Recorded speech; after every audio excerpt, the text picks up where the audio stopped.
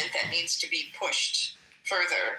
And Climate Voice is a group that does mobilizing of employees in their companies to push back. And as consumers, we're learning in the United States to flex that power a little bit more. There is lacking a massive consumer movement around climate. And I think the conversations prior about things that impact people's lives, there we're talking about perhaps people that, like Elle said, feel overwhelmed, like it's too big, not sure where to start, not sure where to make a difference, and to bring more people into that fold. And I think for the room, in case Fuel Company knew about the negative impact of the drilling on the earth and pushed it all off on people.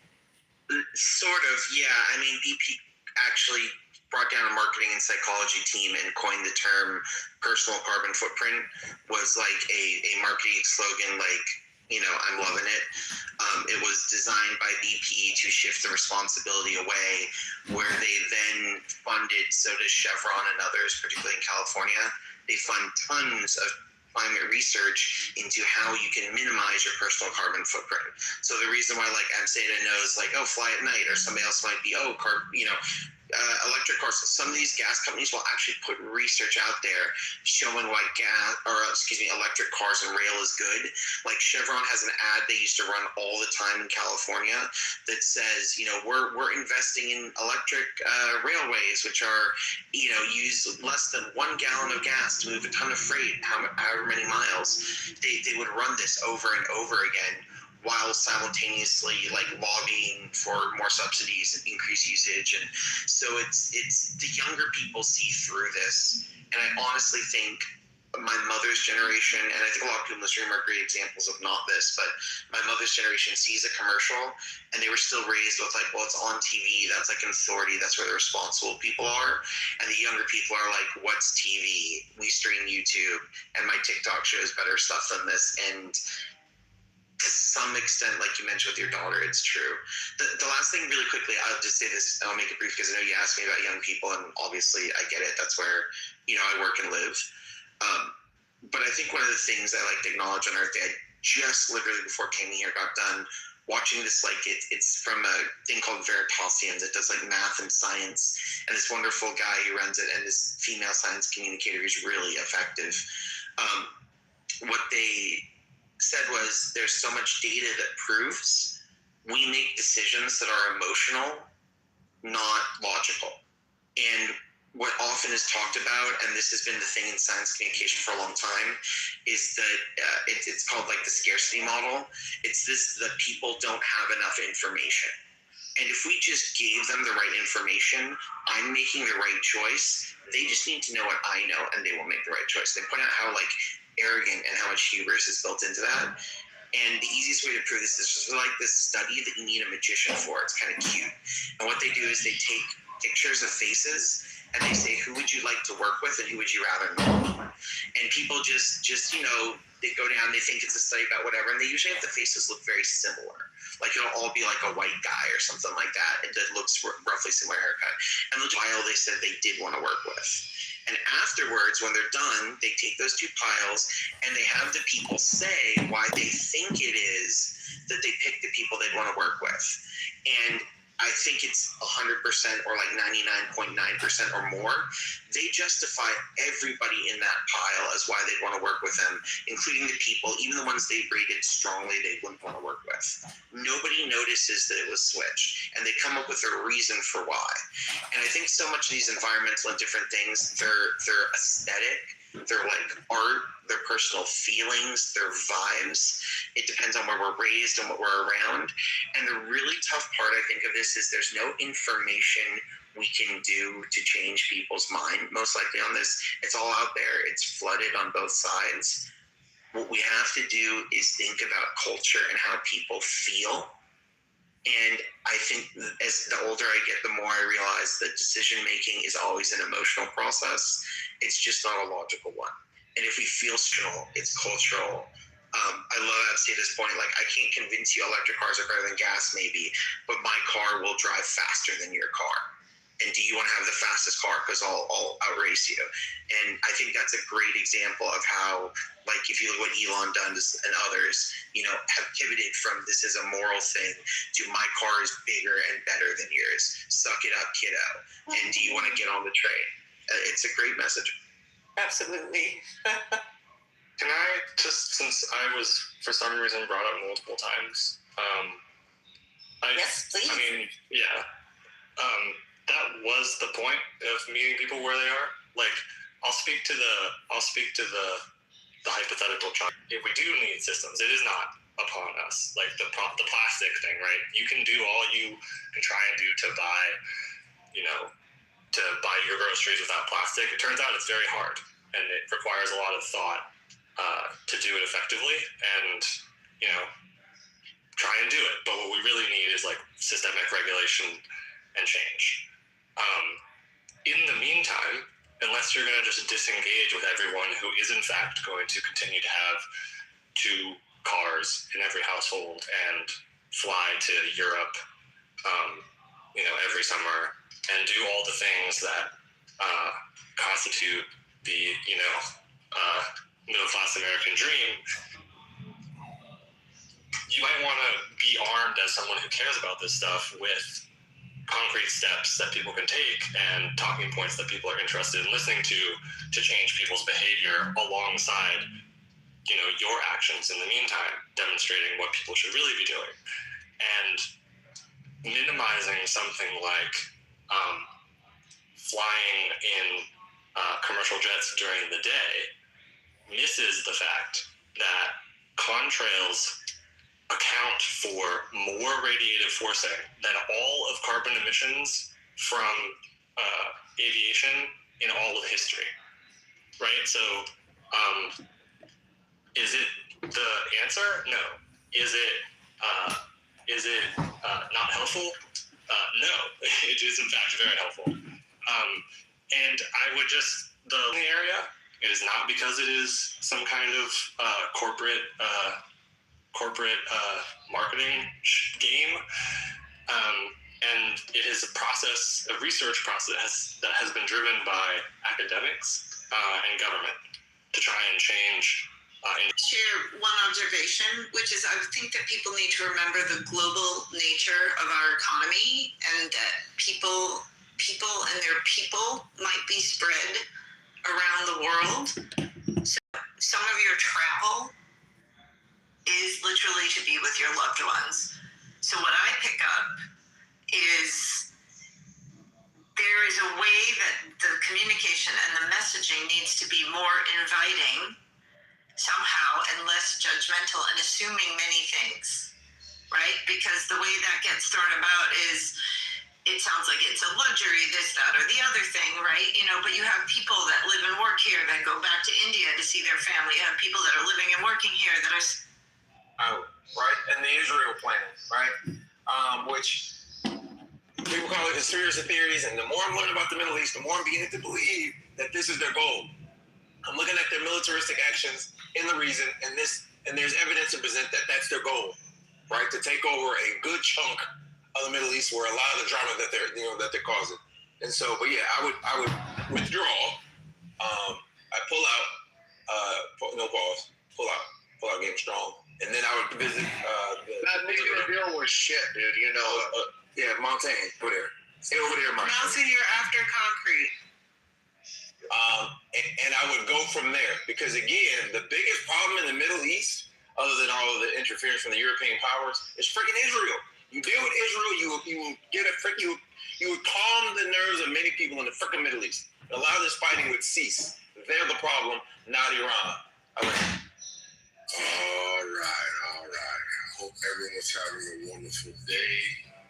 But I have to say, it is very deplorable to hear chest beating Americans with no savings, no health care, no affordable real estate, no time off, no job security, no fucking. I want you, I don't know what the hell y'all niggas are, to just think about your priorities and how you have forgotten what is important, right? So when I hear James talking about killing people so that he can beat his chest on an app, I just want to move as far away from such human beings, right? Because I know that there is a wrath from the Lord that's on the way, and I don't want to be in the vicinity, don't even want to look at it, because it doesn't make any sense whatsoever. This is like a movie.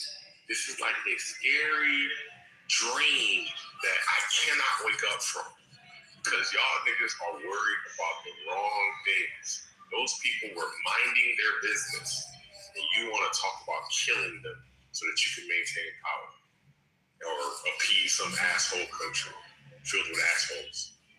I don't get it. Somebody got to make it make. Cool. This whole thing in Israel, I don't know. I mean, I think that's talked about, I guess the whole thing in Iran, sorry. We're talking about Israel so much, you're convinced that it's just about Israel.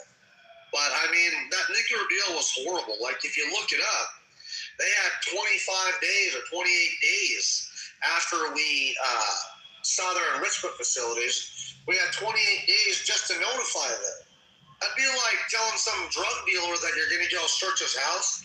Hey, you have 28 days to those drugs.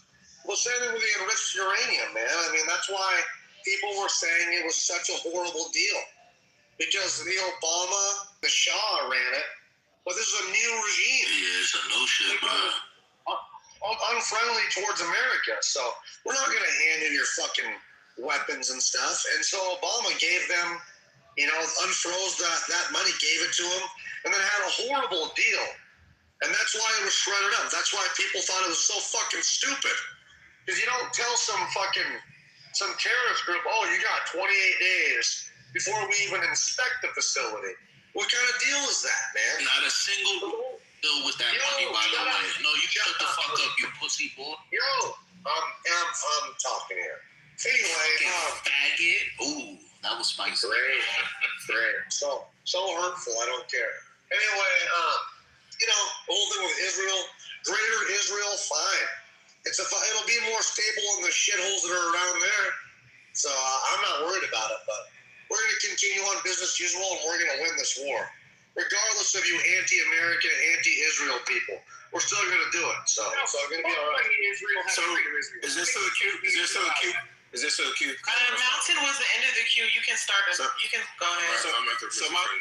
So Mountain, it was a 24-day notice, right, for undeclared sites. Undeclared. You can't. It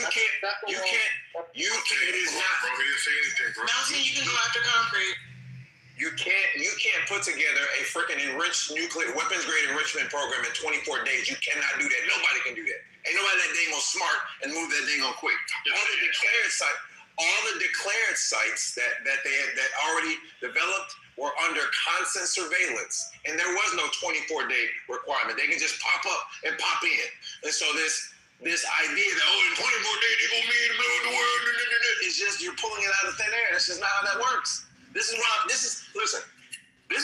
when y'all talk about some of these political conversations, I tend to stay on the sidelines until I learn what the hell I'm talking about. But y'all gonna jump in because you're gonna repeat talking points. That's what trash bag. Move out of the way.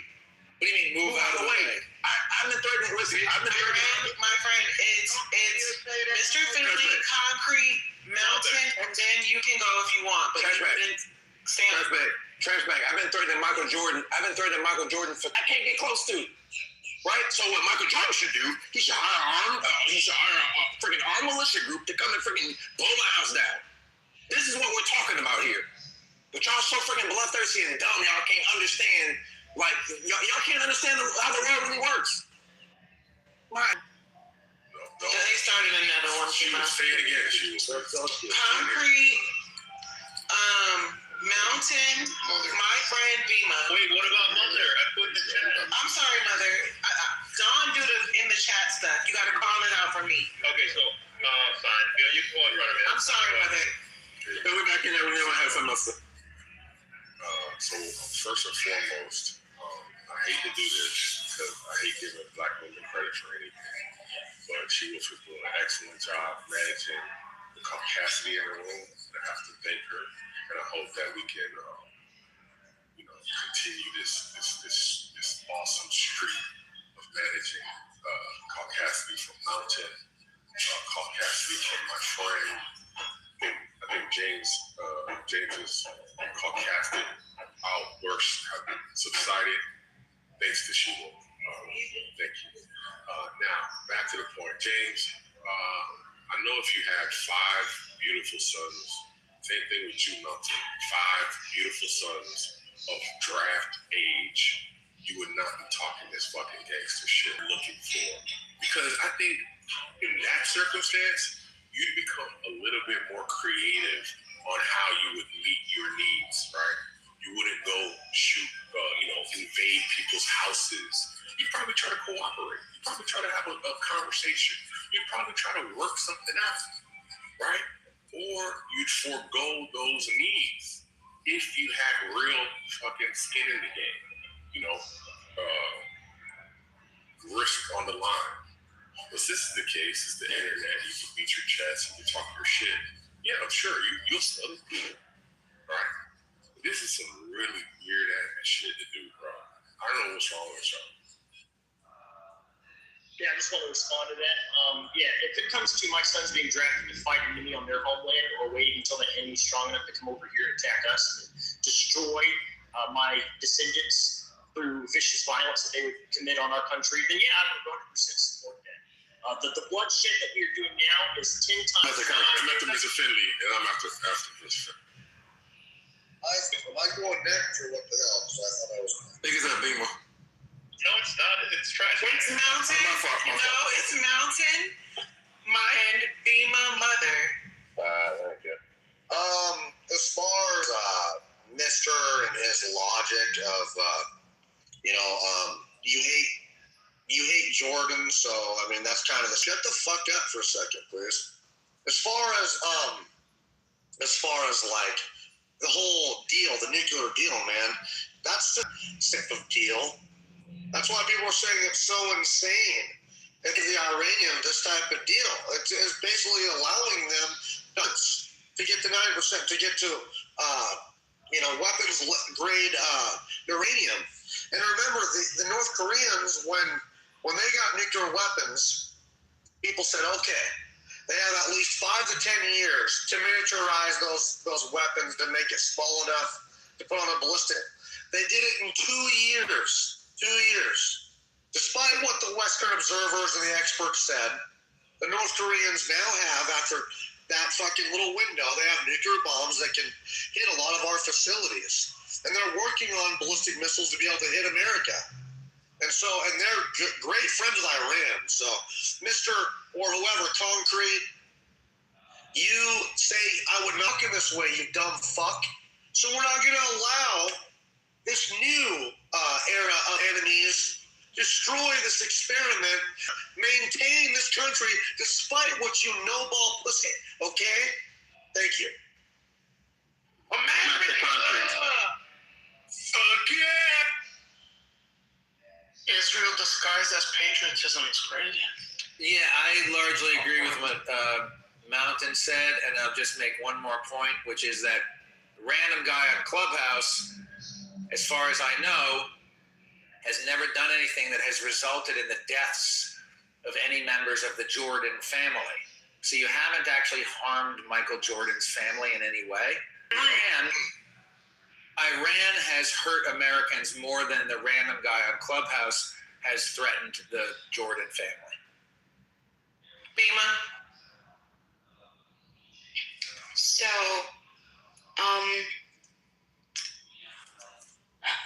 I have a question for Mountain and my friend. It's not a back and forth. It's just a yes or no. Are you guys familiar of what was happening in February before we attacked Iran with the U.S. and Iran? I'm not sure what you're referring to. Was there any type of anything going on between U.S. and anything notable? Like some sanctions on their oil? No. Just tell us. Okay. That was Okay, thanks. Okay, yeah. So Iran and the United States were in peace talks in February. James says there's no peace with mullahs. Okay, well, there were. I don't know if James, could you come off mic and just say and just answer? It's just a number. Do you know how many times? We had a couple of meetings, Yeah, a couple. There were. Do you know if they were were they productive? No, they were not productive. Okay, thank you. No, they were productive, and everybody said that they were productive. Hold on, excuse me, my turn. Sorry, mute up, James. Sorry. Mother James, okay? You're after mother. Thank you. Yes, they were productive, okay? And that's what we were being told. They had a great session on February 6th that they both agreed that they were going to continue the talks. That was mediated moment. And then again on February 17th, they had more talks and they decided on guiding principles. They reached an agreement of guiding principles. And then on February 26th, they were trying really hard where they had multiple meetings on that day. They couldn't reach overall, okay, yes, this is the agreement. So they decided that they would meet again the next week, and then we fucking attacked them. That's fucked up. Thank you. If I get in the queue, please. So what I was going to say real quick is I actually, I can't stand James, but I actually think he was right. This little exchange here. When you when are they called to get it? I heard this assembly call. About 10 minutes ago. Mother did. She said that he gave it in the chat. He said that he put it in the chat. I told him that. He called after mother. He said he had something. Okay, Finley, then James, then Hungry. Then liminal. Okay. All right, so But Concrete did call after Philly. When Philly said, "Yo, I would like to have a go after mother," I got something else to say. I'm in the queue too, though. So just put it in the chat, y'all. I don't understand. Anyway, She doesn't do the chat, mother. Okay. Well, anyways, it's my turn. Everyone go on mute. Pop, go on mute. Everybody. No. So real quick, I actually was gonna say something about Iran, but real quick, when y'all start asking people questions and then expecting multiple responses, that is problematic because you're trying to control people's responses, and that's not. I don't think that's really fair to them. And then also, there's a fucking queue waiting, so it gets really annoying for everyone else who's waiting. But anyway, that's enough of my bitching. What I was going to say about Iran is I didn't like that statement. I don't remember who said it. That said that, the only problem in the Middle East is Israel.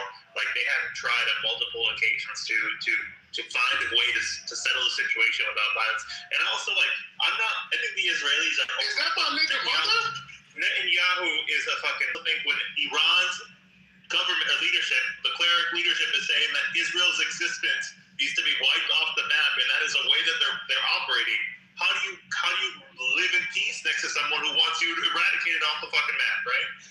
So I also think that this thought that the Iranian people are peaceful and their government let's separate the people from the government. I'm sure the Iranian people are fine, but the government that is running Iran has been funding for the very long time entities that are attacking Israel directly, right? So we gotta have an honest conversation. As much as Netanyahu is a problem, and Israel butchering 10,000 people in Lebanon over the last month is also a problem. We have to acknowledge that they are in a situation where they are directly in danger and surrounded by fucking enemies. So, and the only thing I was gonna say is I don't want to lose sight of that as much as I can't stand Netanyahu. And then I also agree with the person that said that America was forced through violence. I think that's just the reality of this country. And also, I'd rather keep the fight over there than fucking over here. And on the North Korea point, nobody expected North Korea to get a nuke and fucking missiles that could hit this breach during the fucking war. And everyone was like, they could hit, what was that island?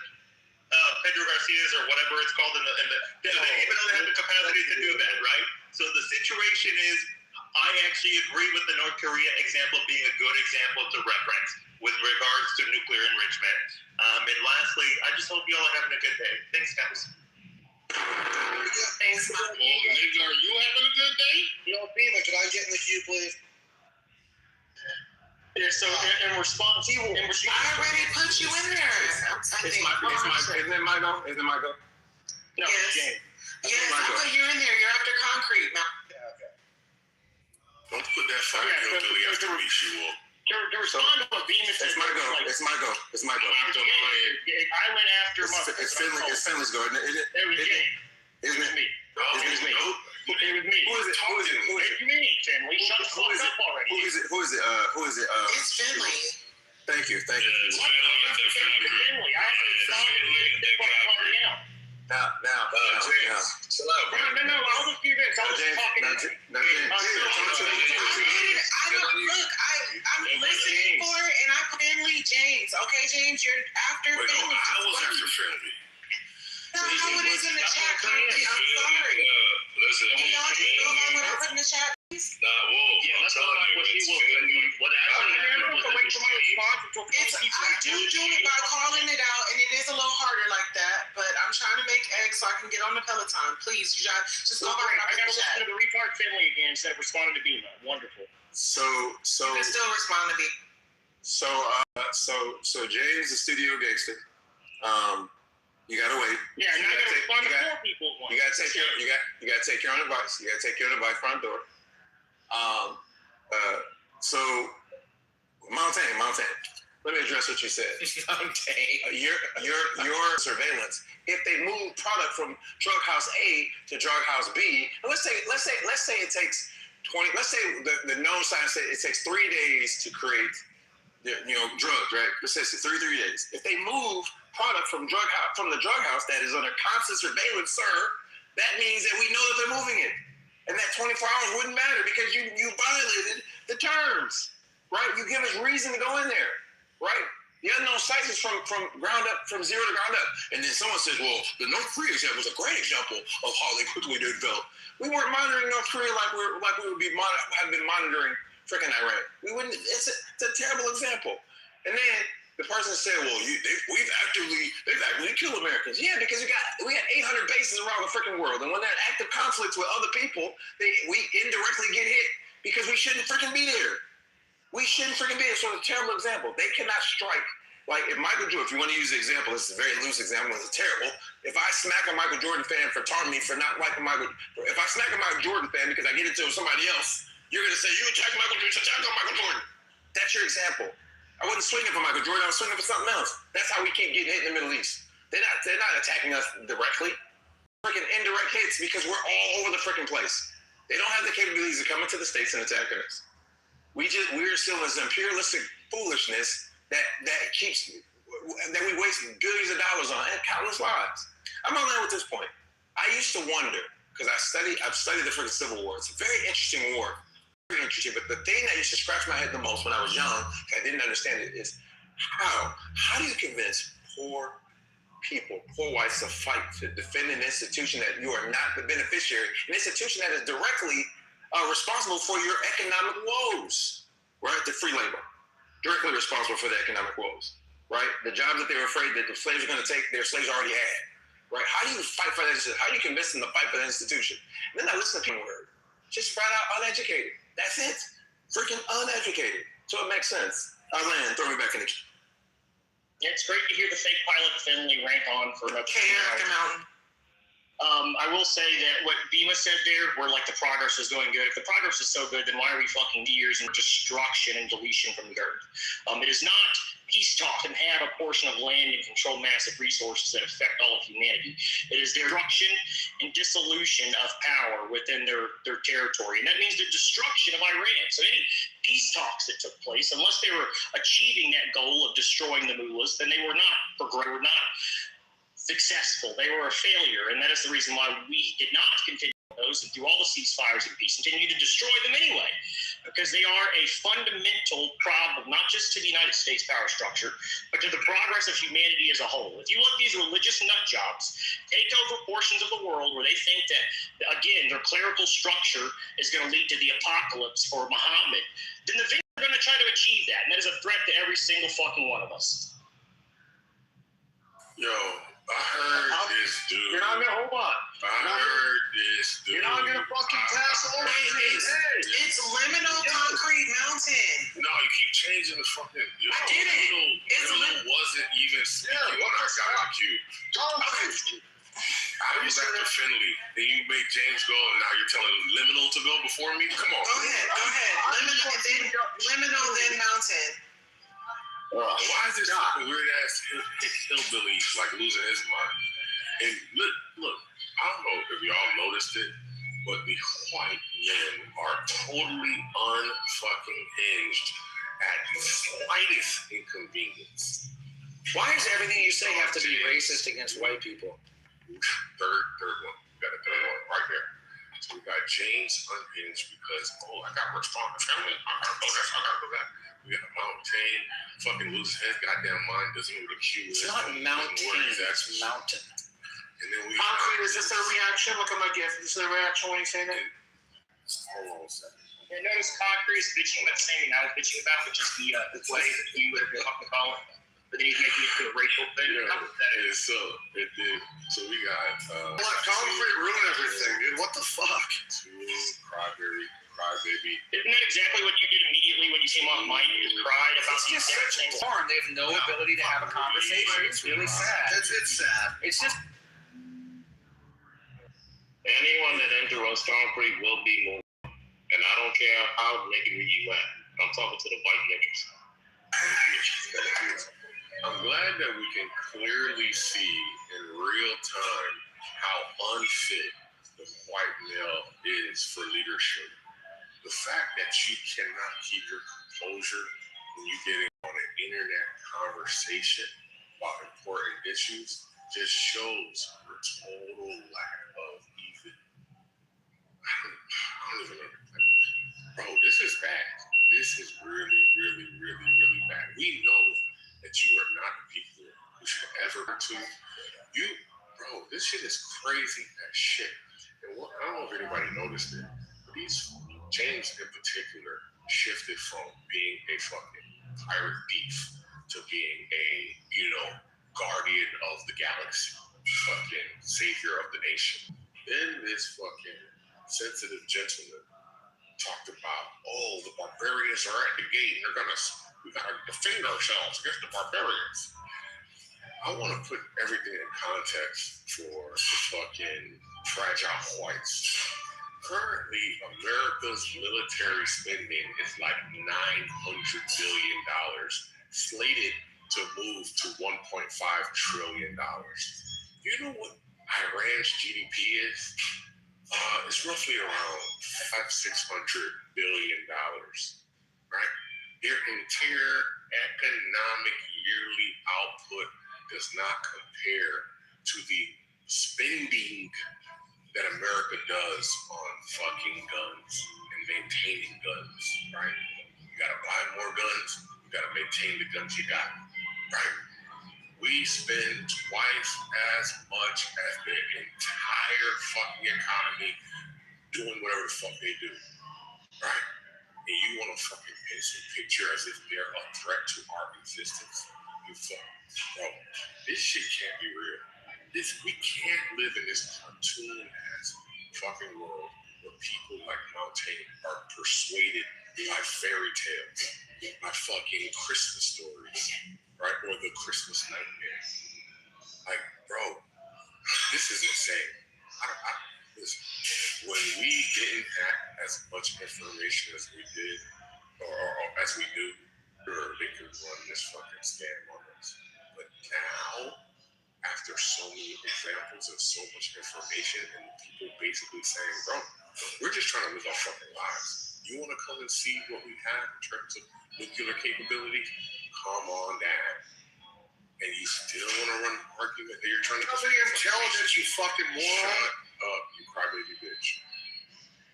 And again, the frail, soft-ass white dudes that we've seen in this room, I hope is not an example of the broader populace. The Hexets, Trumps, oh shit. They are just fucking... Bro, I'm trying to be nice. Bro, this is sad. This is actually a structural issue. This is actually a structural issue with the white male populace. I'm starting to realize it. We can see Trump as fragile as Mountain and Mountain as fragile as Trump. We have a problem. I'd like to respond. There's a queue first. I'm happy to wait because I'm a white guy. Yeah. So Pause. And Yeah. it is liminal. Thank you. I'll try to, simplify this and paint a broad picture here. There's a lot of nuance to this. Imagine that you're on a playground and you see a specific kid, and this kid is Persia. And this kid has some really, really good candy. And all the other kids see that this kid has a lot of good candy. And they want to bring that home. They want to share with their family, and they want to make money off of this candy. But they also are aware that this kid, Persia, is weak. Now you have two other, and, they took control of that candy. And at some point, they were in this state. Well, that child was in that state of what's going on, what am I supposed to do, this is our land, etc. Then you have the United States enter in, and what they do is they successfully planted someone while trying to get this piece of candy as well. So I think that historically, this child has been put in this state of, and I'm not justifying, but this child state of a variety of different people or children from this playground are trying to use this as candy. You're not Matrix. People try to reach them out. It's this state of, trust anybody, especially if you're associated with the big three that came in and fuck with us for our candy. And this is a mental state that has been cultivated within their culture. And very much tragic, because it's not just about war, boom, we dismantle them and it's over. This is going to play out for generations. Like, you're in the same room as with this child, and this child is hating, but you really can't do anything because you are Liminal, you're in the Matrix. okay. And you're speaking in an eloquent way. This is really hard to fucking catch, bro. What is going on here? Right. You need to. Brevity is the soul of wit. Yeah, I think he was wrong. Liminal, buddy, you're not really. You're cutting out really bad, brother. Do you have can you get your internet fixed and then come back and try again? Yeah, I'm actually traveling right now. Yeah. Mom, can you just shut the fuck up, please? Because the more you talk, the more Shut stupid you the look. fuck up and let this guy ramble from within the Matrix, please. Yeah. The more. Look, see, I'm traveling right now, so you. And fuck, Mountain, shut up! Mountain, you're interrupting. All right, Do not interrupt I'll this shut shit. up. All right, Do not interrupt this. This is the good part. This is the good part. Here we go. Especially the fucking extremist, high pride fucking monkeys, right? And that is Exactly. the people right now that cannot have the patience to sit back and fucking listen because they live in the world of stupidity, right? And I think that is a problem in today's world, right? And it's specifically for America. Now, I was trying to build up to something. Interrupting the fucking You're in the Matrix. You wouldn't have to down the road right now. This is how nice we are. People on Clubhouse, you think that people on Clubhouse are mean?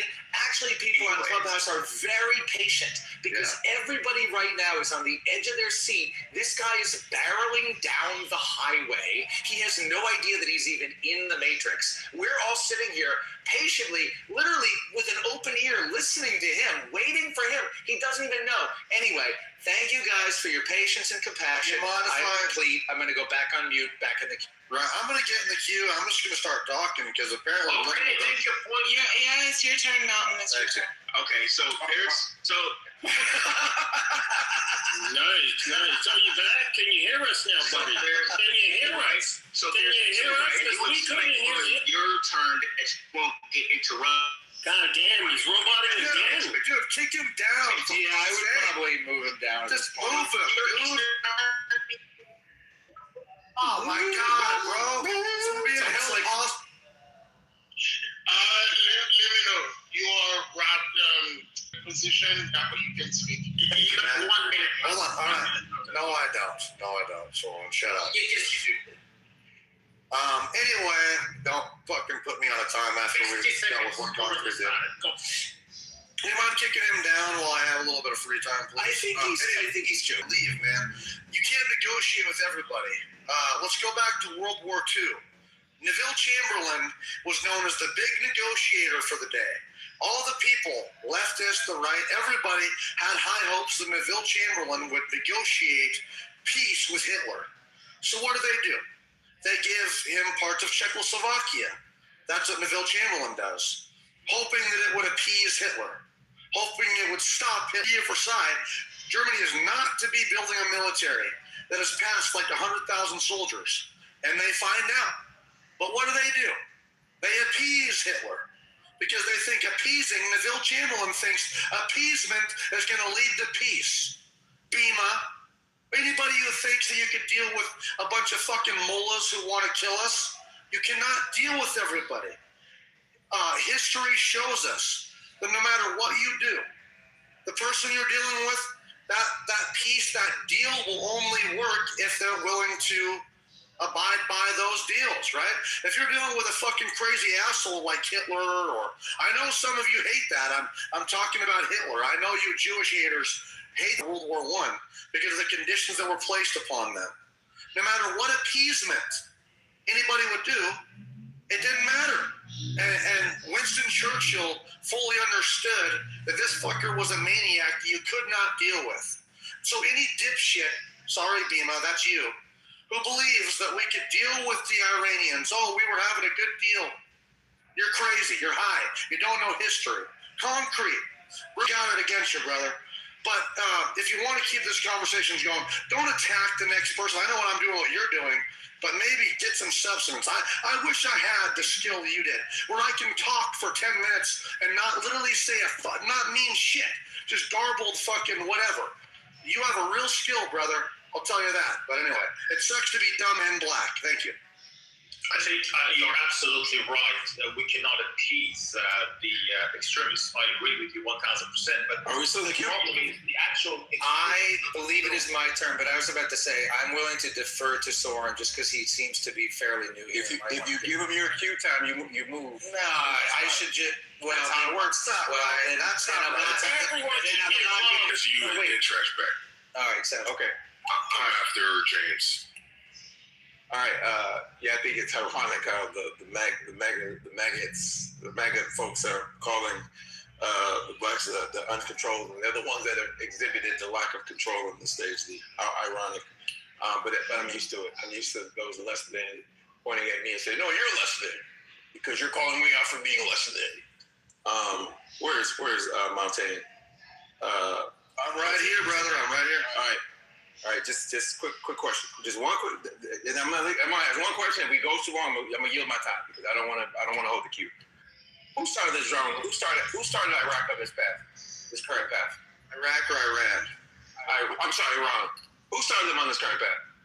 I would say when the mullahs took over 47 years ago. Who started that? The mullahs.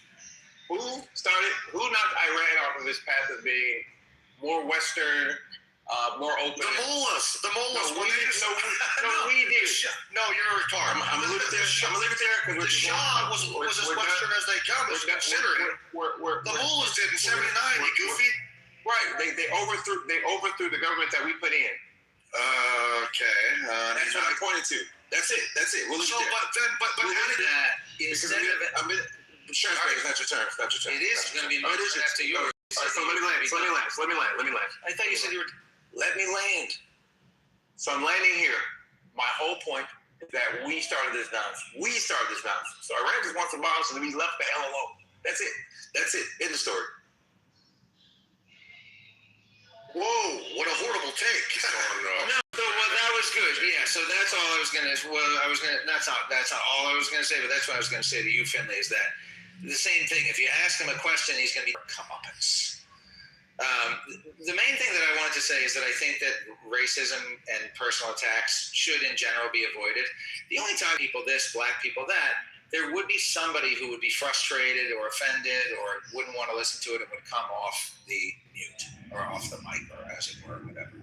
And so it's a high-level conversation. I don't think it needs to be like black Americans versus white Americans about who thinks they're better or worse or who has the caucasity or the whatever, the N-word or whatever.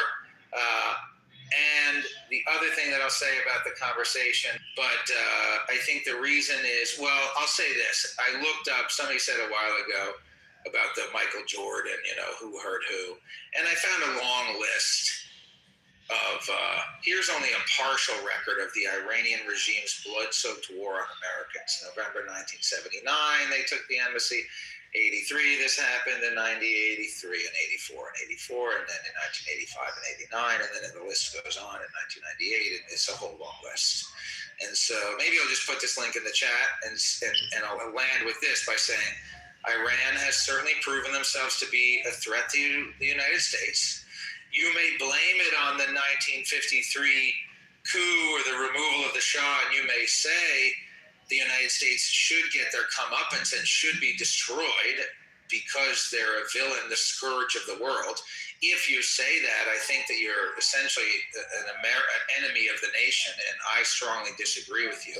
I think that we should, continue America and not, even though we did some sins in the past, we shouldn't let our country be completely destroyed.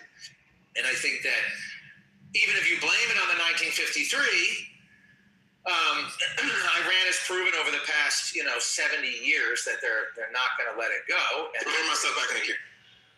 Yeah, so then we should eventually deal with them, and Trump is currently dealing with them. Thank you very little. I'm complete. Okay, so one thing that I want to come across is that first thing, I understand everyone these has become very experts about Middle East and about what's happening there. First thing first, let's have our vocabulary check. It's not Iran, it's Iraq. That's number one. Number two is that what is becoming relevant now, given the fact that the US has got its own technology, or back in the days and during the Nixon, maybe it was the thing, the Middle East and oil and everything in it, but now it's irrelevant. The only thing that gets United States being stuck in the Middle East is only one thing and one thing only, and that's the Israeli regime. And that's why many people in Republican rightly says, why are we in the Middle East in the first place? Why do we have to pay the gas higher than what we used to pay? And these are the legitimate questions. You can blame Iran, you can blame the ideology of Iran, which is irrelevant. There are so many countries and regimes in the world which might be compatible with so-called Western values. So what?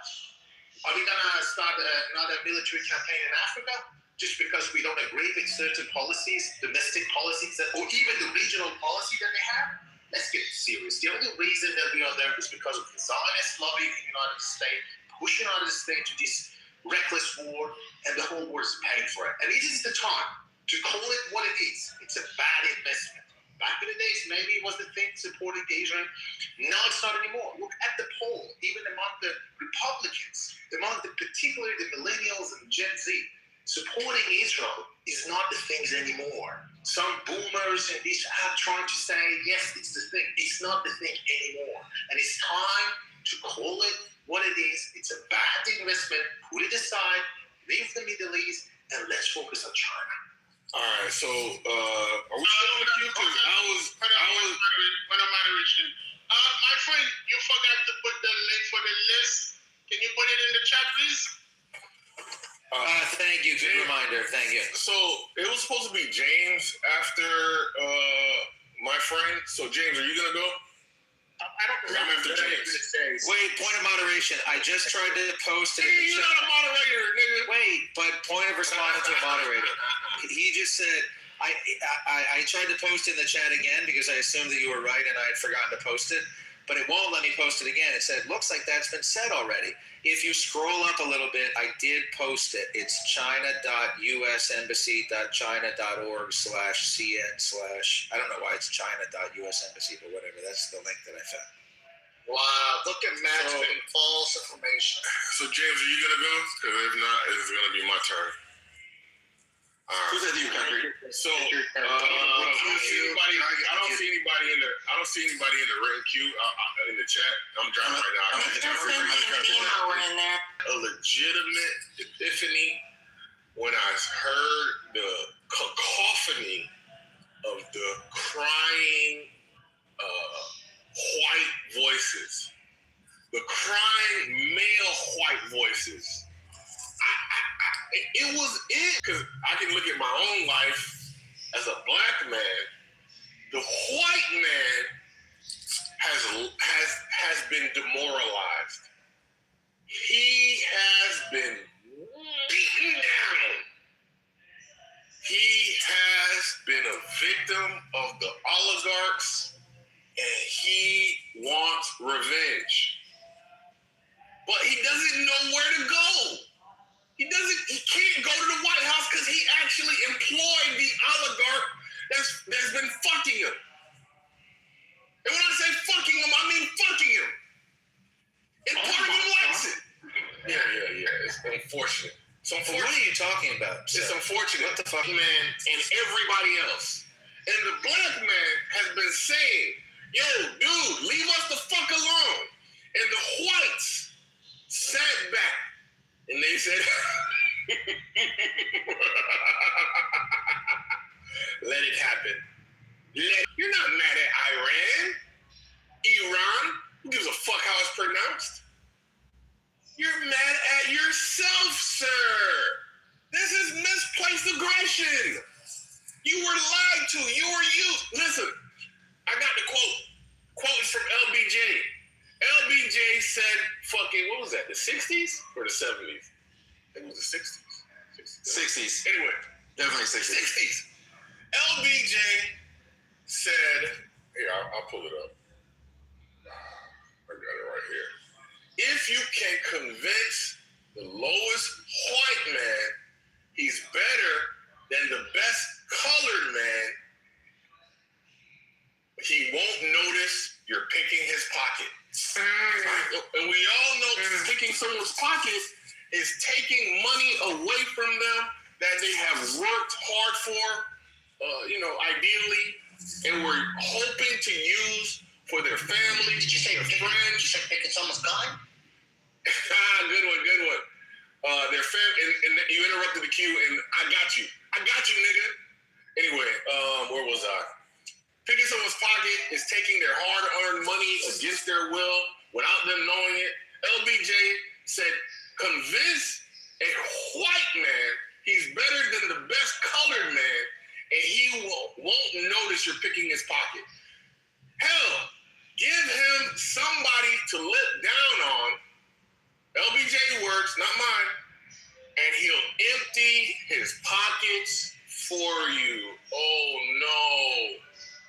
He said you will voluntarily give away the money that you've worked hard for, ideally. You could have stole it, but you shouldn't have stole it. But, let's say you worked for it. You'll give it away just to look down on some niggas. What kind of shit is that? Y'all niggas been that fragile for that fucking long?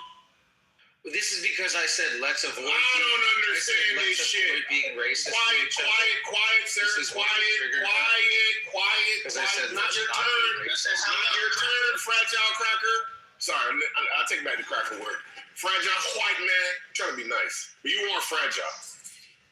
So the whole point is, this is just another target of your fragility after your pocket has been picked to the tune of 3% savings rate.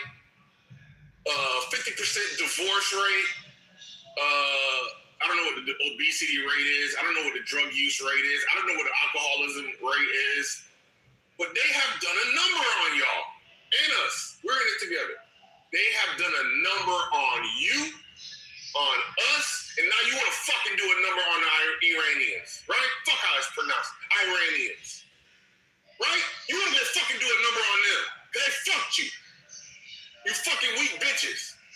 You want to save the nation? Look in the fucking mirror. You want to save the nation? Yeah, bring that black voice out. One second, sir. You want to save the nation? Look in the mirror. Call your What fucking is your uncle. point, though? One second. You're fucking up my train of thought. You're not making any sense Shut the fuck up. whatsoever. Shut up. Why? Why do you have to say you're demonstrating your fragility by saying shut the fuck up? I did not know it. I did not know the white man has been this weak for this fucking long. And guess what? The black man and everybody else, the brown man, I think we're all willing to help you regain a sense of yourself, right? Help you rebuild your self-esteem, your self-confidence, your outlook on yourself and your life, but you gotta fucking stop trying to destroy other people. The destruction that the white man is trying to exact on the world and other Negroes and the brown man is the destruction that he feels within his soul. The most prosperous people on the face of the earth are going to the Middle East where all they fucking got is oil and camels and fucking sand. You want to ruin their fucking lives. That shit doesn't even make any sense. And you want to fucking pretend that there's some sort of existential threat from outside. No, the call's coming from in the house. The existential threat is in the house. And you know it. You don't even have health care. But yet they are going to spend $900 billion on guns today. And $1.5 billion projected next year. And you can't, bro, this shit is, bro, you're the number one voters. You and your white women. Number one voters. And you voted to fucking keep picking your pocket. Give money to ICE for as long as your fragility persists. Choo choo. Yo, I can't fucking believe it. I really didn't realize how to the fucking third world, Venezuela, fucking Iran, you want to bother them instead of lifting up fucking white Americans like Montaigne? There's fragility suicidal. That means suicidal, right? Yo, one second, brother. You're gonna mess up my train of thought. And I'm gonna land here. I'm gonna land here. I appreciate it, though. I'm gonna land here because I apologize to the room for my say loquaciousness. But I really didn't realize how serious this fragility is and how fucking backward we are. Backwards we are as a nation. And it's white men and white women, number one fucking voters. And instead of using your power to heal your fucking homes, you want to go and destroy other people's homes. What in the fuck? Look, as far as I'm concerned, the blacks, we're going back to Africa. If the Mexicans got to go back to Mexico, they're going to go back to Mexico. Everybody's going to be fucking fine. We're all going to have a place to go. Fuck it. But you destroyed your country by yourself. I don't get it. I really don't get it. Thank you. If you were available, are you there? What you thought? Hey, what does fragility mean for the stupid people? Nigga, Google it. Nigga, what? Yeah, you're not strong. You're not strong. This your like suicidal, right? Like stupid suicidal. No, like a glass cup. Right. Come on, man. We gotta build our community, bro. Mr. Fendi, the nigga can buy a dictionary or something. Or we can just tell him. So Trash Bag says that maybe the triggers are coming. We can hear you. Okay. I don't trust that black Mexican. So Trash Bag says maybe the triggers are coming home to roost. They are coming home to roost. But here's the thing: they don't want this. They don't want this seething vengeance that y'all think that they want. They just want. They don't want to be left alone. That's the problem, right? It's kind of like when we label the Black Panthers. The word wasn't terrorist. Are you like that? I forget. What do you think? No idea, brother. All right, let's leave it there. So, because I don't know that it matters. Like, who is we when you say we? This is your last chance, dear friend. Yeah, thank you. So whoever you say pistol, I appreciate it, man. Use that bad boy. Pause. So when I talk about, he says we, the change of our I think about what Reagan labeled the Black Panthers. I got to pull up the freaking speech he did when he, passed the law in California, like banning them from using their Second Amendment rights, right? And pretty much the Black Panthers were tired of the police coming in there and brutalizing their community. They were tired of it. So they decided they wanted to protect themselves. And when police would strike, they strike back. And they were labeled as the bad guys. If you look at some of the narratives from the FBI, we still label the Black Panthers as bad guys. Unfortunately, there's black people like Ford that run with that narrative, right? When all they were doing was trying to defend themselves. They were tired of the oppression, and they didn't start it. They didn't start the drama, right? We're labeling them as the bad guys, but I don't expect any less from their imperial powers. And Kirby, that was an amazing freaking, Fred Hampton. That's what Fred Hampton tried to do. He tried to convince all the groups, listen, we're all in this freaking together. Of course, the FBI killed him because he was right. We're all in this together. But Lyndon Johnson was right. He was absolutely right. And it stands true today. And the sad reality is it's going to be hard to convince these guys to get the pace because that same group that is telling them to take up arms to defend the oligarchs, that same group is whispering in their ear, hey, they're going to get you back for what you did. That same group. And we ain't on that kind of time. I land. Yeah. Sad, man. It's just sad. Like, no free speech up in here. Right. Oh, there is, but it's just on a queue. So it's the free speech. Okay. So this is my frustration. Iran signed the nuclear. Was it called proliferation treaty? Was it called I think it was called the proliferation. Is that what the peace? Not non-proliferation. Yes, that was the first one. If that's what you mean to say, yes. Thank you, Matt. So they did sign it, okay? Most of the world signed it. I mean, the world did sign it, okay? We have the big five, obviously, that are outside of that.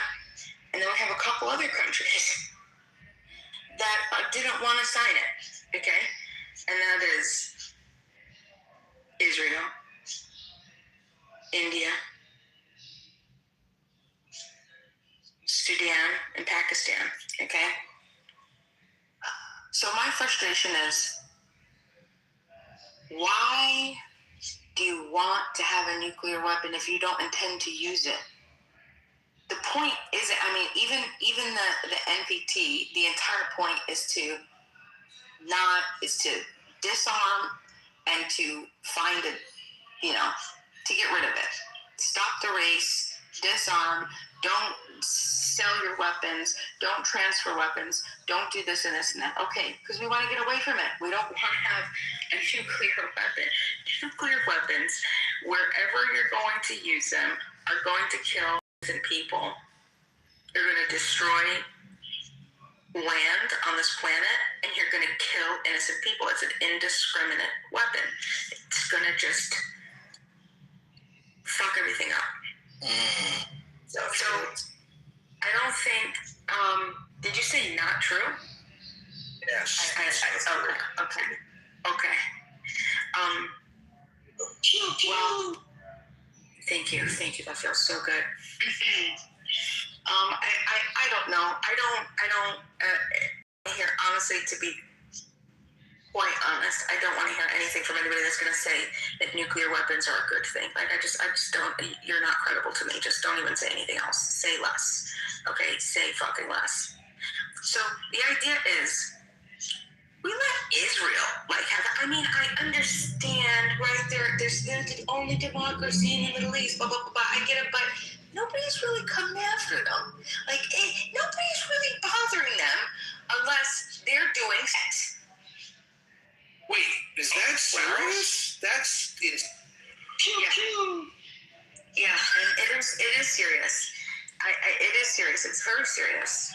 Okay, and I just wonder why anybody would support Israel having nuclear weapons, and like be okay with that, and we not talk about that. We don't talk about how, you know, Israel's one of very few, a handful, maybe 3 or 4 countries that didn't sign the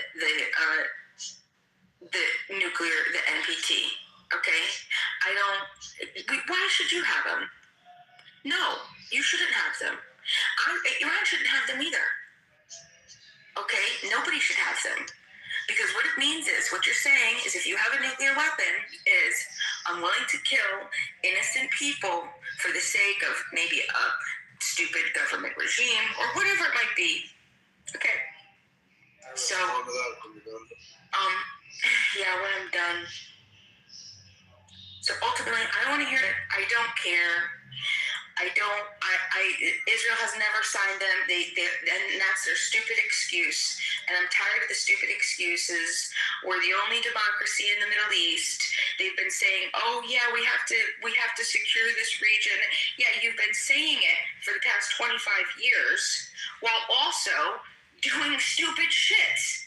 And I'm saying 25 years because the first time, or the other in like the late 1900s, they said, hey, look, why don't you want to hop on this NPT? Oh, because this is what we got to do. We have to, you know, we have to secure the peace and security in the region. And this is how we're going to do it, through nuclear arms. What you're saying is that I trust you with killing innocent people. And I'm sorry, how can you say that to anybody? How can you, I don't, that doesn't make sense to me. It doesn't make sense to me. Nobody should have them. Israel shouldn't have them. Iran shouldn't have them. Big countries definitely shouldn't have them. We should be the ones who already have them, should start getting rid of them. And I'm not happy. I'd like to respond. I was next, buddy. There's a queue. All right, thank you. No, it's Mountain. Relax. Liminal is next. Michael Liminal. Appreciate it. Sorry about the reception earlier. If somebody would have said that I was breaking up out the gate, I would have just immediately stopped and let it continue until I got to a better area. So with that being said, you know, when it points to just like this understanding of the Iranian and, you know, America, of trying to understand the situation altogether, regardless of your bias. And for me, you know, I'm not justifying the Iranian people. I am an American, and first things first is the security and, you know, just like the people here and my family. What we have done as a country to another country, and, you know, and historically, Persia was going through, you know, something of like their own civil turmoil, and the UK and Russia occupied it because, you know, the war, and also they had something that most wanted, and that was the oil. Successfully, the U.S. Also wanted a piece of that. You know, planted somewhat. Be it said, you have to understand that these are people, no matter the religion, no matter the politics, no matter just like their culture. The root of all of it that we all can connect to is that, like, how they behave as a human being. And, you know, they have been pulled back and forth. And with that being said, they have integrated incorporated this into their culture, this hate, this despise, because anybody that is associated or affiliated with, Israel going, kill you off. And I don't see it as a justification on how we treated them, but I can't understand that with their own people, they're so afraid of being infiltrated, manipulated, is that they act out culturally on reforming like these laws and stuff on terms of like their own people, and it's destructive, right? And morally, I don't accept it. But these are the behavior of people that have been pulled everywhere and manipulated for what they have from a place of weakness. And I think that, how we as Americans should approach this was, a little bit more better than so. I think that we have caused a problem that's going to grow generationally. And not everybody is aware of that. Right now, we may go, hey, we put a stop to them, right? But later down the road, this is going to be put on our grandchildren's and so forth on, because we have created a demon that will continue to attack us from all angles due to the fact of we're continuing not to find a solution to this other than let's just eradicate them, right? There's a different stage that's playing out that a lot of people are not aware of. It's the world stage, right? If we just automatically, America said, let's just go over there and destroy all those people, most of the world will look at us like we're crazy, and they would disassociate themselves with us, right? And then our economics will fall, bureaucracy will fall, everything will fall. Diplomacy, all of this stuff will fall, right? That's how integrated our society is with other countries, right? That's the world stage. So this is why people are aware of that. There's a bigger picture here, and there's a strategy that is needed to actually be implemented on these people. And I would just use this as an example, and I'll land here. American slavery, right? Like African Americans, right? There's this thing we went through that the white put us through, right? We still haven't gotten over that, right? We think that at every corner there's a white person, and I'm not saying that is like that we, got rid of all the racism, right? But what I'm saying is African Americans, that some of them think that at every corner there's a white person trying to make them use them and don't like them for their color. And that's due to the that they went through and how it was integrated into our culture, right? And there's some white people out there are for African Americans, for all people. But if you a person with an environment where it's nothing but Africans, they will be looked at as like you're white and you're just a white demon, right? And this is the same type of behavior that is shown when it comes to the Persian people, right? It's just there, right? And this is like the natural dynamic that has when you have one person treat another person that way, right? People have to recognize that. So how do we move forward actually trying to handle this situation in terms of like getting to peace, right? But other than just, war, bomb, we're done, right? That's only a quick fix, a Band-Aid over the boo-boo. But it's going to grow. That wound is going to grow, and it may just be destructive enough at some point where it eradicate so many people that now we're here in this place where, damn, what do we do now? It's crazy, but I would just leave it there, and I appreciate the space.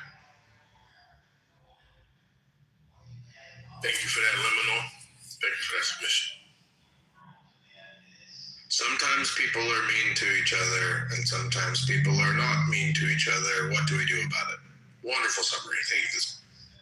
Still, girl, why you gotta throw cold water on that? Because I do. The only Yelp reviews I like are Stilgar's Yelp reviews. Nobody else can do Yelp reviews from now on.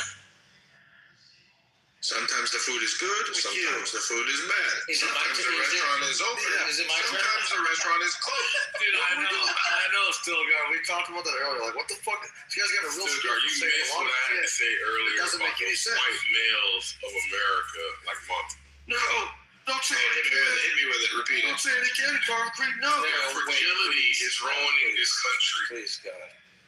Don't say it again, Concrete. It hurts. Fragility is ruining country. I mean, listen, I don't know what we talked about. Is it my turn, or are we off the I queue? think I'm in the. I was actually next in the queue. Real quick.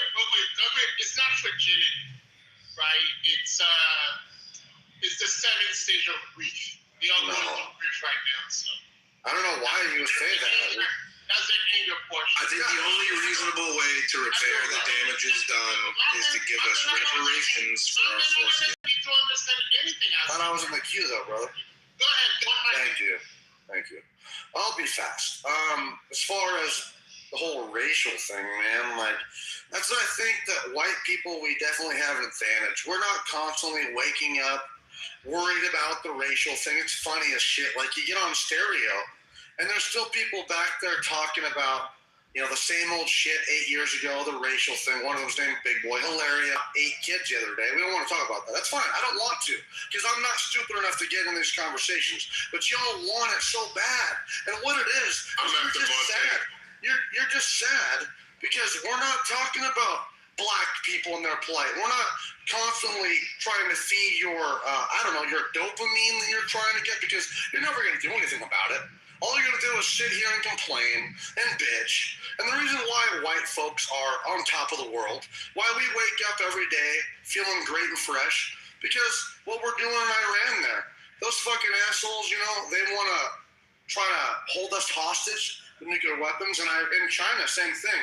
This is actually about China at the end of the day, keeping our primary currency. What you're witnessing is the white man making sure that we're saving the world. And while you bitch-ass motherfuckers are back here complaining, talking about how we're the violent people and we're bad. Africa is supposedly the oldest continent on the world, the oldest people, yet not even one country there is on the top 10 of the GDP. Why? Because you retards are just like this. Concrete.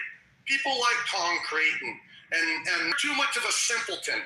You think it's because of imperialism or because we're violent.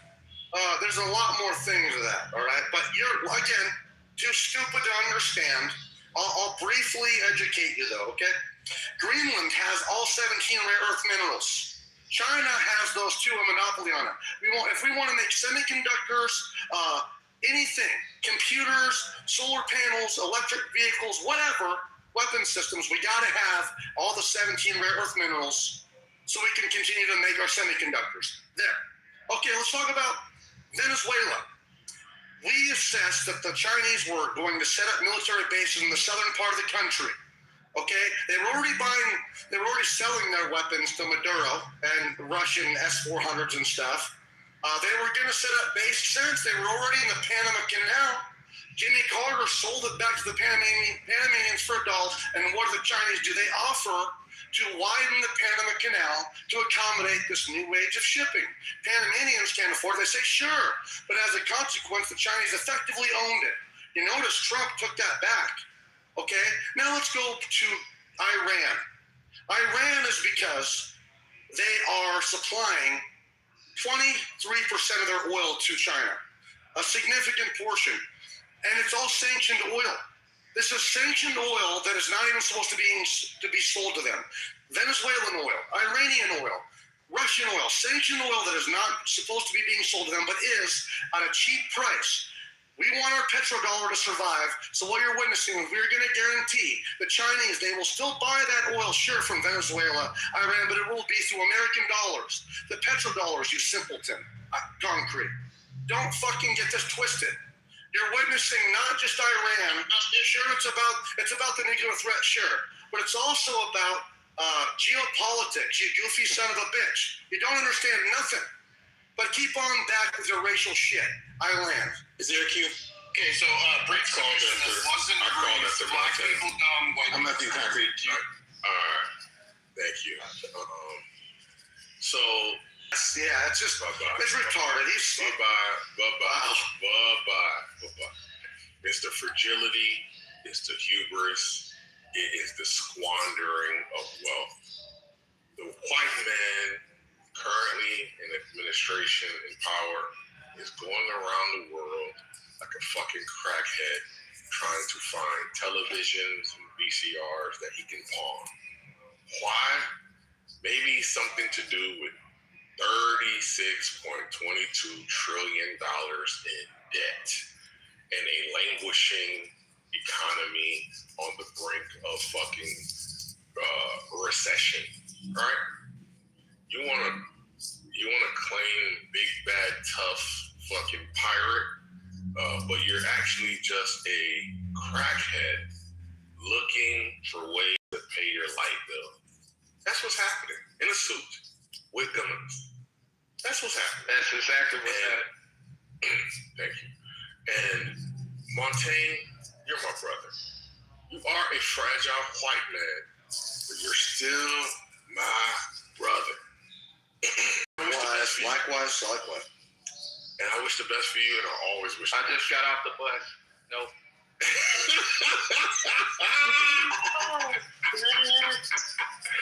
I wish the best for you, and you and yours, and I always wish the best for you and yours, right?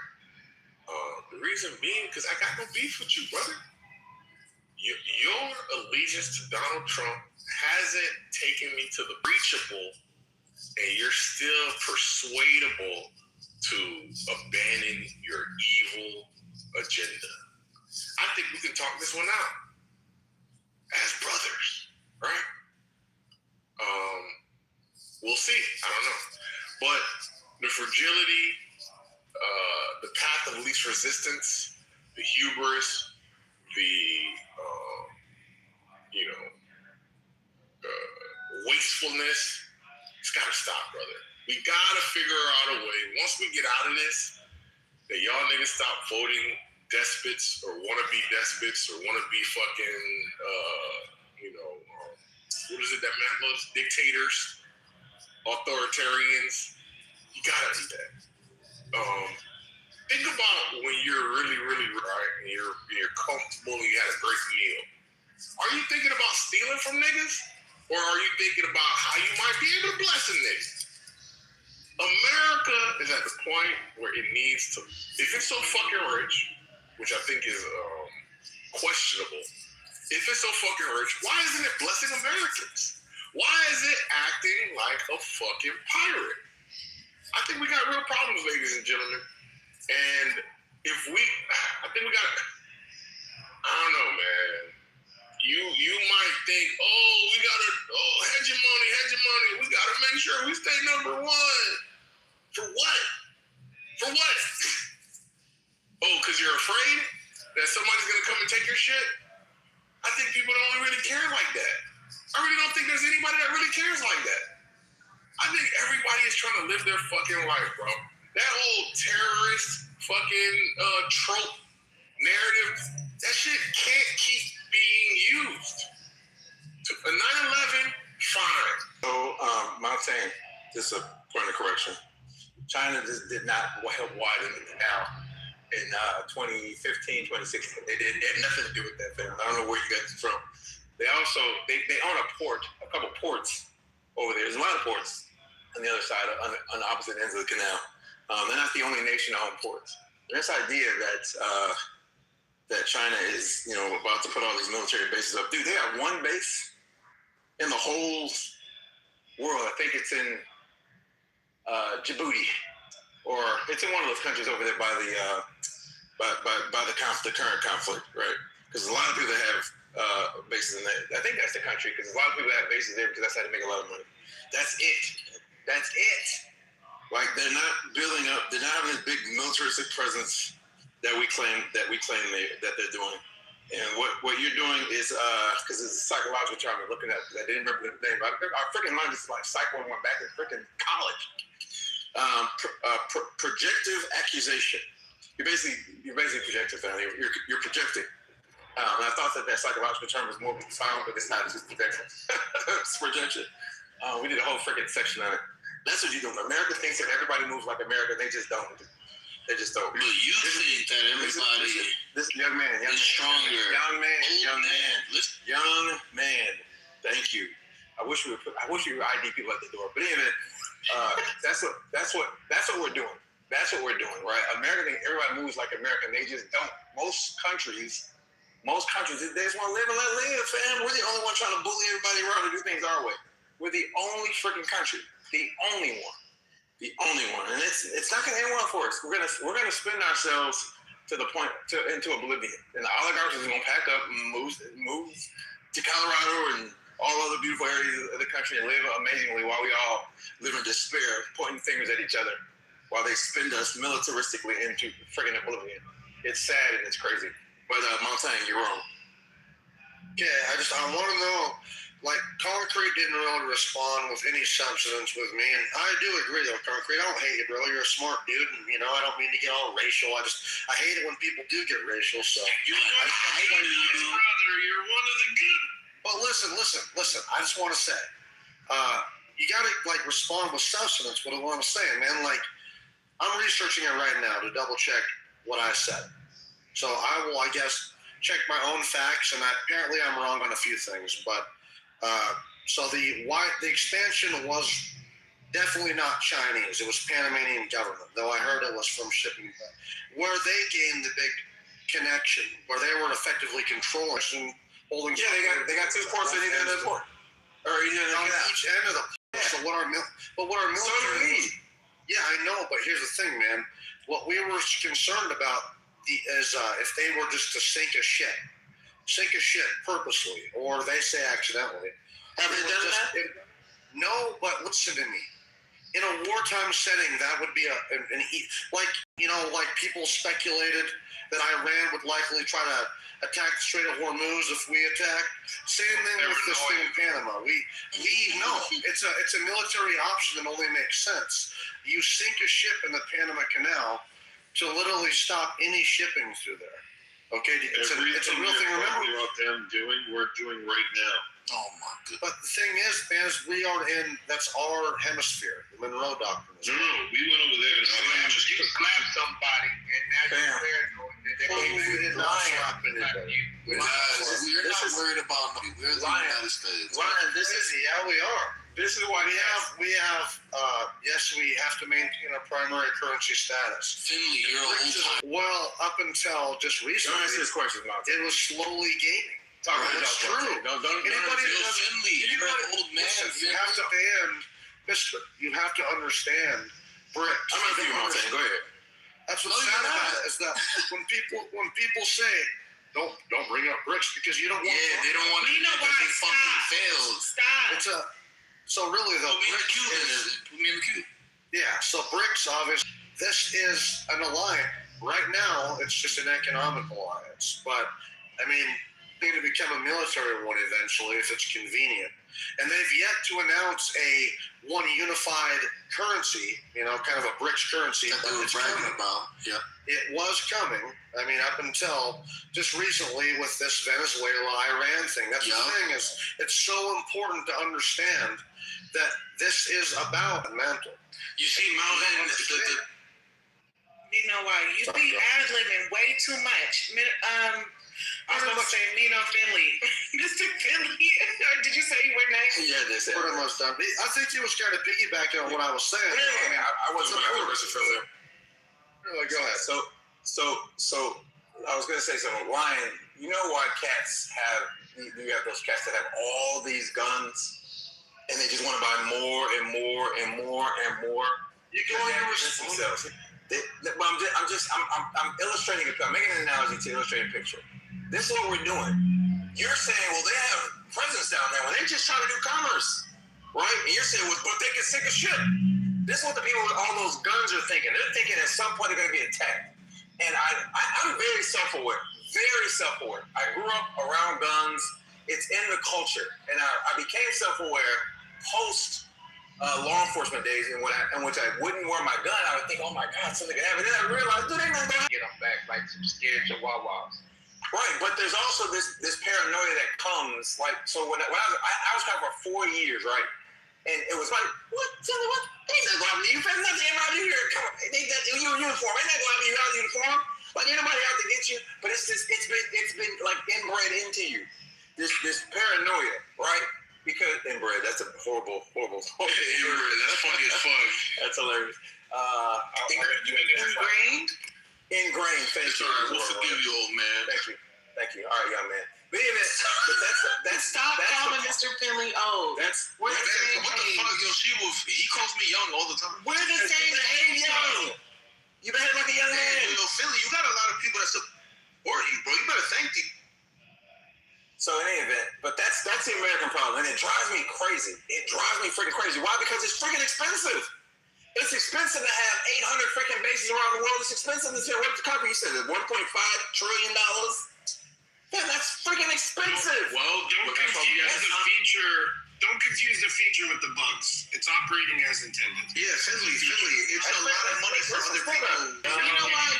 You can go when Mr. Finley's done. You're after Mr. Finley. You know what? Shut the fuck up. I'm not listening to you.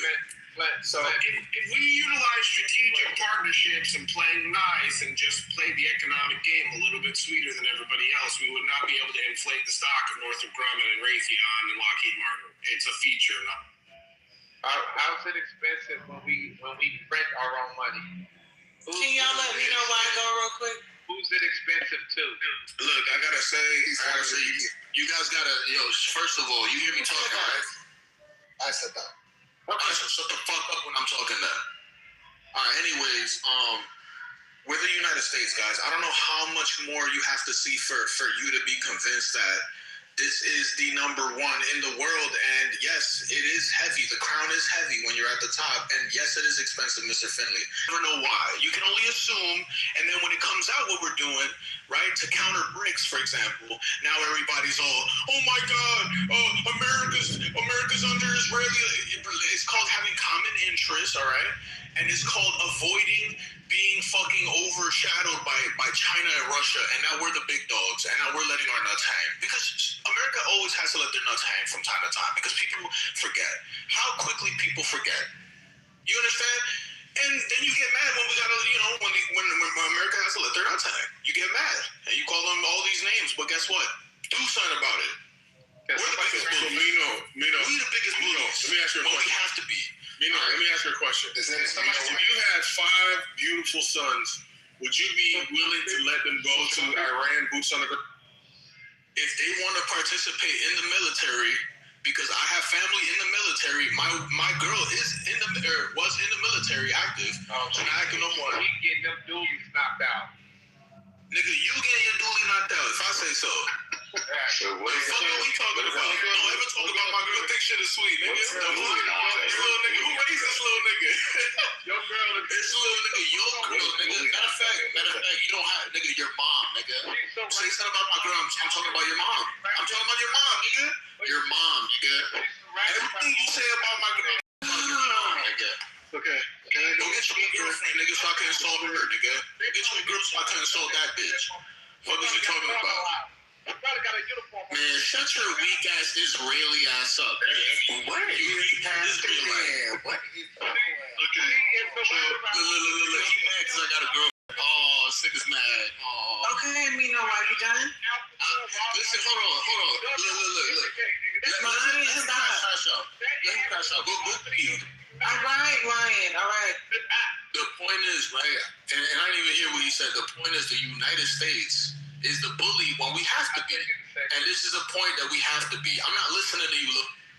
Matter of fact, I'm by City Hall. Remember last time I told you I'm by City Hall? I'm by City Hall. If you want to say something to me, we could talk about it over a coffee, little nigga. Okay, Ifani. Hey, can I come in? You after Ifani, Ryan. Excuse me. I'll go to line then. Excuse me. Yeah, it's great. It's good to be here. I think everybody has had their coffee, sounds like, through the day. But, I just wanted to really just come in to say that today's a beautiful day, and this is a great conversation. And I just wanted to add that to the conversation. And you know why? You're a little bitch, right? Nigga, that's how your mother said. I just wanted to say, everybody, every military nigga in the room, every ex-military nigga know that if your girl go to the military, she becomes property of the United States dicks of America. I wasn't dating her when she was in the military, you dickhead. Everybody and their mama that you did. If that happened to you, I feel so sorry for you. Your girl is surrounded around all of these rah. Stop saying alpha male niggas and you ain't there. You're not tough. You not there. You want me to give a fuck about it so bad. Guarantee. She cheating, nigga. She's cheating on you, nigga. I be eating It's literally deep. She getting deep dish pizza style by a whole bunch of niggas at the same time, nigga. That's what's going on with your girl right now. She getting splattered all over the face, nigga. Just think about it, bunch of niggas. I don't give a bro. This nigga's retarded. Let him wear his pride on. It said on the back of her jersey, put it in my private. Oh God damn it! Lord, that said it's bad. Bro, City Hall, if you want to get it. Yeah, stop. City Hall. What's your deal, bro? This nigga laughing because he got no girl. No, he wasn't. Until he showed up, you were having a good conversation. Look. This is what I do to people. Think about it. Exactly. That's not so what exactly. This is why they love me on the side. Until he showed us you was having a good conversation. I am who I am. Look, you even had concrete in this. You even had concrete being a civilized. Man, all we gotta do is wait. Lion, you really did this because he was making his submission. You start talking about his girl. You started. Yeah, I don't give a fuck about this little dick ass nigga. Get the fuck out of here, little bitch. Because they cheated on you. Who wants to go? They fucked on this little 17-year-old. They cheated on you. Then after that, this 17-year-old nigga showed up. He started doing that New York shit in here. He started doing that New York shit up in here. Topic though, Lion. You start talking about his girlfriend. Yeah. No. I'm talking about the topic too. Nobody cares. He talked about how his girl is in the A. Nobody gives a fuck. The question was asked to him. He said if you had 5 sons, he said if you had 5 sons, would you commit their lives? He said, would you commit their lives to the military to go fight with Israel? He said, I'm not going to stop them if they want to go. Then after that, he mentions that his girl's in the military. That hurt my ears. That tells me now his girl ain't in the military. The military is in his girl. That's just how the shit is, bro. Ain't shit surrounded by all these alpha male niggas. I feel guaranteed, bro. I didn't know my girl was in the military, so I bet you did. I hope you wear a condom, nigga. That was 6 years ago. I hope you still wear a condom, nigga. I don't give a fuck about what you talking about, little nigga. So you guys stop. I feel bad for you, little nigga. Okay, it's done. You know why?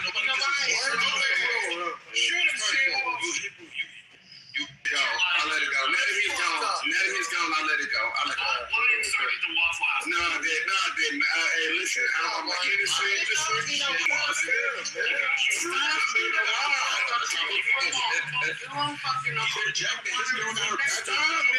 What have I done to you, Nino? I'm so sorry. Fuck, nigga, that's not my fault. You know why? I'm so sorry. Because your mom got a trainer. You know why? Can we go back to the conversation? Can we go back to the conversation? I like that. I like to go back to the conversation. Go ahead, Nino. I'd like to go back to the conversation too. I'm gonna move both of you guys. Shoot him. All right, I'm going on you. I'm going on. I see your mom's face in the day, nigga. Fuck you talking about. No wonder you guys shoot each other in your community, dude. It's just we live at City Hall. Yes, I am. He's homeless. He lives in a tent. You know why? I'm outside for City Hall. real. I'm gonna move both of you guys. If you guys You see how scared these Hebrew Israelites? can you stop, please? Nigga, Max, I got a girl. Big head. So here's the thing. The funny thing is, I think Mountain was talking about this. He said, "Oh, you guys are complaining about like America being imperialistic," and then gave the reason exactly why America is doing it because of imperialism and valuing their power, which is kind of ironic. Like saying that, "Oh, I'm not imperialistic," but same time they're giving reasons for why imperialistic power would like do the set things to like preserve their power over like the world. And the second thing is this, right? It's kind of interesting. The fun about balls dangling is this, right? When you let something dangle, once in a while, it will get caught and it'll snag you. And once it does, don't be crying around saying that my balls got snagged. It's bound to happen, bro. Like when you like dangle it and show up, yeah, it's gonna get snagged, When it gets snagged, don't come out and crying. It's gonna be like crazy. Yeah, when your balls get caught on something, the last thing you need to do is panic. All right, but I'm talking chaos. Here we go, right? Chaos. The problem is with that, man, is that so they were those countries that were supposed to be abiding by the world order. I mean, if you're trading oil, if you're sanctioned, you're not supposed to be trading oil. So, I mean, they're helping our biggest enemy was sanctioned oil. Why? Who's our biggest enemy? China. China's the main. So why? Let me respond. I'm doing it. I said, why are they our biggest enemy? Why is China? PTR. They're communist, first of all. Second, so they're incompatible with our society. So we trade with them. You need to move to China, bro. I really wish you would. I trade with them. No, they don't allow organized religion on there. They do. We trade with them, Montaigne. They're our biggest enemy, but we trade with them. Because a lot of businessmen like cheap slave labor. If you know anything about business, the biggest expense. But I'm saying, I'm trying to have a conversation. You don't have to go. So let me You don't have to go into the deep. You don't have to go into deep definition. This is important. I understand how it works. Labor is the biggest expense. Labor is expense. Okay. So if you are using, a lot less red tape, a lot less regulations in China, and you're getting paid 32 cents on the dollar, then it's a lot less money.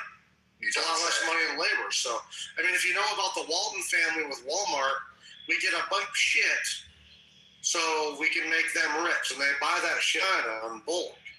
They send it out to their stores. So, how does that make them the enemy? Right. Exactly. Hold on. China.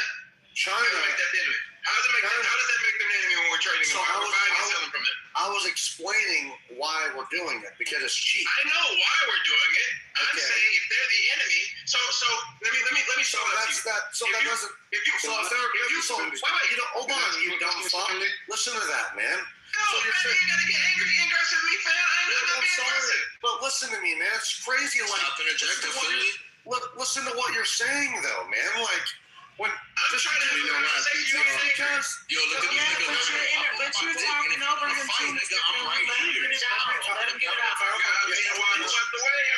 Finley, every time I tell lying to face me like a man if he really has a problem with me. I don't give a fuck. I'll slap this little nigga around. Yeah, it's all good, man. It's all good. Tell that man it's not mentioning my name. I feel threatened. He's not feeling threatened. You should feel threatened, nigga. All right, everybody, come on. It's Mountaine's turn. That's it. No more warnings. Anybody speaks while it's Mountaine's turn, you are going to get shoot. All right? Nobody but Mountaine. One on three. 1, 2, and go. Appreciate it. I'll be as fast as possible. So, just because they're making shit for us that's cheap doesn't mean that they're not our enemies. Remember, what's happening over there is not ethical. A lot of these people, not all of them, a lot of these people are being severely underpaid. You hear about cages or nets around the buildings because they're getting they're getting paid so poorly they have to live there, and they're killing themselves, jumping out. So they're putting nets around the place. We're hearing about child labor. Basically slave labor. I know that the black community really gets excited about slavery. Well, this is what's happening in Asia. Okay, so yes, we're making a few businessmen rich, or lots of them, so we could have cheaper shit of less quality. Ultimately, we're having shrinkflation as well. Back in the day, when we made more shit, you could get a car for affordable prices that lasted longer. Most people could get a house. You could buy good quality goods. Now it's full of preservatives because it has to be shipped across the ocean. It's shrinkflation like crazy. Things that are being replaced by plastic. I'm a plastic welder. I'll tell you, that petroleum-based shit is not nearly as good as metal or glass or whatever. Okay? It's the truth, man. You're witnessing cost-cutting measures everywhere because we're allowing China to make us a bunch of cheap shit so we can make businessmen rich. That's why. It's a business of convenience, not because they're our friends, not because we like these Chinese to be able to be put into slavery so they can make our cheap fucking shit. That's because they're our friends? No, obviously it's a business of convenience. And, you Americans say, we can't go back to the old ways. Our cell phones will be $5,000 if we do that. That's what you're so worried about. I've looked that up, by the way. Yeah, maybe a premium Apple phone Well, we can get phones made here. We can a lot of our shit back at home. But China is not our friends. Obviously, they put their Muslim Uyghur population behind bars. They're extremely racist for you black people. Is there a queue? Yeah, they're probably, yeah, you probably go. And listen, man, they are communist. Okay, they bully the South China Sea. They don't care about Vietnam or the Philippines or Japan's or any other, or the Korea's, rights in fishing. They just take it. They bully Taiwan around and stuff. And trust me, if you want the Chinese to take over, then fine. That's, I guess, what the globalists ultimately want. Mass surveillance with, a fucking, what do they call that? The social credit score. That's what you're seeing in China. So I guess, yeah, the globalists, while you think it's because they're our friends, the globalists are bringing us towards that ultimate utopia of no fucking legal organized religion unless you get explicit permission by the government. Just listen, man, we do not want to be the Chinese. And they are moving in around us. You can't dispute that they have the second largest economy in the world. You can't dispute that they have the second largest military in the world. You can't dispute that they want to be the world leader. Who the fuck wants to get a second place? No one does that. So anybody who says they're our friends, Finley, I just wish you would please move there for a while. I didn't say that. Black ass out of here and get the fuck out of here and go live in China for a while and tell me what the fuck you think before you go and act like they're fucking friends. Thank you. Next is the largest military in the world. All right. Pew, pew. All right, next in the queue is Chaos. Chaos. Thank you, Knowledge. So, Mountain, here's the thing, dude. You gotta be honest here. If you noise that was invalid, I would like a do-over. Pew, pew. So here's the thing, right? America says, oh, we're the good guys, but at the same time doing actions that are bad guy related, right? So an American president starts a war, disrupts the global energy supply chain, and then claims, oh, we're the good guys, we're trying to enforce the law. Like what? Like why does India have to play with this shit? Like you guys are Americans, you voted this in, you're like dealing with this. Like why does another country have to do this shit? Deal with it. Like if you guys want the petrol to be like great, be stable. Be a stable country that's able to like balance regional power, balance like geopolitics. You guys didn't. Like it is kind of ironic saying like, oh, we're doing this. It's because for our like maintain our power, while at the same time every country should play by. This is stupid shit. Sense for another country. Like why are we doing this shit? No. Like if you do shit, like you're gonna pay the price for it. Like your petrol dollar is gonna lose value. Other countries are gonna be used for oil. Like honestly, this is the crazy part. It's like Mountain during his entire submission was like, they're the bad guys. Meanwhile, U.S. corporations don't pay their workers proper wages. They inflate the stock market and give executives like higher paychecks, and then fire the workers left, right, and center. They have low wage labor protection laws. And there's definitely a point to it. But saying we're the good guys but also doing bad guy things is definitely not like this is crazy. Saying that we're going to do this because it's for our hegemony. We've got to keep this power up. Why should another country avoid that? Like we're not getting anything, bitch ass motherfucker. Like we're paying extra out the wazoo. Why would we want to continue that? Next in the queue. Next in the queue is minor attractive persons for life. Just a couple of quick points. You can't really think you care about if there's slave labor in China. Also, when these conversations are had, the governments and the trade policies, they have some contention, but the people of China are not our enemies. I couldn't tell you the amount. I wanted to look it up, but I didn't, so I was just going to say it, and you can look it up. You can tell me I'm wrong. But tons and tons of small businesses, people have gotten out of whether it's poverty or just making a little bit of money to get by, to creating businesses because you can go to China and get all in one if you have a good idea. There's more than people who just mean tons and tons of small businesses rely on goods and services. The old trope of they just make these cheap items. Yeah, that's what you're like. You go to Dave and Buster's and you're trying to get a fucking stuffed animal for your kid. But you go to Walmart, these things are quality. You have no complaints about them. These kids aren't complaining about their Cabbage Patch Kids made in China. It's more affordable for us. They're not our enemies. And yeah, like stop. Lucretia, one mic call. All right. I was just about to fucking get his bitch ass nigga some flowers. Then he went and feminized my name. That's fucked up, Knowledge. Anyway, Montaigne, brother, I love the rebranding. I love the attempt at being scholarly and fucking appealing to, data and facts. But bro, that simple question that Mr. Finley posed to you fucked you up. I've never seen so much river fucking dancing, tap dancing, back flipping, moonwalking from a white man in my entire fucking life. Brother, that was the most nonsensical nonsense. I need one more nine. We got it. That I've ever seen in my life. Nonsensical nonsense. Fuck. Anyway, Montaigne, what you gotta do, brother, is you got to look at your argument and say, how would an intelligent black man like Mr. Finley respond to the dumb shit that I'm saying? And if you can't defend against an intelligent black man response, get rid of it. Don't say it anymore, because all you're doing is exposing yourself to fucking belt to ass, right?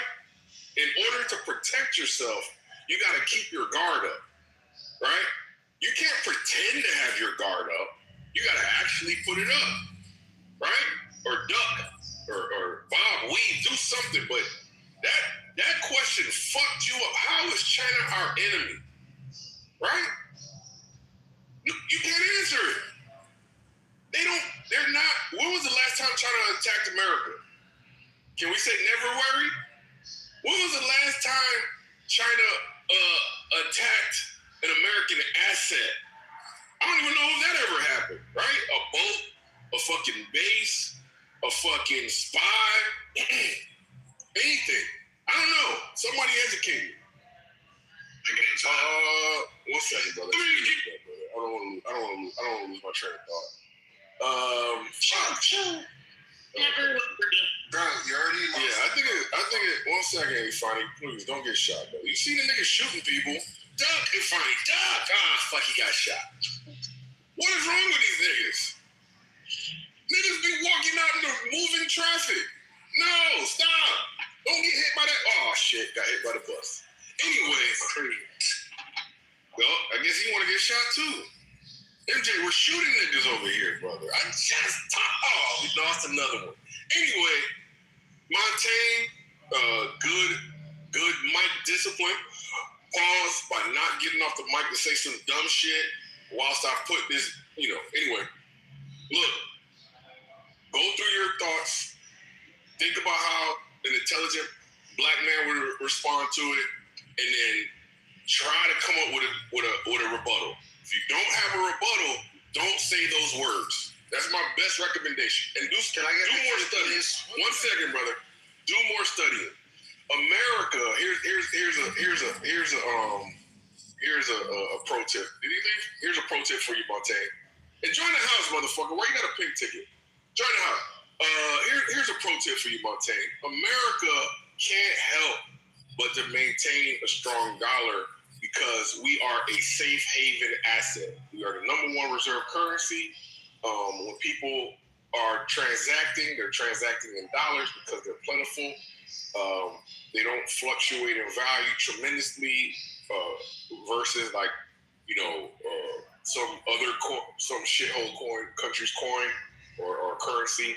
And so we're gonna always be strong. And we can't artificially deflate the value of our currency in order to make our exports less costly. So that's why we've offshored a lot of this manufacturing, because we can't compete, right? There is a consequence of being the world's reserve currency, hegemon, whatever you want to call it, as a safe haven asset. It's always gonna increase the value, especially during downtimes, which is interesting. downtimes where there's economic turmoil, such as now, people say, where can we put our money in order to not lose it and to maintain its value and keep it safe? Everybody says that, right? All the oligarchs, all the narco drug dealers, everybody is saying, where can we put our money? They can less likely, unless it's a developed nation, they can less likely put it in their own currency for safekeeping as they could put it in American currency for safekeeping. In world economic turmoil, the American dollar still benefits from the turmoil because it's a safe haven asset. That's a pro tip for you, Montaigne. So we can't compete with China when they can keep their currency through state actions, through state action. I think primarily the method to keep it low, right? They don't want a strong currency because they want to be able to, proliferate their exports throughout, emerging markets, not just developing markets, but emerging markets, frontier markets. And one of the best emerging markets is going to be Vietnam, South Korea, so on and so forth, and obviously Africa. Anyway, you get the point. Thank you. Oh shit! That's literally what we did. Yes, yeah. After, and Matt might be much more familiar with this because I don't remember all the details, but I do remember after. I want to say like in the 70s because our dollar was so strong and we were losing competition to like Japan and the emerging Asian markets. We got together to deflate our currency to be competitive with them because they were kicking our butts. So we always cry about China doing it. We do it all the time. And yes, Montaigne, you went on this long soliloquy, and my question was simple: why are they our enemy? Simply saying, well, they're enemy because they're communists. That's not an answer. That's not an answer, right? They're not an existential threat to America. I don't believe, right? Do they? I know about the cyber attacks. We do the same to them, but they've not had a military attack on this country. I don't know if they've ever had a military attack on this. I don't know if this whole argument, China, their stuff is cheap. You know what we said about Japanese goods in the 80s, in the 70s? The same thing. The same thing before Lexus and Mitsubishi and Hitachi, even though I know they ain't real. I just like saying it. Before Hitachi took over, we were saying it was cheap. This is it really? Oh yeah, weren't you saying that you look? I thought Hitachi was something made up from Mark. But even we were saying the same thing. The reality is we like to convince ourselves that everybody else is inferior while they're slowly kicking our butt until the reality kicks in. And I've said this many times on the stage. The American auto industry is about to crash on its butt. It is about to crash and burn first, creating the cars. And they got a freaking Chinese battery that charges in 5 minutes. 5 minutes! Once this thing goes truly global, because we can tear up for only so long, it's going to isolate us here and it's going to destroy our auto industry. I'm telling y'all, I give us 10 years before they kill our auto industry. And that's just the first domino before anything else falls apart. News. Pew, pew. Thank you. But yeah, that's my prediction. And the auto industry is the first domino. This over-investing in AI is domino number 2. And then it's just only a matter of time. Is the American economy going to crash? No, we'll figure it out as we always do. But we're not going to be this lone dominant player anymore. China will take the number 1 spot, and we're going to be just like a regular country like, I don't know, the UK. All right. Next in the queue is Maui. Samoa.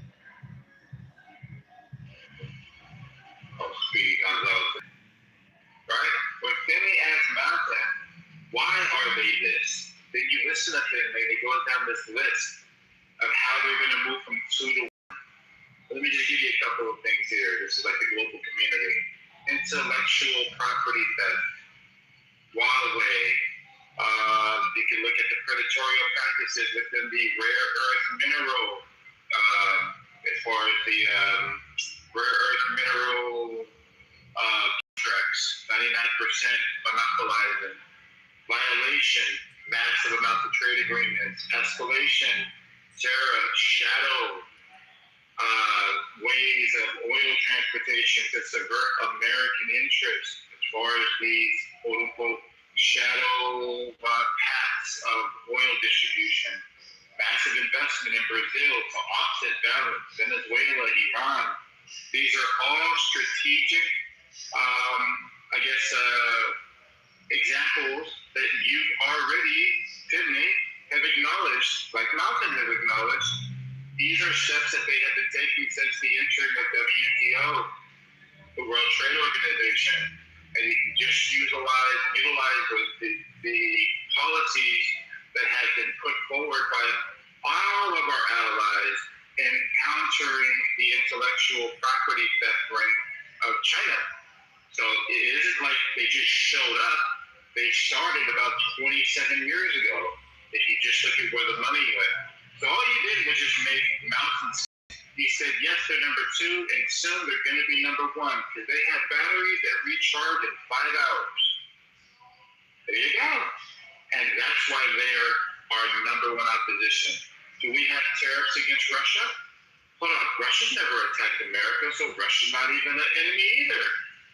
Do we have any type of conflicts with Iran? Of course not, because they never attacked America either.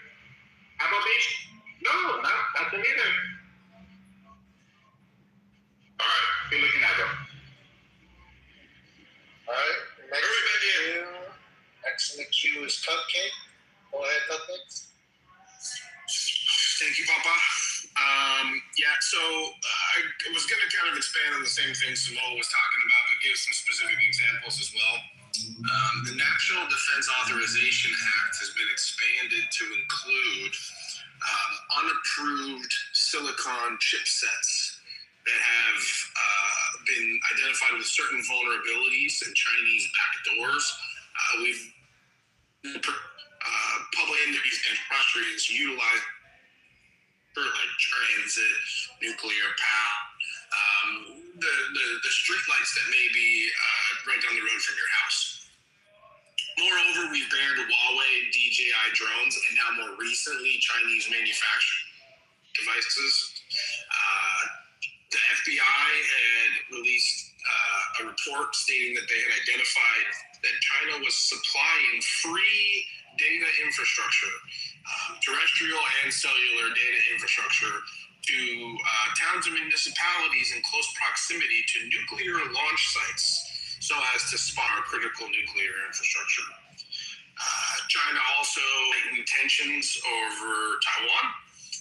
This is particularly damaging to the United States economically. This idea that we're making a mountain out of a molehill and China's not a threat to both the U.S. economy and the U.S. hegemony in the world is just kind of inaccurate. And also, for those of us who remember, just a few short years ago, they flew a fucking spy balloon over the continental U.S. So I would say that's pretty aggressive. Cool. All right, next in the queue is Mountain. Appreciate it. So I'm going to go ahead and piggyback on that some more. I'm going to add to that since we already got 2 people adding stuff. Remember, they're having aggressive posturing in the South China Sea. Remember, they're building artificial islands, militarizing them, right? And the International Tribunal even says that that's illegal. So they can't be doing that. We got the regular incursions into Taiwan's air defense identification zone. Which is military aircraft. They're sending it there, harassing conductor. They've been harassing our ships and allied ships and the naval vessels, like operating in international zones. Like when we get anywhere close to those islands that they make, they fucking chase us off and shit, man.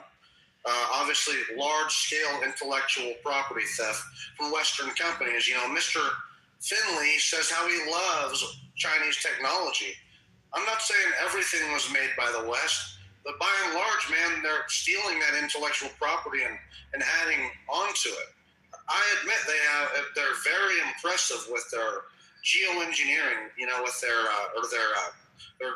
dam building. But that's you'll hand it to them, right? But a lot of this, man, is them building in from steel, solar panels to EVs. They undercut our industries to where we can't compete. That's right.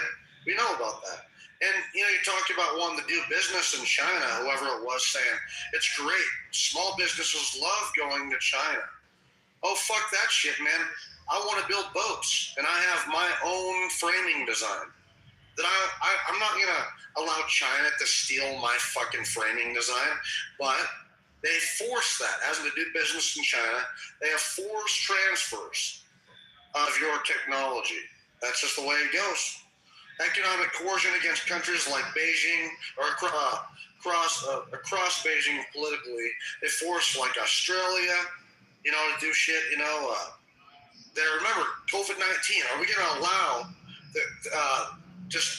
we're just going to forget that whoever, if it was on purpose or on accident, I say it was on purpose, in coordination with some people in it probably, that released COVID. And we're just going to allow that shit to happen? Definitely the Chinese, man, however you want. That was from their malpractice, though, or possibly on purpose. Espionage attacks, the balloons that he was talking about, remember that? I mean, listen, man, we just know what they're trying to do here. There's a lot more that we can keep on going through, but the Chinese are not our friends. And yeah, I think some of the Chinese people are great, just like the Iranian people. By and large, are probably great people. But the government is not our fucking friends, the Chinese government. So, Mr. Finley, if you like them so much, dude, go over there. Because I really am tired of these anti-American people. And Concrete, dude, I love you, brother, but I feel like you should do the same. Don't do it permanently. You guys hang out there for a while. Spend 5-10 years. If you like it, stay there.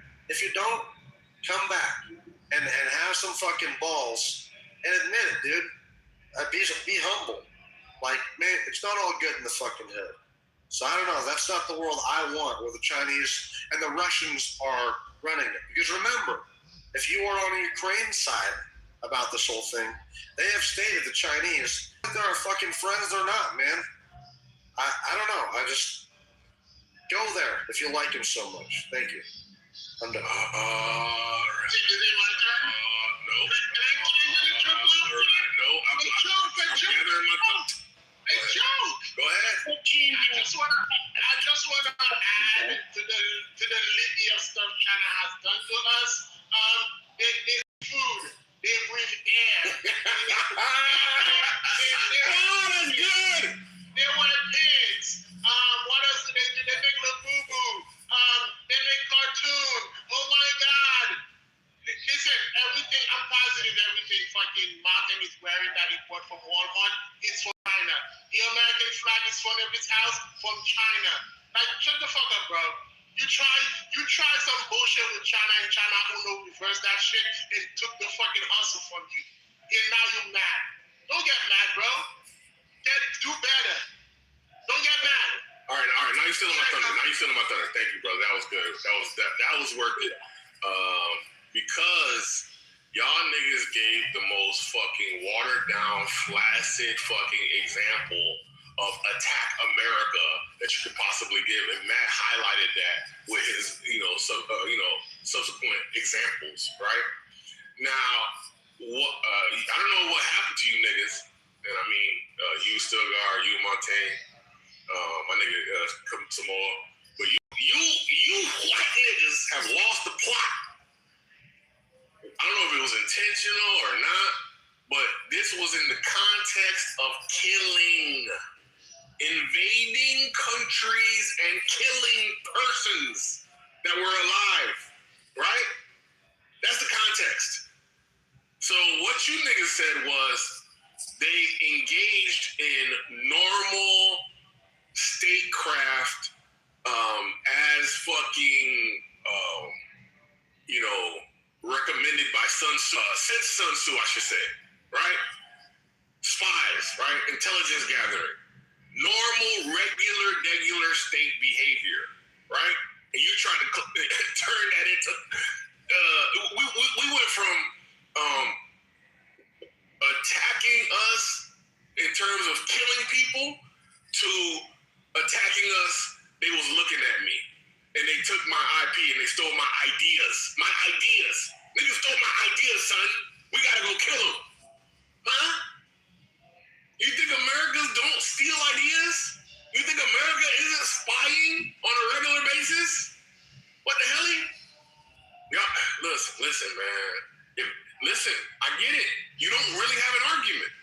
But don't try. Stand down. Go blend into the Homer Simpson blending into the fucking shrubs. That's what you niggas need to do. Blend into the shrubs. Can I get in the queue, please? Hey, brother Concrete. God bless you, brother. What up, Jacob? How you doing, brother? Somebody shoot that nigga. Somebody shoot that nigga. Thank you. Somebody shoot that nigga. Yeah, me? Yeah, shoot him. Shoot him. Take the shot. Shoot the terrorist. Save the hostage. Thank you. Thank you. Thank you. Thank you. Welcome to chillism, nigga. Shoot her. Shoot. Alaska. Go. Take the shot. Take the shot. Take the shot. Y'all niggas not finna take the shot? It's right there, Alaska. Right there. I'll point it. You want me to point it? No, she's still there. I'm gonna mute myself down. Come on. Thank you, Alaska. Thank you.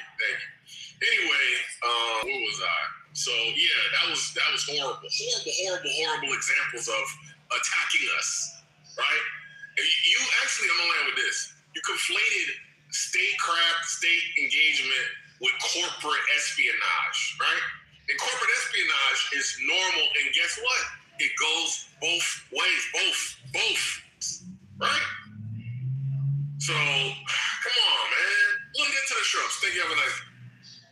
Yo, someone at the boss said, China build infrastructure in Brazil. Wait, this is fucking crazy. Can you add me to the queue, please? Can you add me to the queue? Yes, I will. After COVID. Go ahead, Mr. Finley. I need to the queue. I'm off the. Could you let me in the queue? I don't know. Yes, I will. For the record, Montana, I've been to China, fam. Been to Beijing. Beautiful country. They're light years ahead of us. They are light years freaking ahead of us.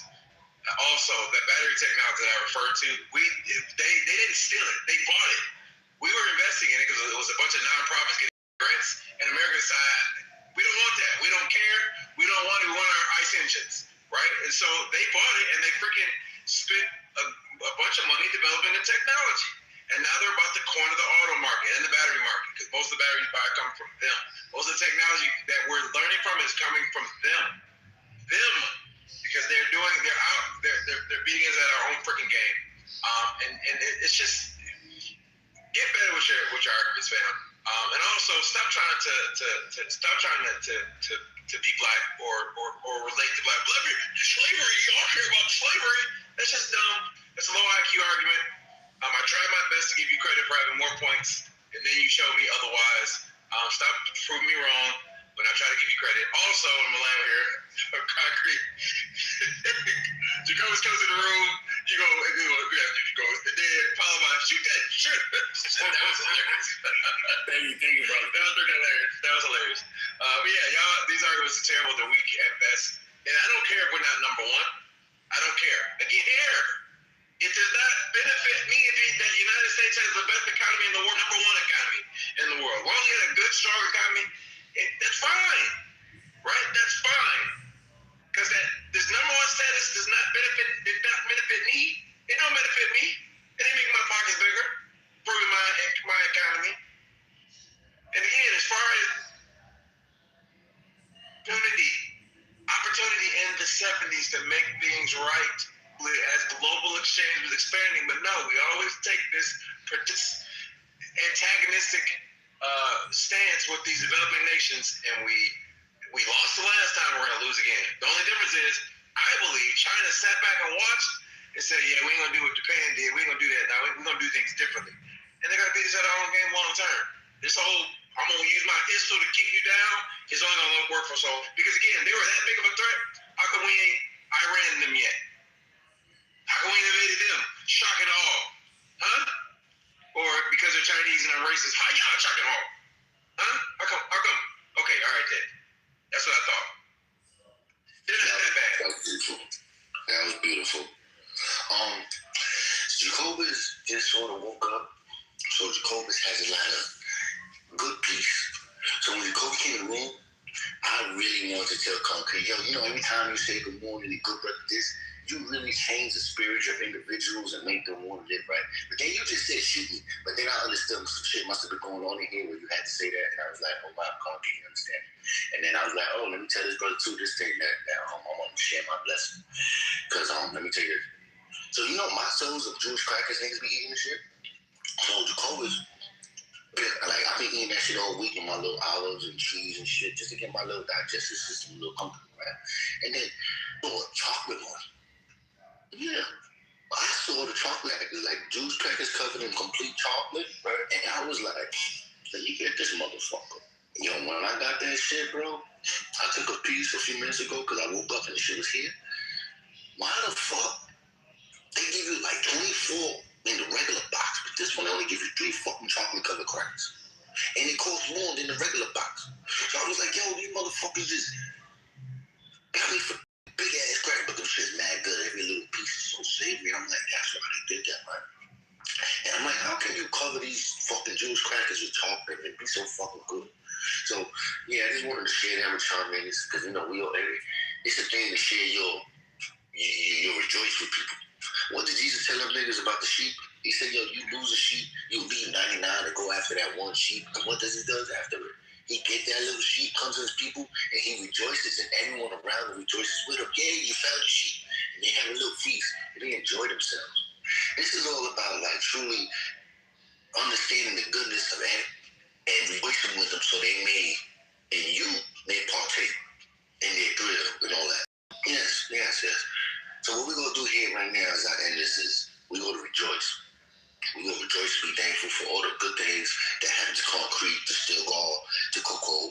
I don't know what happens in Himity's country, but I hope he has some good tea. And yes, I want all of us to share the goodness of the Lord. So we may glorify God together and say, you know what? God did that for Knowledge. God did that for Concrete. Oh shit, God did that for Jacobus. And guess what? Let's thank God for that. So we get more blessings. And even when we're in struggles, we thank God for our struggles. Because we're not like the heathen, and we're not like the Gentile. We're different. This is the Church of Chillers. Whoa, It's scaring me. Mountain, you called too, right? Thank you, brother Jacoby. That was beautiful. Yes. It's on Ink, and I'll get you back in there too. A lot of people called it once. Go ahead, Ink, and I'm sorry about that. Whoa, hey, yo. He's actually after Himothy, which is after me. I don't mind. Oh, yeah. Yeah, I screwed up because a lot of people called it once. So. We got it. So let's do Incan, Samoa, you go, and then I'll go off Steve. This little dude. What the? Yeah, let's go Samoa, Incan, and Himothy. How about that one? I said it because you spoke Incan, I ain't spoke. I think I'm in there. I don't know. Yeah, come on. Incan, you ready, bro? Not ready, so I'll just go here real quick, right? All right, so we're number 1. Everybody knows that. Hey, who's our biggest enemy? Obviously, number 2, and thank you for recognizing who number 2 was. If you just look at the beginning of this administration, you've seen a direction of shoring up weak points. First one was Panama. Who was the main corporate in Panama? That would be China. Next one was Venezuela, which was the left leg, which was propping up who? That'd be China. Then you go up to the next leg, which would be who? That'd be Iran. And then go China. White man, Chinese. Hold on, bro. So when Finley asked the question, why don't we line it up with China? Brother, we already have been. We're in the 6th round. Where have you been? There's a meeting on May 14th coming up here shortly between the 2 leaders. This was like already telegraphed from like the campaigns when he said before I even get into office, this is President-elect, I'm going to be placing 10% tariffs across the board on who? On China. Remember the whole Canada, Mexico, right? He said 10% because the main supplier of fentanyl was being like China. Okay. Oh, from the very beginning of this administration, China, then Panama, then Venezuela, China, then Iran, China, and then next month, China. You just gotta pay attention, my boy.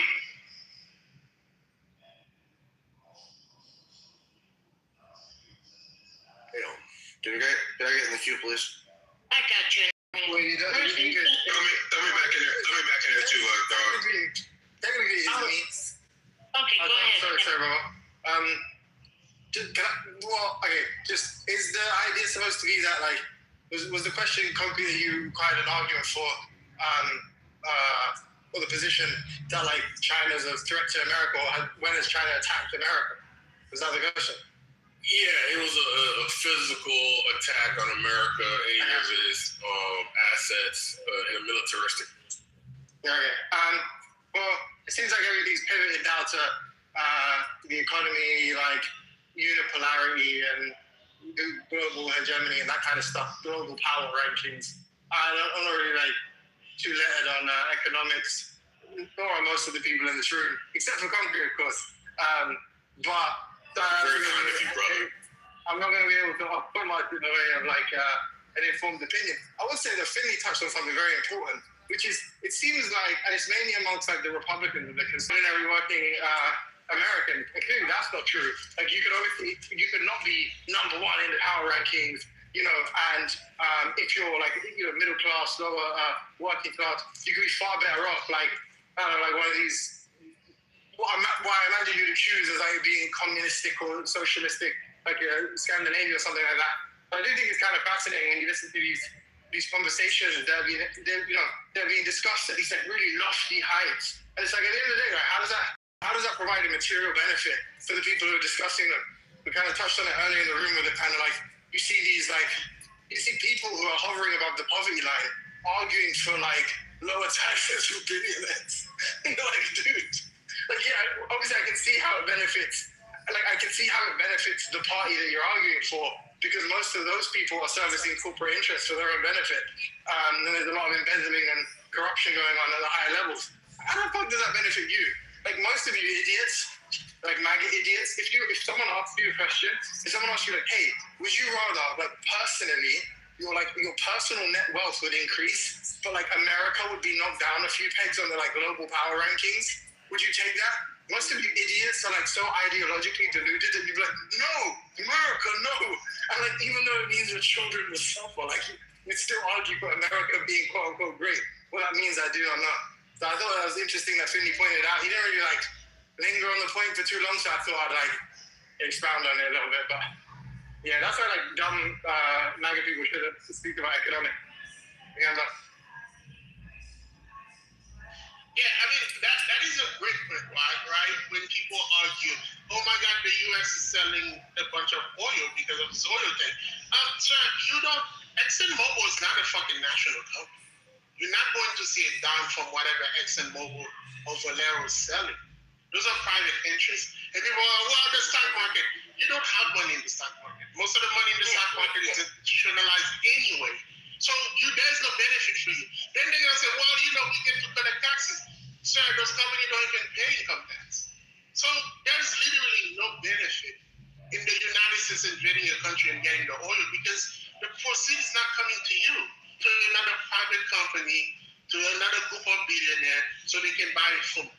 Then, when New York City says, oh, by the way, we would like to tax your second home worth more than $5 million, it is the broke niggas from West Virginia without a pot to piss in arguing that, oh my God, why we are taxing the millionaires? Why are we taxing the billionaires? Sir, for you, that's why we are taxing them for you.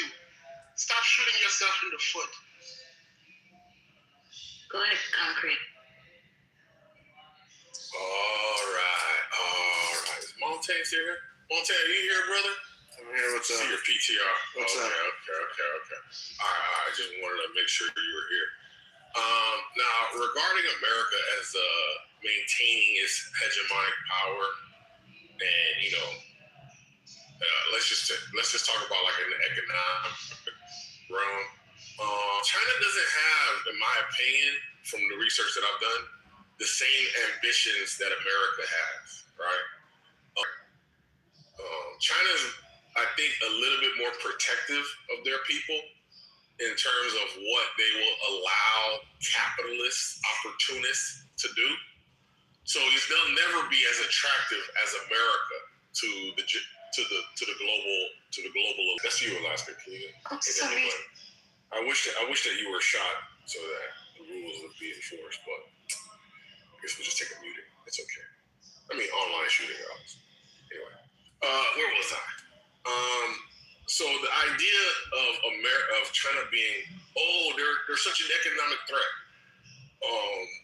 They are a threat on a head-to-head basis, but in terms of where we compete, but we don't compete on, in my opinion, real estate. We don't compete in the stock market, global banking, global investment management, investment banking. I think that's decidedly within our domain. Now we are competing, obviously, textiles. We're competing in car manufacturing, and for now, they are kept out of this market to a large degree. But obviously, that could change in the future. So, in terms of real estate, where our average home price is like $450,000, I don't think that if you were, let's say you had $100 million, right, and you were a Ecuadorian banana magnate, and you just decided, okay, where do I put my money? You could choose China, or you could choose America. And I don't think that for the Ecuadorian banana magnet that China will be as attractive as America. And I don't think that's going to change anytime soon, because we know that China can change the rules, right? And say, I know you want to, divest, and you want to take your money back out of the country, but no, not right now. Not right now. And that's just less likely to occur in America, because that would have a chilling effect on any future investments. And America just is not in a position to mess with that level of comfort that people have grown accustomed to, where they can go to California, they can go to New York, they can go to any other areas. They can buy businesses, they can buy property, and they're good. They're even if you got people like the Venezuelans kicked out of the country from ICE, they still can. I don't think there's any requirement to divest, but they can still transact, right? Even if they're getting deported, they can put things in their the trust. They can do power of attorney. They can still get shit done. They're still very secure transactions. Anyway, just wanted to paint that picture so you can see how they are an economic powerhouse, continue on the rise, but they don't have the same features that America has that makes them attractive to global money.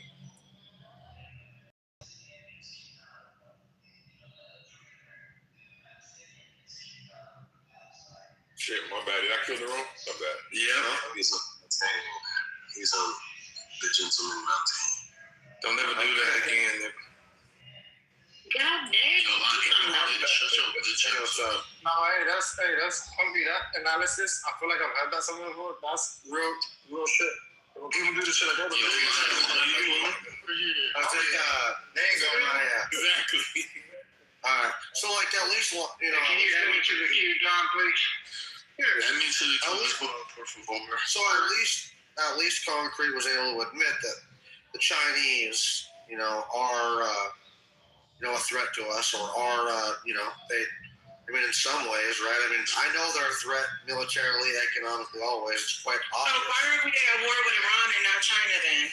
Because China don't want no smoke. Sorry, move me down. I interrupted. No, it's all right. It's all right. It's all good. So the reason why, and I said this before, is because we're witnessing, we're trying to maintain our primary currency status, and so we have a thing called the petrodollar, right? Well, the Chinese were circumventing that. They're trying to diversify with BRICS, and BRICS is that alliance I talked about earlier. Brazil, Russia, India, China, South America, and more countries. It was Venezuela until we kind of stopped that. And so they're trying to have their own economic alliance, military alliance, and they haven't yet announced a unified currency like a BRICS currency, but it's coming. This whole thing in China and Venezuela and Iran and Greenland is all connected. Samoa touched on it. I touched on it earlier before that. You just got to understand, and it's hard to. I didn't quite understand that first either. When the whole boats were being attacked and they were kind of announcing, oh, it's because of the drug boats. It was just kind of a distraction. It was a legal justification to be able to go in there, and he didn't want to announce he was taking Maduro. But anyway, with this whole thing with China, as they were buying their oil from Iran and Russia and Venezuela, and it was basically under sanctions, so it was cheap. And they were circumventing it using cryptocurrency and other ways, using their ghost fleet. China has a ghost fleet where they're buying oil to supply themselves, in countries where it's not supposed to be being even sold. And by the international community, it's illegal. So anyway, You should have never brag, nigga. Shut up, dude. Oh shit.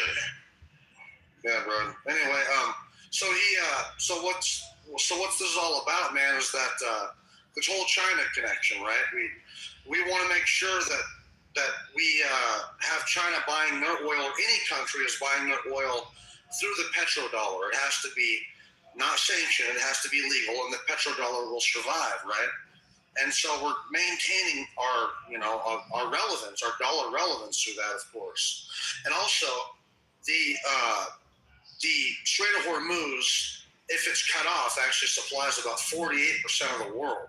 There's still about 52% of the world's oil if tomorrow no oil came out of the Middle East, right? So, but it's a significant portion.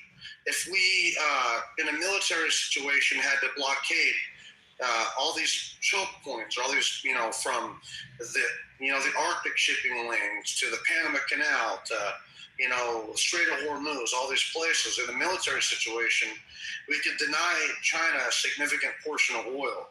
And they have about 90 days to 6 months of oil reserves to be able to fight America or Taiwan on the open seas, right? Taiwan is a huge thing. They want Taiwan for the semiconductors and just that influence, right?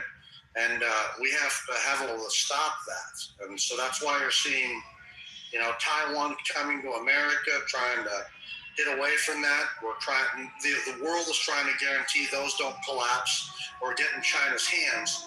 And we want to make sure that we can stop China from being able to fight the American Navy on the open seas for too long, and Taiwan. Taiwan's a huge thing, man. They're making ships that are specially designed to invade Taiwan. They're quite impressive. So the Chinese are not our friends. Anybody who says the Chinese are our friends are not looking at this objectively, right? They're certainly not our fucking friends. And if you think the Chinese, the communists ruling the world, along with the Russians and that alliance, then you're fooling yourself. Okay? That's a fucking foolish future. And they're not fucking around. North Korea, Iran, with its proxies, with the rare earth minerals, like I said, in Greenland. Then we don't have semiconductors, every technology in the world, most oil reserves, but they also have a significant amount of gold. And that's huge too, gold and silver. All right, I'm done. Thank you. Yeah, I asked you why are they the enemy? I didn't say we were best buds. I said enemy. Because you don't let your enemy buy $1 trillion worth of your debt. $1 trillion, I think it is. You don't trade with your enemy so much that you buy more from them than they buy from you. Right? Your enemy. You don't sell your enemy technologies. Right? Like, it's dumb. This is dumb. But again, I listen and you read about the poor whites doing leading up to the Civil War. They were trying to protect the way of life. The Northerners were trying to change their way of life, right? And the slaves are going to take our jobs. They also they're going to rape the women too, but the slaves are going to take our jobs and kill our kind. These are the arguments. These are the arguments that they told the poor whites, and the poor whites gladly. Come on, we're going to take up our weapons. We're going to protect ourselves. They did it. They gladly did it. And people like Montaigne said, "Yep, we're going to take up arms. We're going to defend the South from the East. Fearing these people that are going to ruin our economy." This is the same type of propaganda. And I just looked it up, right? I looked it up because I was curious. When Japan was who was the number 2 country that took it? It was Japan. It was Japan. Some of the same arguments have been recycled for China. The same arguments. I'm leaving it there because this conversation is getting silly at best. Montaigne, you've not really made any new points. Hey, did y'all hear the new news? You know? Choo choo. Oh boy. But even thinking about what I said, the gunfire startled me. Now I lost the point. Dang it. China recycled arguments. Oh, there's all or nothing. There's all or nothing argument about you don't want to go over there. Damn, I can freaking admire the Gulf of Louisiana from here and think it's amazing, but I don't have to live there. I can admire it. Doesn't mean I hate Florida. I love freaking San Diego, right? It's too freaking expensive for me to live there. So I'm going to stay in Florida, my home, where I love. All right. Next in the queue is Alessandro. Alessandro? No, that's the queue. Right on. I want to ask real quick, Mountain, are you there? Over here. Can you define communism real quick? No. I mean, we know what communism is, though. I know, bro. I know You can't define it, but you know what it is. Right? We all know what it is, bro. It's my turn. I'm just finished. You gotta go on mute real quick. So, like, yeah, dude, I think the problem for you, Montaigne, is that you talk passionately, and I'm not trying to disrespect you, but you speak very passionately about things that you don't know about, right? And so, like collective government, obviously we know about that. Stop. But I just like, yeah, what we just observed. He's like, these people are communists. Okay, define communism.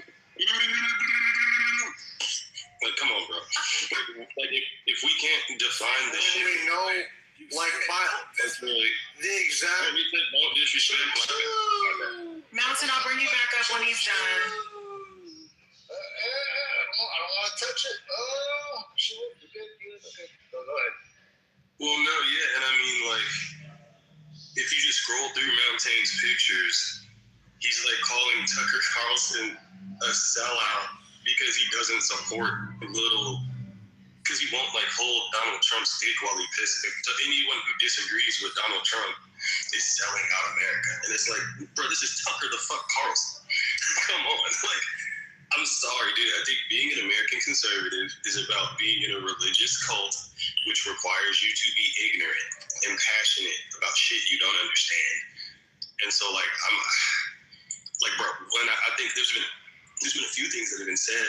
I think one thing I wanted to point out is, like, you have a lot of, like, middle-class Americans voting in the best interest of billionaires and shit. I thought that was important to actually, like, just elaborate a little bit.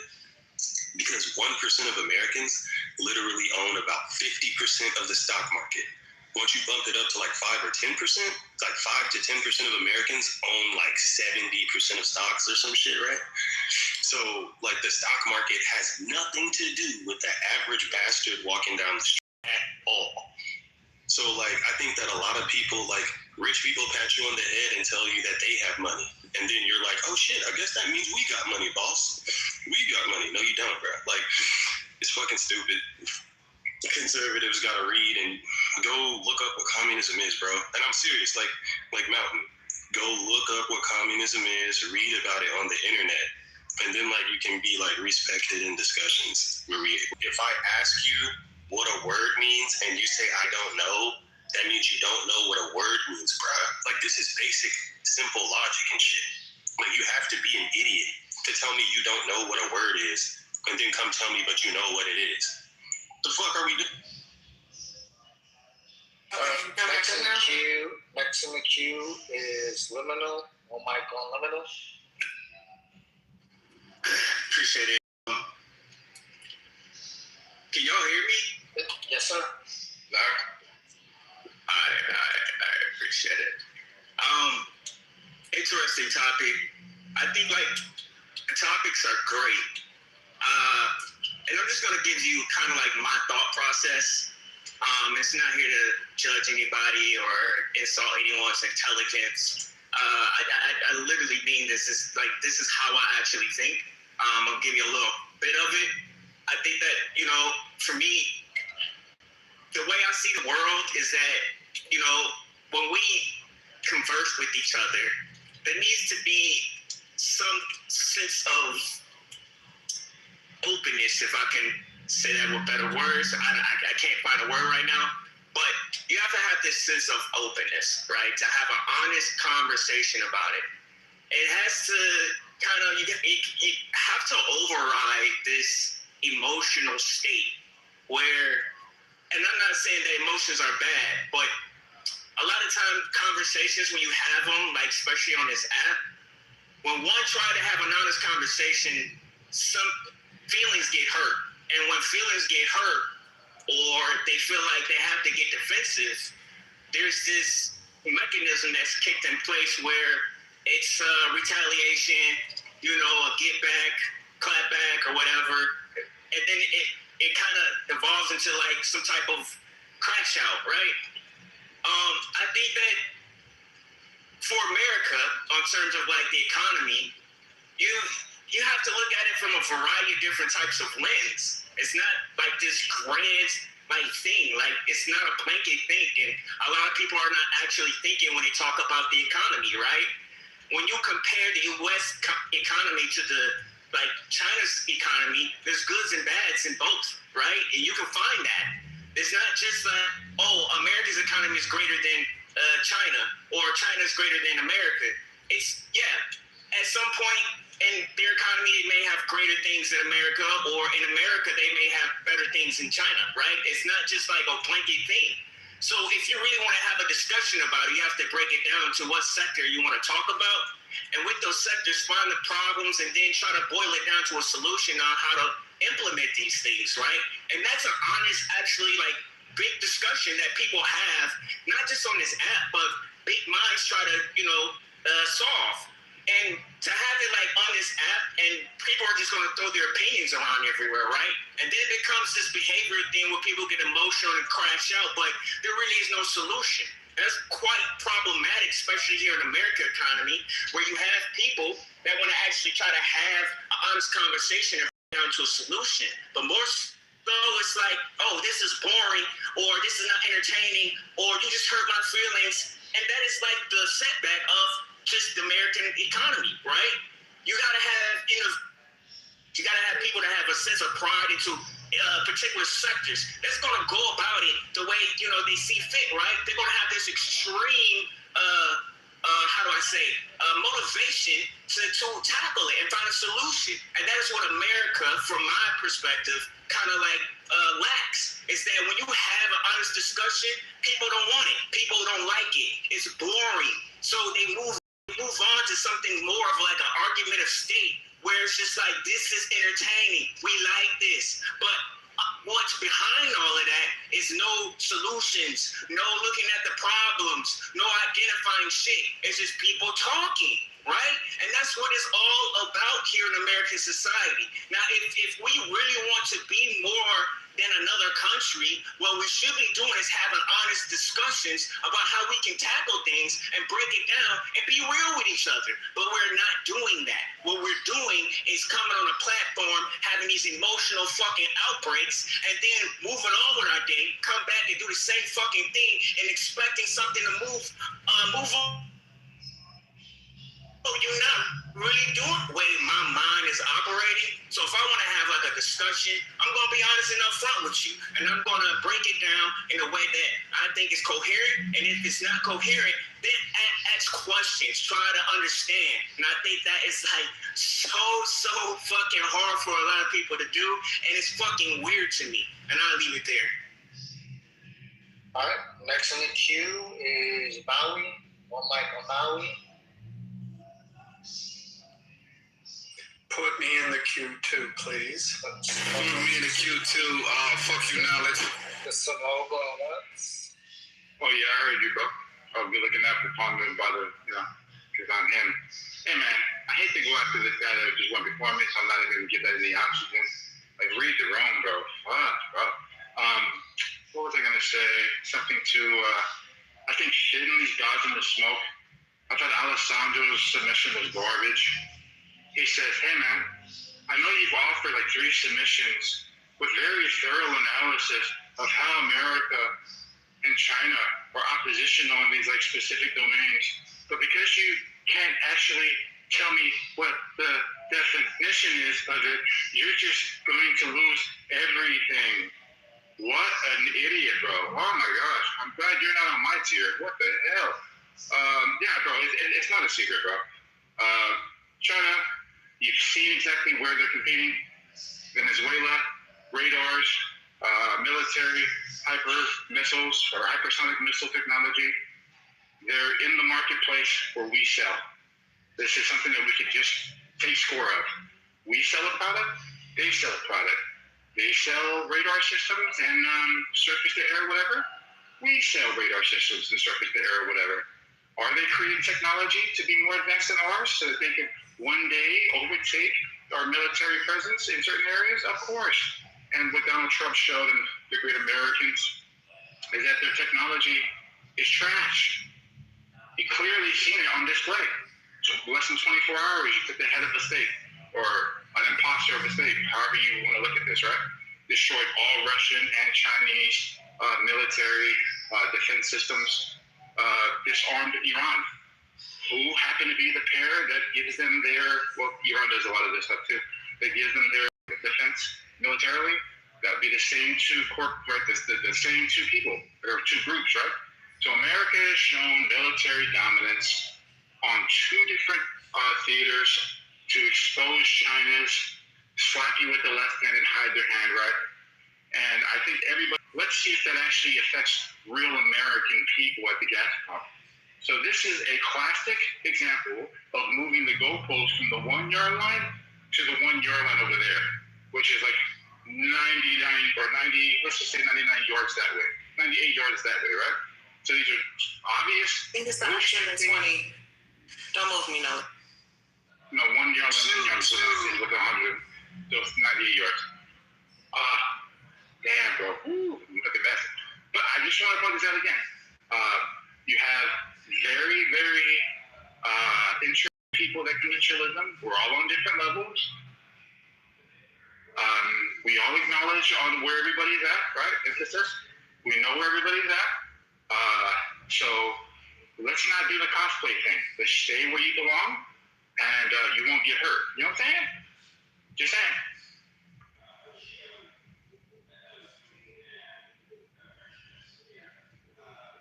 Assuming you're done. Okay. So next in the queue is Mina Y.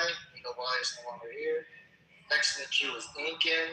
Incan was invited up. He did not come up.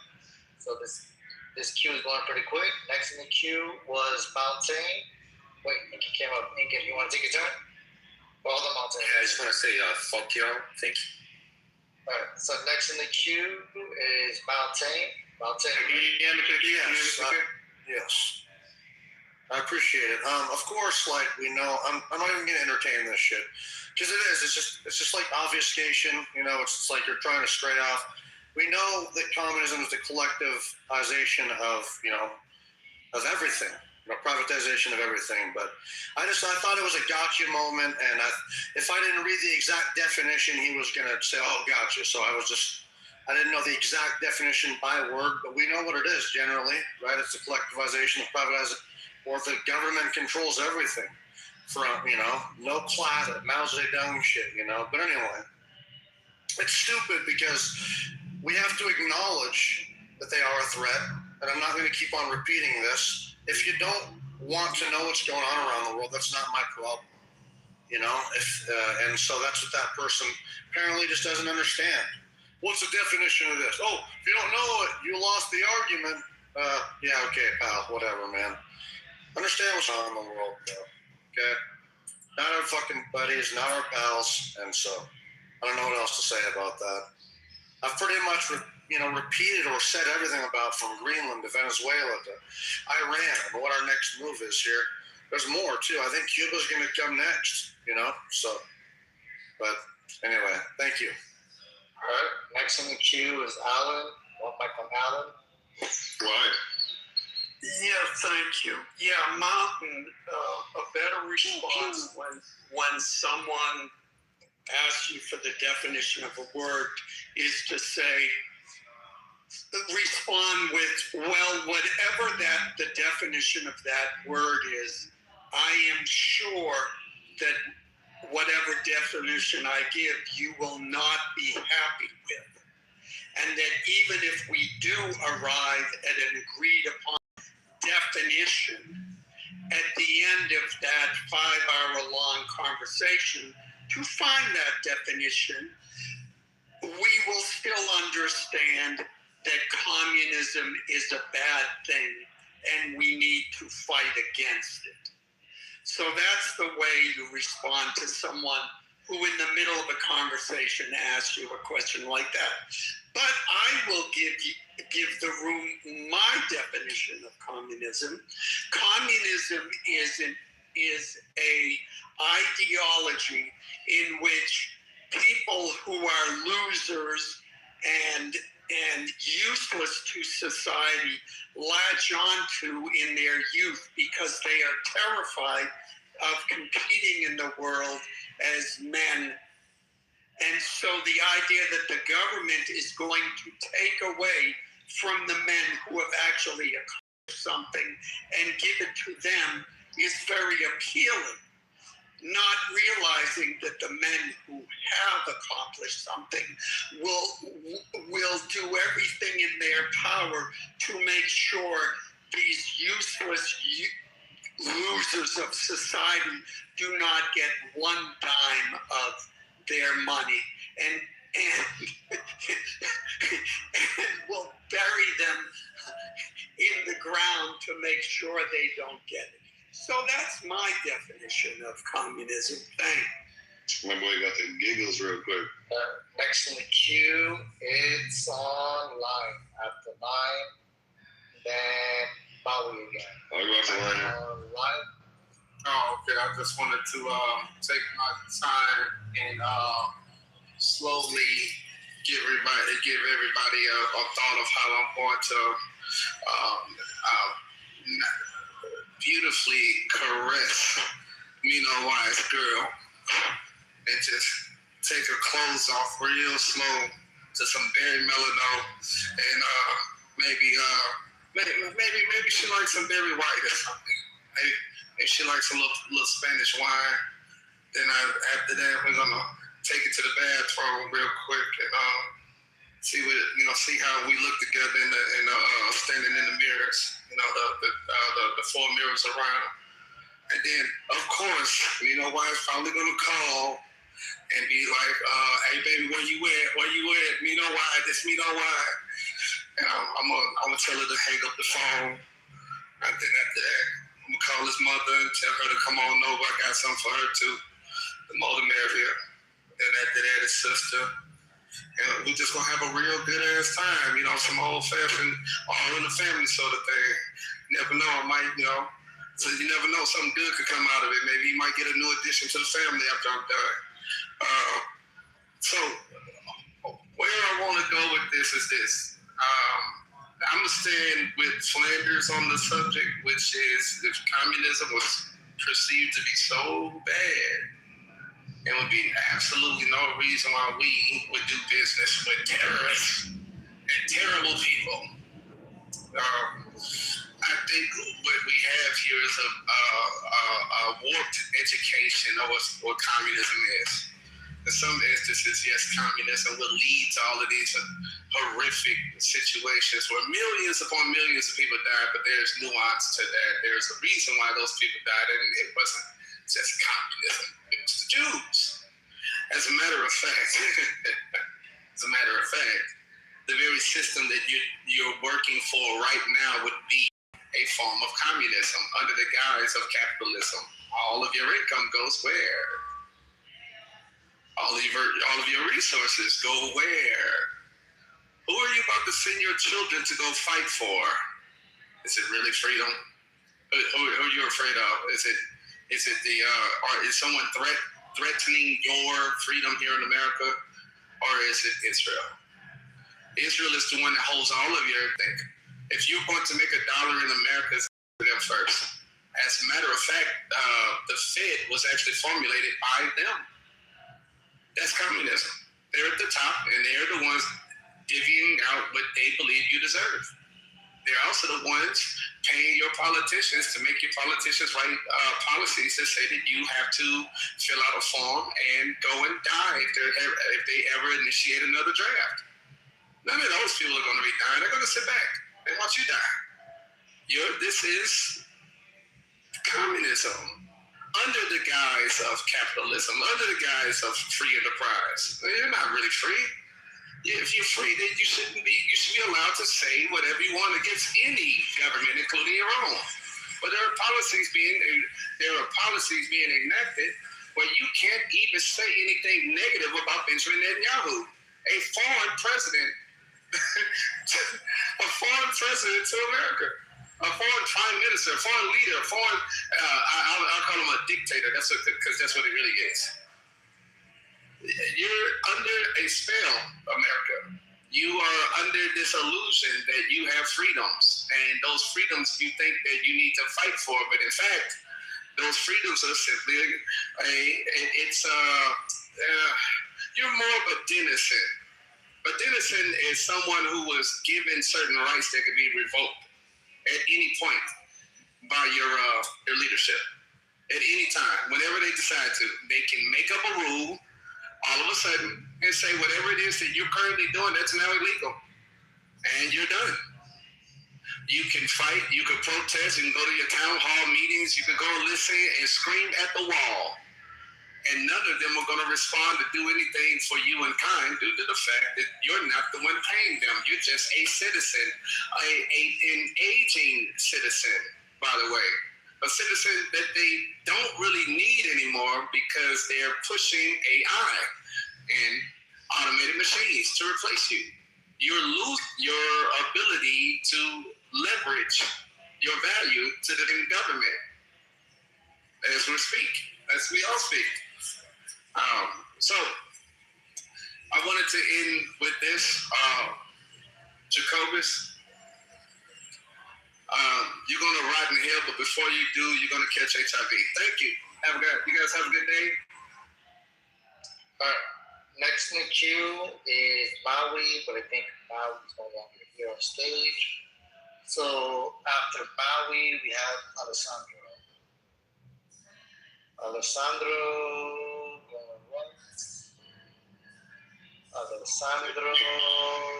Okay, yeah.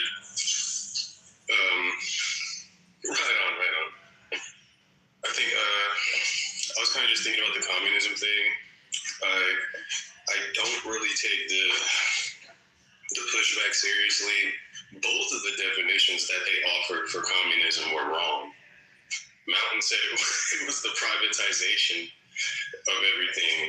That's incorrect. He doesn't know what privatization means. And then the other dude just spewed Cold War propaganda.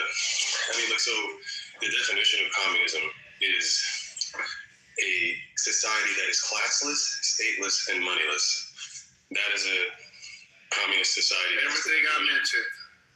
A classless, stateless, moneyless society. And so I'm not a communist. I believe that communism is ultimately going to be anarchy and bullshit, because when you don't have a state, you don't have a monopoly on violence. That means that there's no police. That means that there's no one enforcing any regulations or rules. So, yeah, bro, I'm not even a communist. I'm just smart enough to know what it is and tell you why it's actually bad, right? So communism is not like when you steal shit from rich people. That's the idiot's definition of communism. So, but I mean, and it sucks because a lot of the people that we have to disagree with in America are like incompetent, mediocre idiots who are passionate, right? And I think that it's like your positioning in society is such that you can't even how ignorant you are, and like the audacity to like continue to disagree without bothering to look up the definitions of is just so fucking asinine that I cannot take you seriously, right? But it's just crazy to me, like whatever.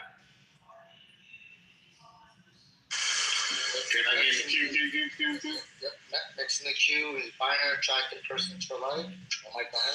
Can I get a queue too? Yeah, I'll put it in the chat. I was ready to queue though. All right, yeah, I just want to say like They stepped over you like they do in real life. I just want to say like blaming everything on communism, which is a word you don't know the definition to, or just a particular group of people as a mental condition. And I don't think that we talk enough about mental condition, especially with men in this room. I've been beating up on Niles now for like a year, and I should check on him more. I think this room is an outlet for him, which I don't know why he's back to pain. Yeah, so I think you guys should check on Niles more. Earlier or later.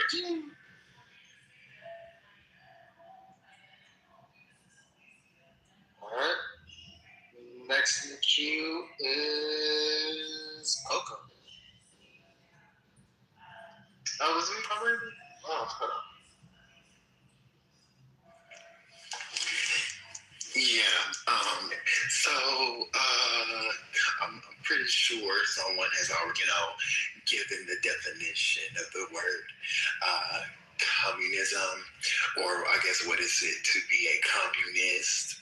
I definitely in a time to where people are like not absorbing actual definitions of things or factual definitions of things and whatever have you.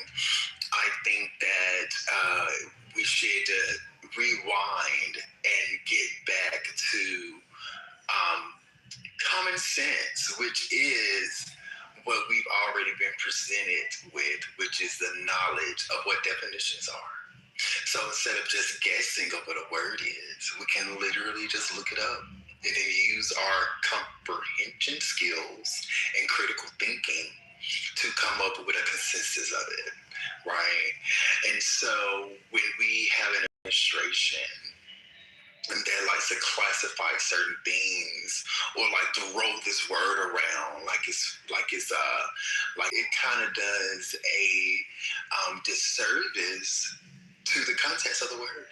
So in this wonderful age of Aquarius, to where we're being full of enlightenment, I think that we should stay true to the roots, critical thinking, and learning how to use definitions of words and then applying them to reality, and then from there, and then if a person tries to say something is something and that doesn't meet the definition of what it is, I think we should be able to call it out and say, that's not communism, or that's not a communist. So yeah, that's all I'm going to say. Thank you so much. Bye. All right, next on the queue was Chicago's. I still have my invitation. Yeah, right here. Okay, he's on stage. All right. You're next. Yeah, gotcha. So now, when we speak of communism, there's one word we should all understand. And even when we speak of capitalism, the one word we should understand is property. And what is property? Property is robbery. Yes. The right of lands to own property, its origin is robbery. And I understand by socialism, it is a society which aims production which believes production is for what you would call it its use, its function, rather than its profit. Capitalism would associate the production with profit, but that's not how socialism or communism works. Property is the ownership of the means of production. And I believe that property is the ability to profit from, and many people use property as the ability to profit of I would say, others and their success. And that is what we would say communism does rather than socialism. And capitalism is more like that. So, is communism wrong? I don't think so if there's a means to production. There's no means to production when you just want to make money. That doesn't benefit no one other than yourself. In our society, the original people who had property, they was the people who swindled the people who had less. Everyone once had, I'll say, 10 people had 5 yards. Eventually, one said, I'll pay you to work on mine while he neglected his. And eventually, as he paid him less, he bought his property. So therefore, he is a robber. Anyone who supports capitalism is a robber. Socialism is for the people. Property is the right to live, just as water, air, or the right to freedom. We cannot live without property. It is a natural right. And capitalism want to take that right away from the people. And each and every individual in here has a right to breathe, drink some water, a right to liberty, and a right to work on a piece of land that will feed them. If you have a tree on your property, who is to say that is your tree? Unless we all agree. But if we don't agree that is your tree, only you are saying that. But we have the right to take it for the use of all of us. And that is not logic. That is socialism. Next in the queue is Viking. Thank you. So I wanted to bring something up here. So I have a question for you. So all of my fights that occurred with everybody in this room, and Nathan knows this too as well, I never once exposed your children, gone after your kids or anything along those lines. But however, as I reported, because Jacobus and many others will witness to this, there is one by the name of Mountain up here who tends to sleep with his sister, the one-tooth wonder.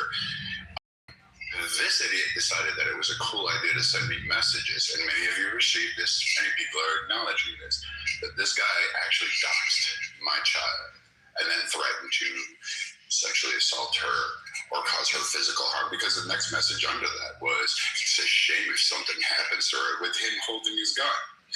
So this kind of escapade on here is prevalent with those that are on the extreme right. So whatever this idiot, this moron who, got fired from his grandpa's store, etc. He doesn't have a way in life. He's a sprinkler pack. These things that he's mentioned on stages about himself. There's no problem. This is the problem with listening to Republicans who are fake Republicans who come from inbreeding in the back hills somewhere and want to go in because they're not meant to actually stand up for values, not meant to actually protect the community. Instead, they would be the first ones, instead of fighting the man or standing up to the man, would actually go after, guess what? That's right, your children. So we should be concerned when we hear people argue on this point. I have fought this shiftest big line. I have fought with many others, but never once would I ever allow their children to be harmed. I would literally stand shoulder to shoulder with them and even take it straight and fight whoever to protect their children. But not these Republicans that, come from these little former plans that it is or whatever it is.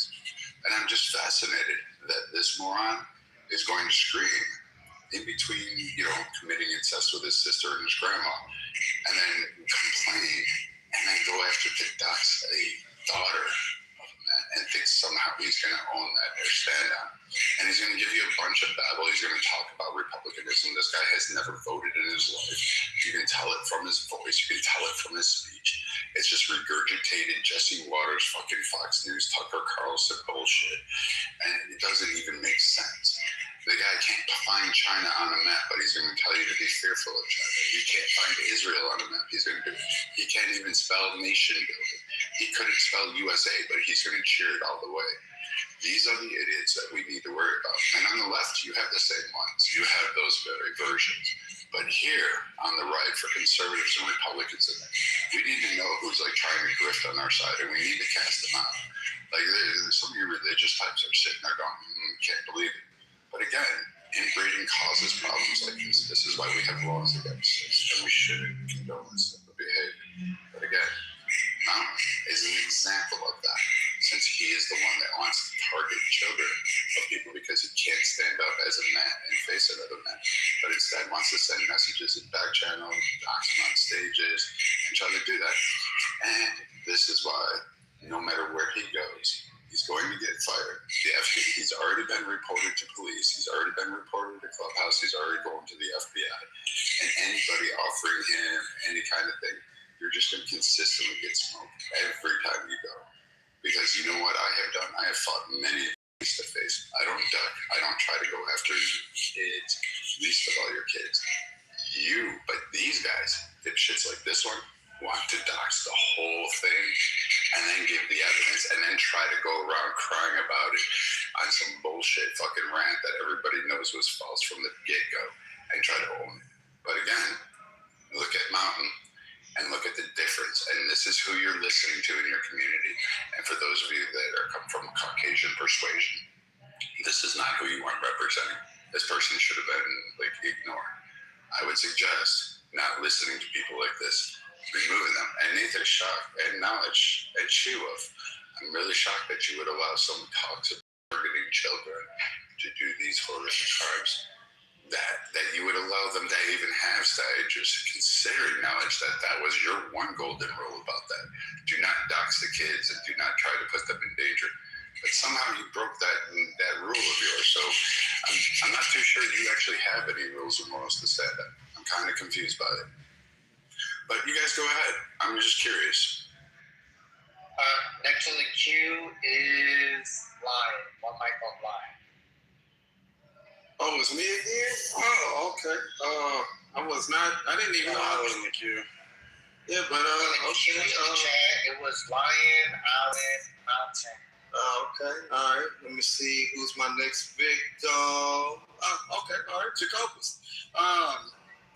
Yeah. So while we all step over Jacobus' dead, rotting carcass, I want you all to think really quickly about thanking God for the reason that you are not Jacobus. Imagine where you could be right now if you were some loser ass nigga who sits all day in somebody's house, not your own, smoking weed because you can't be with your family and you're a loser. You purposely create accidents at your job so you can try to get these false claims. Yeah, I said it, nigga. False claims. And I can't wait till they figure you out, nigga. Ain't nothing wrong with you. You are a fraud, nigga. You a professional scammer, a dirty New Yorker. And this is going to be such another shame brought to the name of the Jacobus family. God damn, you were just meant to lose. You were here to be somebody's food. And it's just terrible. It really is. Because in a country where you have ample opportunity to be all that you can be, you decide to be a fucking prostitute for them fake ass Jews. I just think not only is it comical, it's multiple emotions that are coming out at the same time. I'm laughing, I'm angry, I'm sad, I'm happy that it ain't me. And I feel sorry for your mother. I really do. I feel sorry for that woman. Because she had to endure just watching you grow up and fail time after time after time. Damn. Oh, so anyway, I'm going to move on to the guy Montaigne too. I figured, hey, listen, since everybody else is stomping you out, why not me? I noticed there were a few people who came off the mic early and they wanted to get their little lick in. No pun intended, Coco. I wanted you to know something about Coco. Coco is a IRS parasite. That nigga, whole purpose in life is to watch other people suffer and get paid to do it. And he is making fun of you for your ignorance because you don't know what communism is. You can't define communism. Man, it's sad. It really is sad. But yet again, this is a perfect example of what America produces. It produces morons. It has to be, you are so free here, you are free to be dumb and still exist. Nowhere else in the world, nowhere else can be this fucking retarded. And still exist, still be able to eat, still be able to get up and wipe your ass with toilet paper, actual toilet paper. Nowhere. Not some leaves, not some dust, not some dirt, not just to pop and squat and pull your pants back up and keep it moving. No, you get to wipe your ass on 2-ply toilet paper, maybe even Charmin of all things. You are blessed, Montaigne. You are blessed. I just want you to remember that as you're humping one of your close relatives. Think about that, all right? And then after that, I want you to think of Psych. Because Psych, he might want to watch that. Oh, and Jessica, she's really awful. Watch what? Watch Montaigne hump one of his relatives. What? Shoo. Sorry. Oh, don't apologize, Knowledge. You're next. You put me down 3 times, and it was unjustified. Can't you see that ice-skinned man that is 6'2"? I must be given justice in here. How dare you? You just got here, fucking dirty-ass immigrant. Your family swam over here in that nasty-ass sewage pool up there over there at the goddamn border, and then we give you jobs. We hoisted you up. We felt sorry for you. We gave you a couple of scenes in that Cheech and Chong movie, and this is how you repay me, an American. It's terrible. It's fucking terrible. Hey, and Alan, fuck you, you tunnel digger. I can't stand you. Indian, fool, not Mexican. No, they're not. They were Mexican posing as Indians. And Alan, I don't like tunnel digging mole rats who like to feast on the bodies of small children, so fuck you. All right, yeah, good day. All right, next in the queue is Yeah, well, thank you for that line, because I can start with you. That white woman you were seducing and taking into your bathroom, was we're assuming she was 5'2". The question I have, was she 240 or 255? That's just what I'm wondering. If when I'm done, you could clarify that. Thank you. Yeah, and look, again, Alessandro, he left the room. Everything he said about me, that was just him projecting. That means that's how he actually feels about himself, but he projects, he assumes everybody else did it. But I will repeat this again, because apparently a number of people have spoken since I spoke, aren't quite smart enough to get it. The reason why Mountain didn't respond is because those of us who've been around long enough and aren't mass idiots understand that when someone asks for a definition, what they are trying to do is distract a point the other person made. And they will never, ever be happy with the definition you give, and then they will argue over that definition, and you will never be smart enough or have the right definition, and you will end up mired in the, well, what does that word mean? And then it's over because they've won, because they've now frustrated you, and they think they've won. bad news for you. Mountain won that. You're just all too dumb to realize he did unless you realize that's what Alessandro did.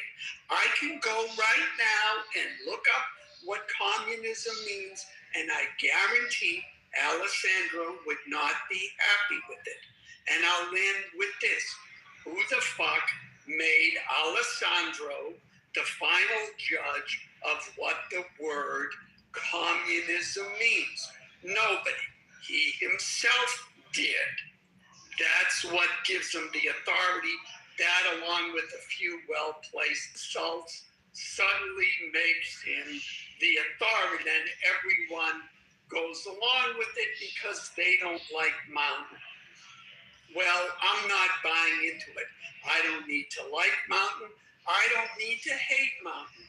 What I do need to point out is the fact that what Alessandro did is something that stupid people think is clever. The ones who actually have a little bit of knowledge, intelligence, and experience understand exactly what it is he did, and they're not buying into that stupid, dumbass, oh, I'm not a communist, yeah, he is, argument. Thanks, I'll land there. I'm next. Add me to this queue, knowledge. Yes. Next in the queue is Mountain. Mountain. Appreciate it. Yeah, I'm glad that Alan brought up the need to be liked.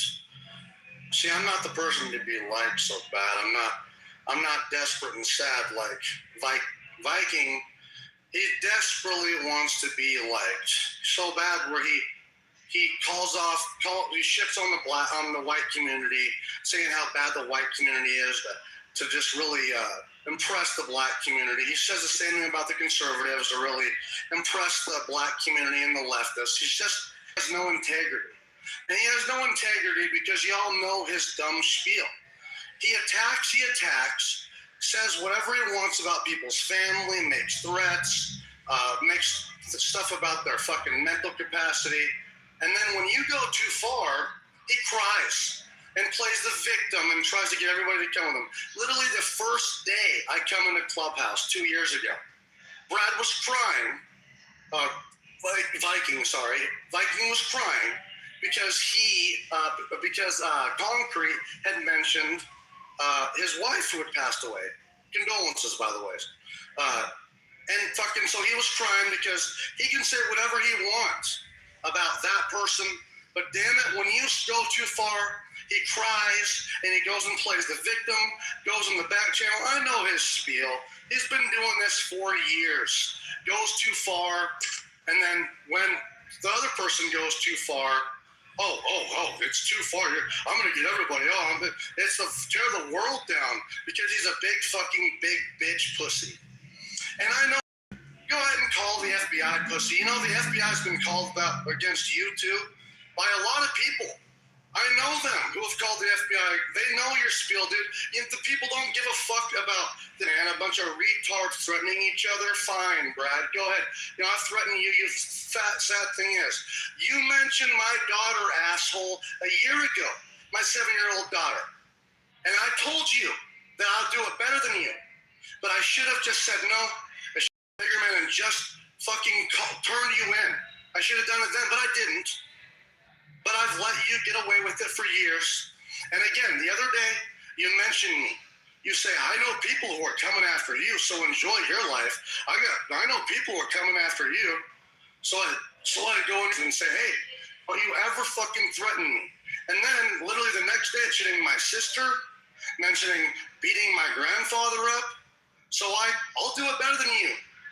Because I know, and I'm not going to say it, I have contacts too. I know exactly where, I can do it better than you if you want to dox me. And that's all I was proving. I'm not threatening anybody's family. We're friends, but don't you ever threaten me. But go ahead and be a pussy and try to ruin the room. I'm not going to do that. I'm going to continue to talk about the topic.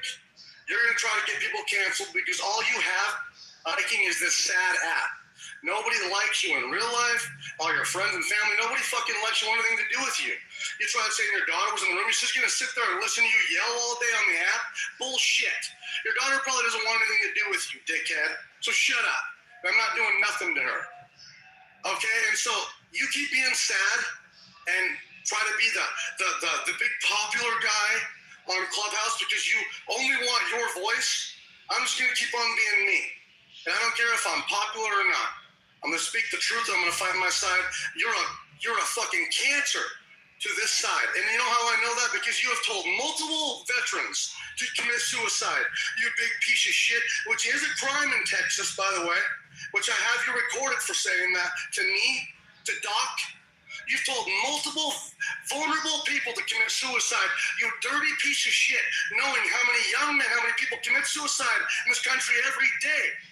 You don't have any fucking right being a big bitch pussy complaining the shit you have said. So piss off with your crying bullshit. Thank you, I land. All right, next with you, it is biking. We'll make on biking. So again, I didn't hear anything because I was actually doing work. I have to pay taxes so that people can stay with their sisters on EBT. But I'm just going to say this. I don't know what you're saying, but have a good one. Are you guys gone?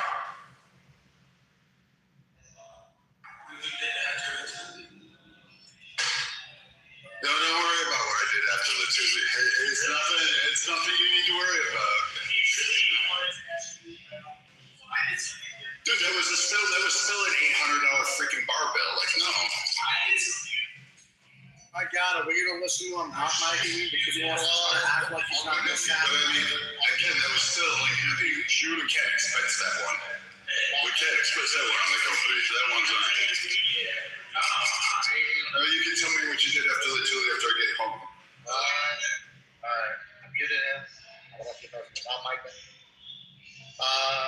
As of now, I guess nothing. That was the last one of the queue.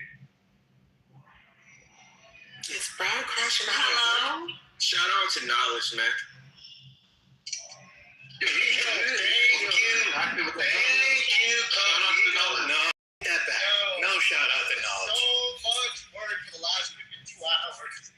Oh, going pew, pew, pew. Yeah. Shout out to Knowledge. He deserves the recognition. Hey, wait a minute. Did my turn get cut off? You were hot micing. You were talking to other people. I'm sorry. Go ahead.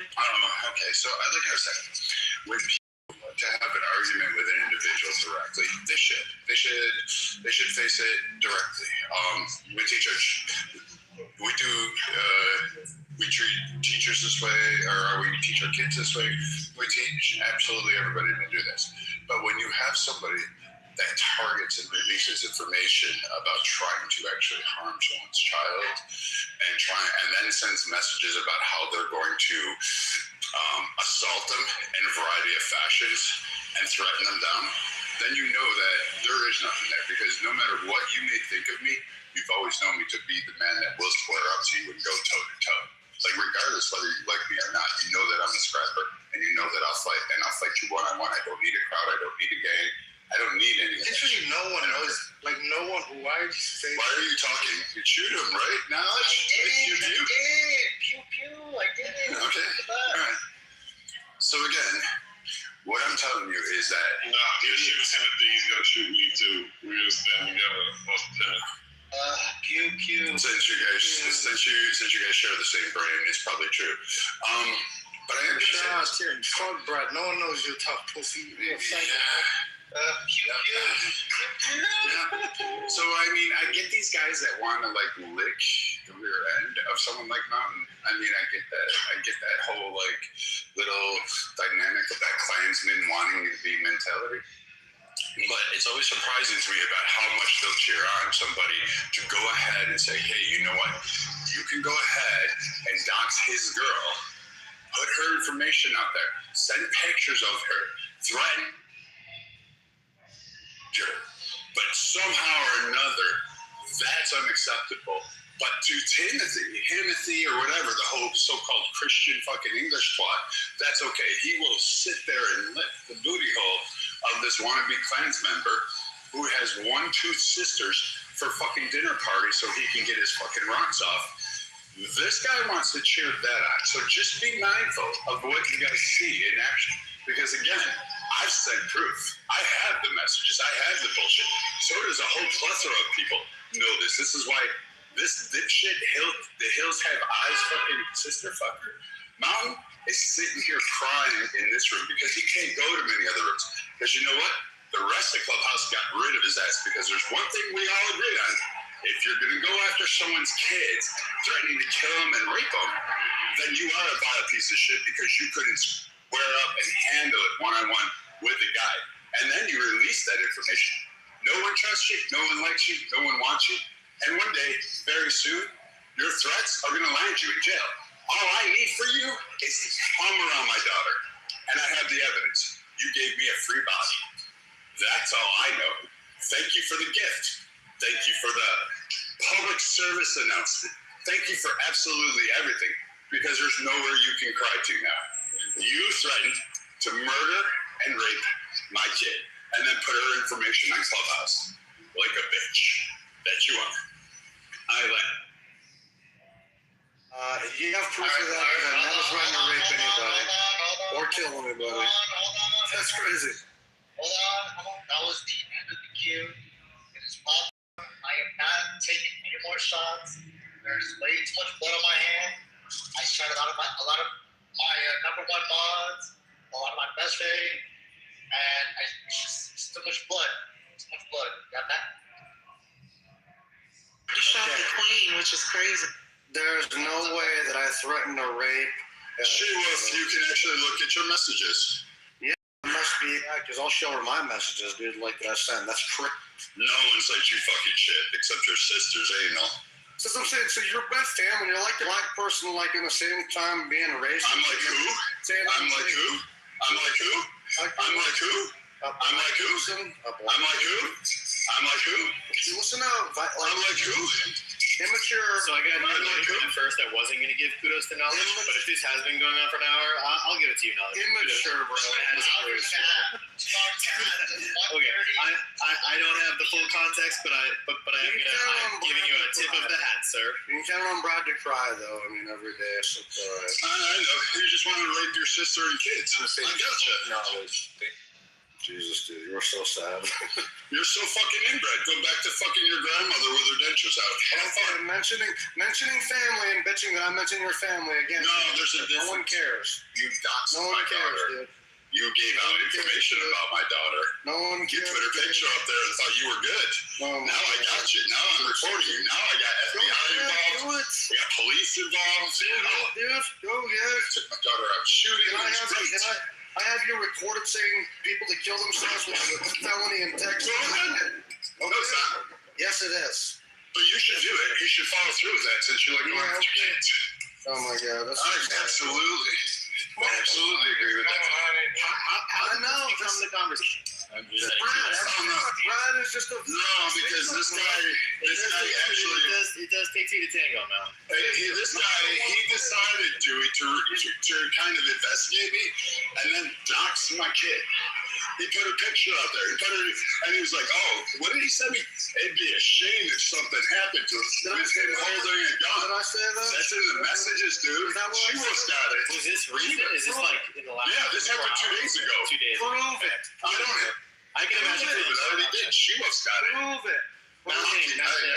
Are you categorically denying that you did those things? I did not say that I was going to rape this. Wait. Stop. Wait. Let's go one at a time. Yes. We'll go. We're going to go one at a time. Did you find a photo of her? Yes. And did you post the photo of her? To him. You sent him a photo of his daughter to prove that you knew who she was. I know where everybody. Because he was threatening my daughter. He threatened my daughter last year. I'll go back to that after this. Listen to me. He threatened my daughter a year ago.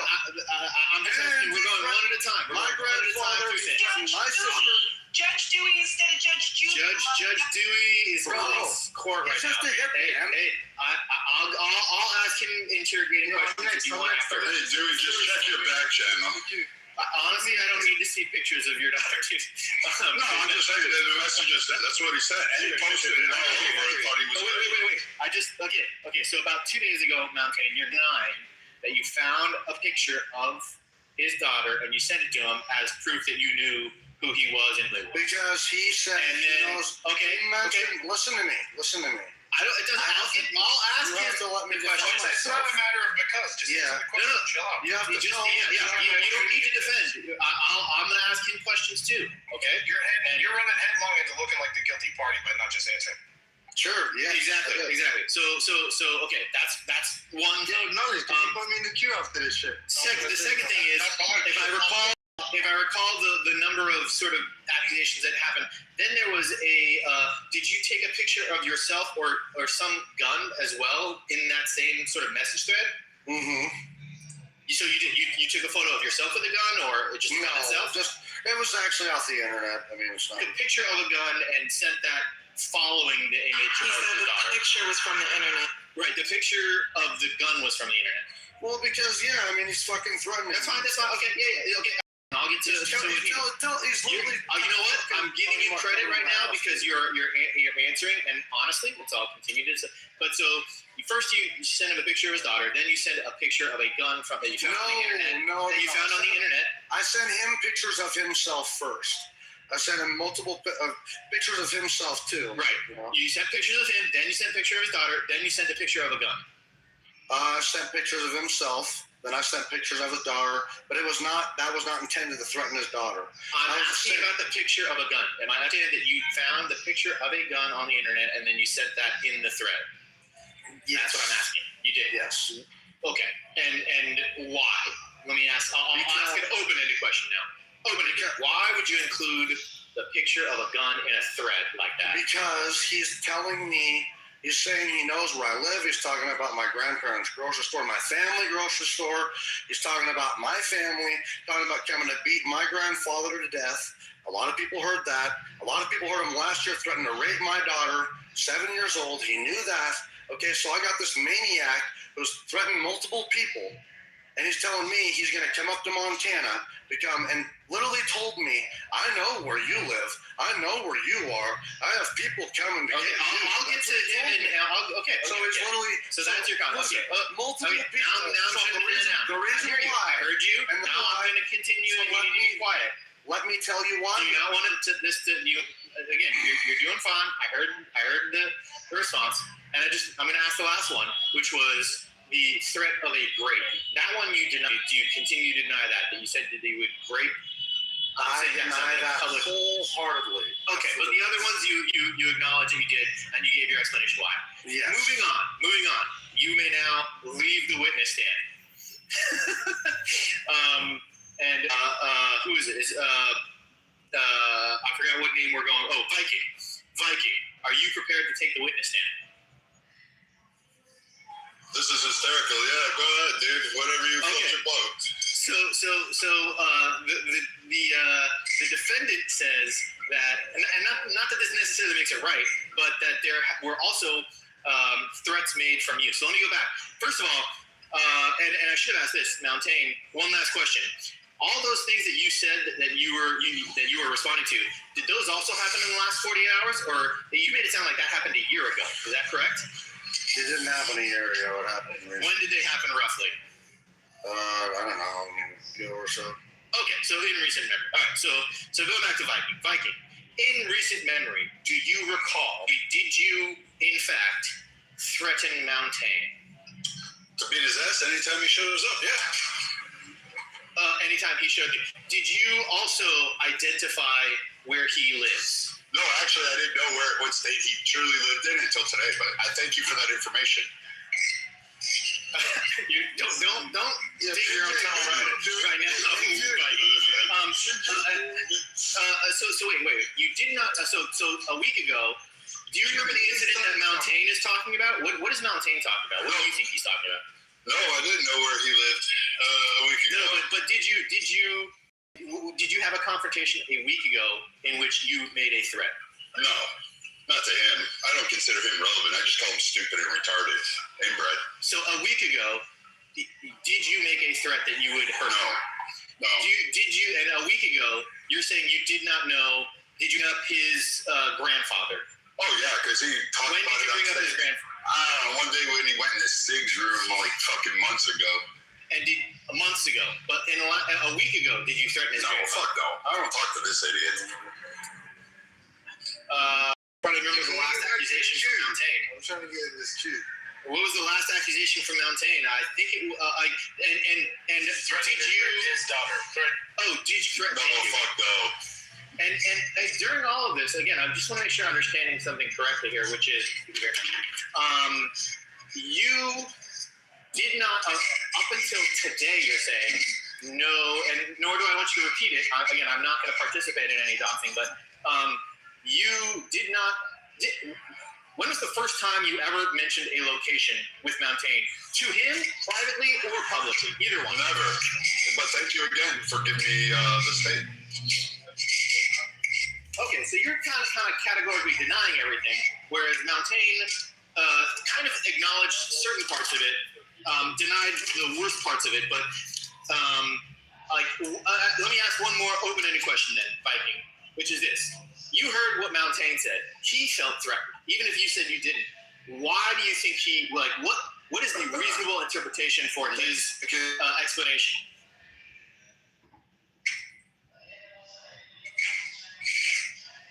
Hello, did you hear that, or am I in the Matrix?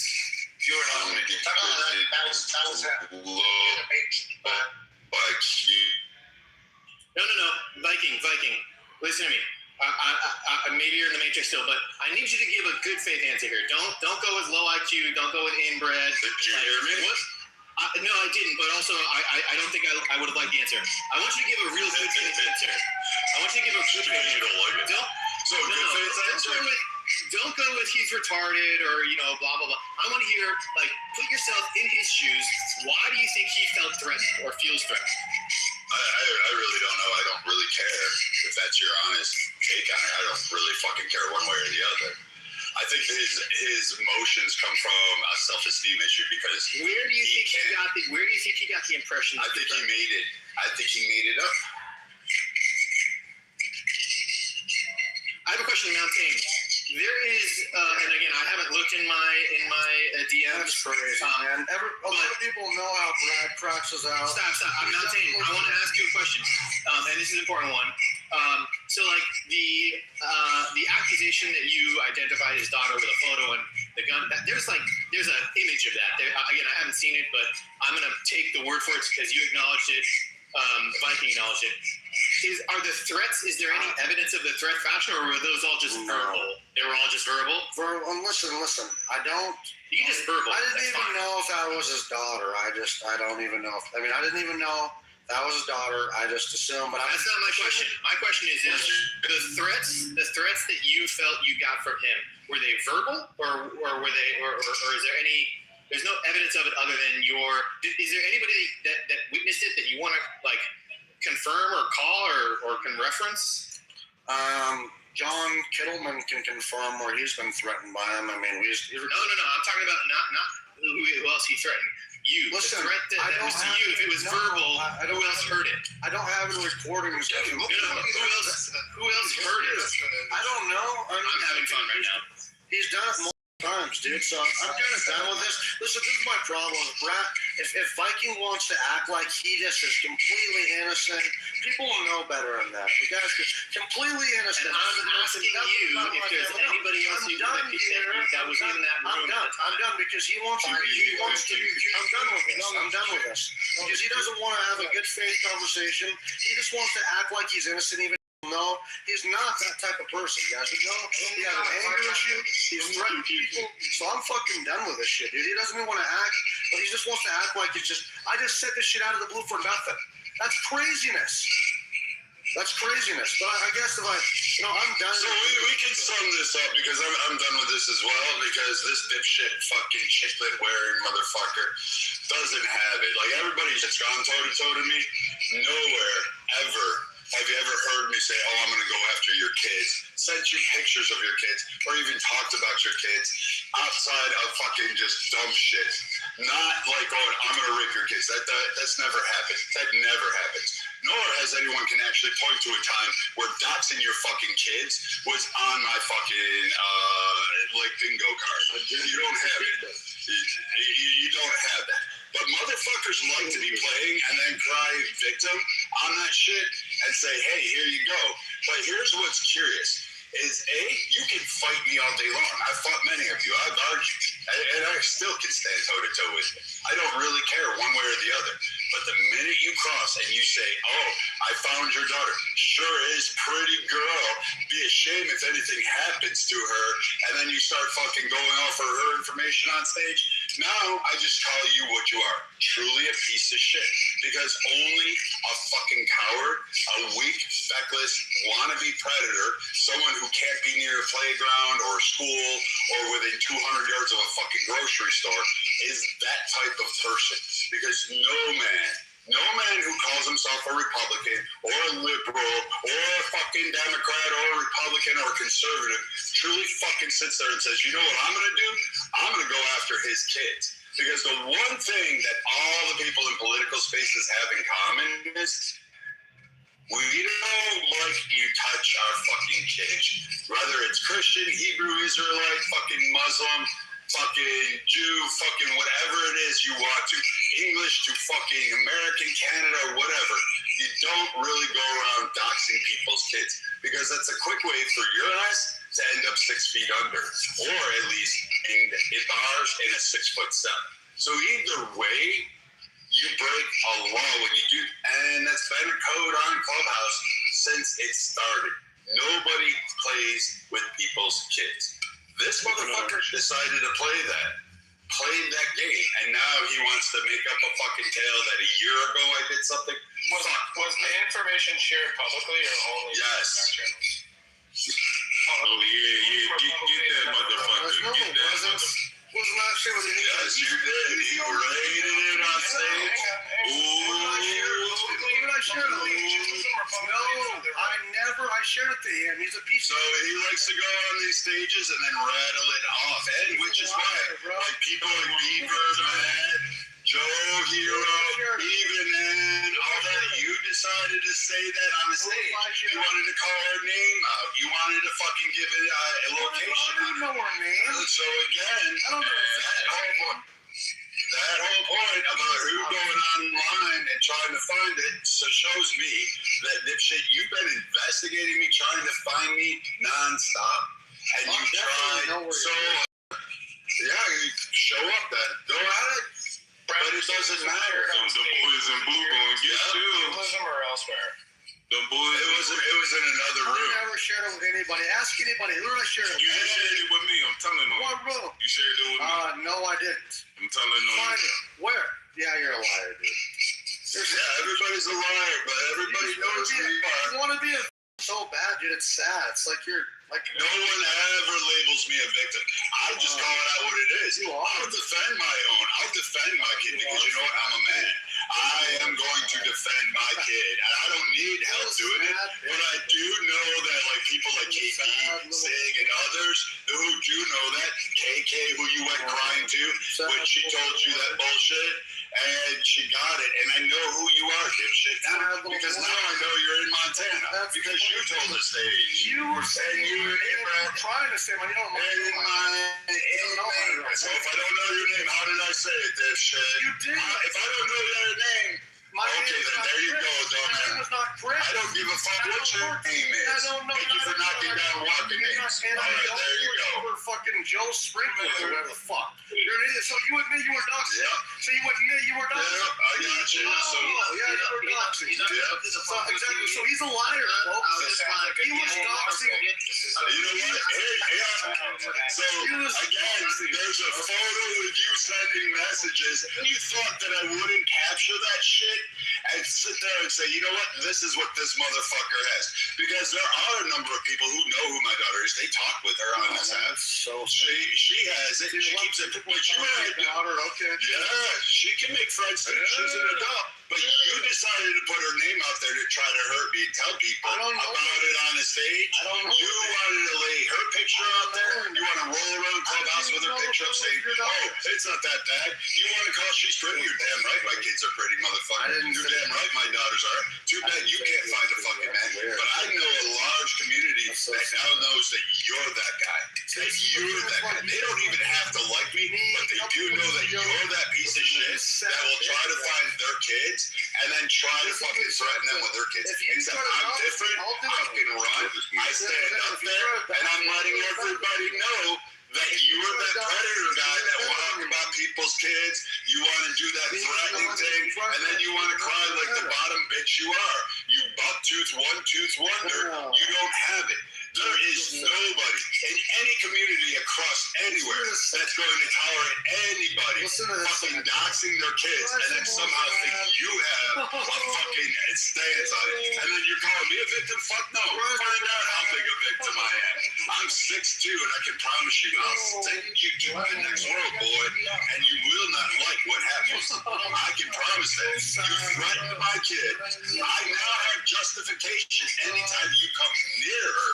Come near me, that I have the rational belief that you're going to try to hurt a kid. And that doesn't slide with me, man. That doesn't, there's nothing you can do. You will never, ever get that pass. And other guys that want to give you that pass because they just don't like me like I imitate, they can go ahead and feel that way. But when you fucking start doxing their kids, they're going to go, you know what? Fucking Brad was right about this piece of shit. This white wannabe fucking KKK member who wants to be the fucking triple Karen of the fucking crowd wants to cry.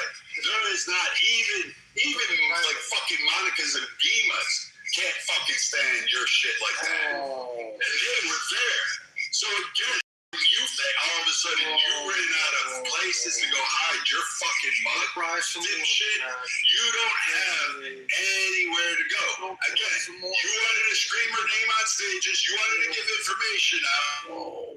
Brad, sorry, sad little boy. And it's lucky that beat on even further. But you decided to start talking about her and revealing her information. Meanwhile, sending me pictures in the back channel and then putting her little picture all around Clubhouse, thinking you were fucking cool, and saying, oh, be a shame if anything happened to your kid. But you know what? You did that shit. And that same night, I went to rooms and asked people, what do you think on this? Since this is already all around Clubhouse, here you go. Since this dipshit felt like it was cool to release all this information about my kid, what do you think about this? And you know what they all said? The same thing.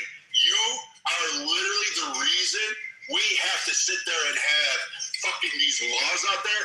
You're the guy that will fucking attack a girl on a subway car because her boyfriend told you to go fuck yourself. You know what? You're the guy on there that's raping your little fucking sister and thinking you're somehow a tough guy.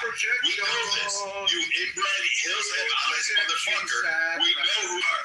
You're that class member. You're that KKK guy that not even gay wants you in there because they don't like it when you touch fucking kids. So you're this whole little fucking piece of shit that likes to go after kids and thinks somehow when a man calls you out on that shit saying, fuck no, you have a problem with it. But you wanted to go ahead and try to play that shit. And I can promise you, your fucking fake ass and your so-called family in Texas that's going to go after my kid that you said on stages isn't going to do fucking shit. Because I can promise you this shit, dip ass. Nobody is going to attack another man's kids for some fucking idiot in the Hills Have Eyes area that's fucking his sister because your feelings got offended when I called you a fucking retard for your political analysis because you can't back up the shit you say.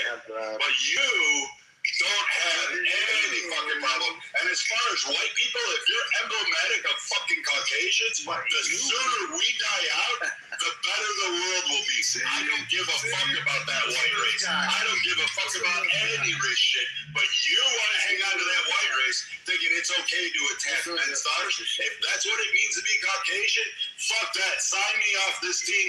I don't want to be white anymore. Call me black, call me Puerto Rican, call me Hispanic, call me a chocolate fucking monkey. I don't give a flying fuck what it is. You can call me a potato nigger all day long. I don't care. It won't matter to me because you know what? The sooner that white people like you are dead in this world and removed from the planet, the better off this country will be. The only reason we owe reparations today to people alive today that weren't affected by the past today is because of fucking morons like you. Because you are emblematic of what it was to be that fucking piece of shit. And you keep laughing, but it just shows how retarded you really are. You don't know anything. You've never graduated school. You've never amounted to anything. You're a fucking, what did you say you were? A lawn care guy. You spray fucking lungs and fix fucking sprinkler heads. Like, oh my God. So glad you have a seasonal job up north that you work for 4 weeks out of the fucking year, because that's how long summer fucking is. Holy shit, retard. Don't people and say you know more, you're better, and you know what it's like to struggle on here. Fuck you. Fuck. Guarantee, I promise you, your family's not talking to you, because again, a guy who says I'm going to go after someone's kids is fucking retarded. But I know you don't have kids. I know you don't have, because there's not a woman alive that's going to allow you near their kids or allow you around them. You remind me of motherfuckers who say it's okay to fucking 9-year-old be their bride and allow them to fucking do their wifely duties. You remind me of those motherfuckers. You remind me of these little white cave roaches that fucking want to sit there and ride goats where the fucking, quote, the men are men, but the sheep are fucking scared because you still raping sheep. You haven't fucking evolved, you haven't fucking figured out shit, and you never were supposed to be a fucking in charge of anything. There are. Here you go, black people. Here's the dumb part. White people have contend with idiots like this on a constant basis because guess what? They are retarded. They don't like you. They hate you. They want to use leverage to put you back in some kind of Jim Crow era. Want to fucking annihilate literally everything there is. They will sit there and condemn any type of cultural inferences that actually collaborated to helping them develop as a society. This motherfucker isn't contributing. This motherfucker isn't building communities. This motherfucker isn't designing policy to help bring equitable distribution. This motherfucker wants to just take and then accumulate it like Scrooge fucking McDuck while in between giving his sister chiclets for a full fucking dental set. That's what this motherfucker wants to do in life. That's all this is. That's all this white person wants to do. This type of white person is probably the most disgusting fucking person in this country. Because it isn't a black thing, it isn't a Hispanic thing, it isn't a nation thing. But this motherfucker will get his kinks up trying to target kids, and then he's going to come around and extol and fucking remove penalties for anybody raping an Asian woman or a kid, or anybody doing it to a black person or a Hispanic person. But he'll be the most outraged over a white person. But he'll fucking find everything they can to fucking dismiss any kind of crime on that. Meanwhile, trying to lock down the borders, even though this motherfucker can't fucking type on a computer, figure out fucking economies, can't fucking serve in the military, can't fucking do shit. This motherfucker can't grow a fucking tomato out of the ground, can't grow weeds, can't fucking even brew coffee, can't reproduce, can't find a woman, can't fucking even hold a job. But now somehow or another, this guy wants to be elevated to the top because why? He thinks somehow he's a white man and he deserves it.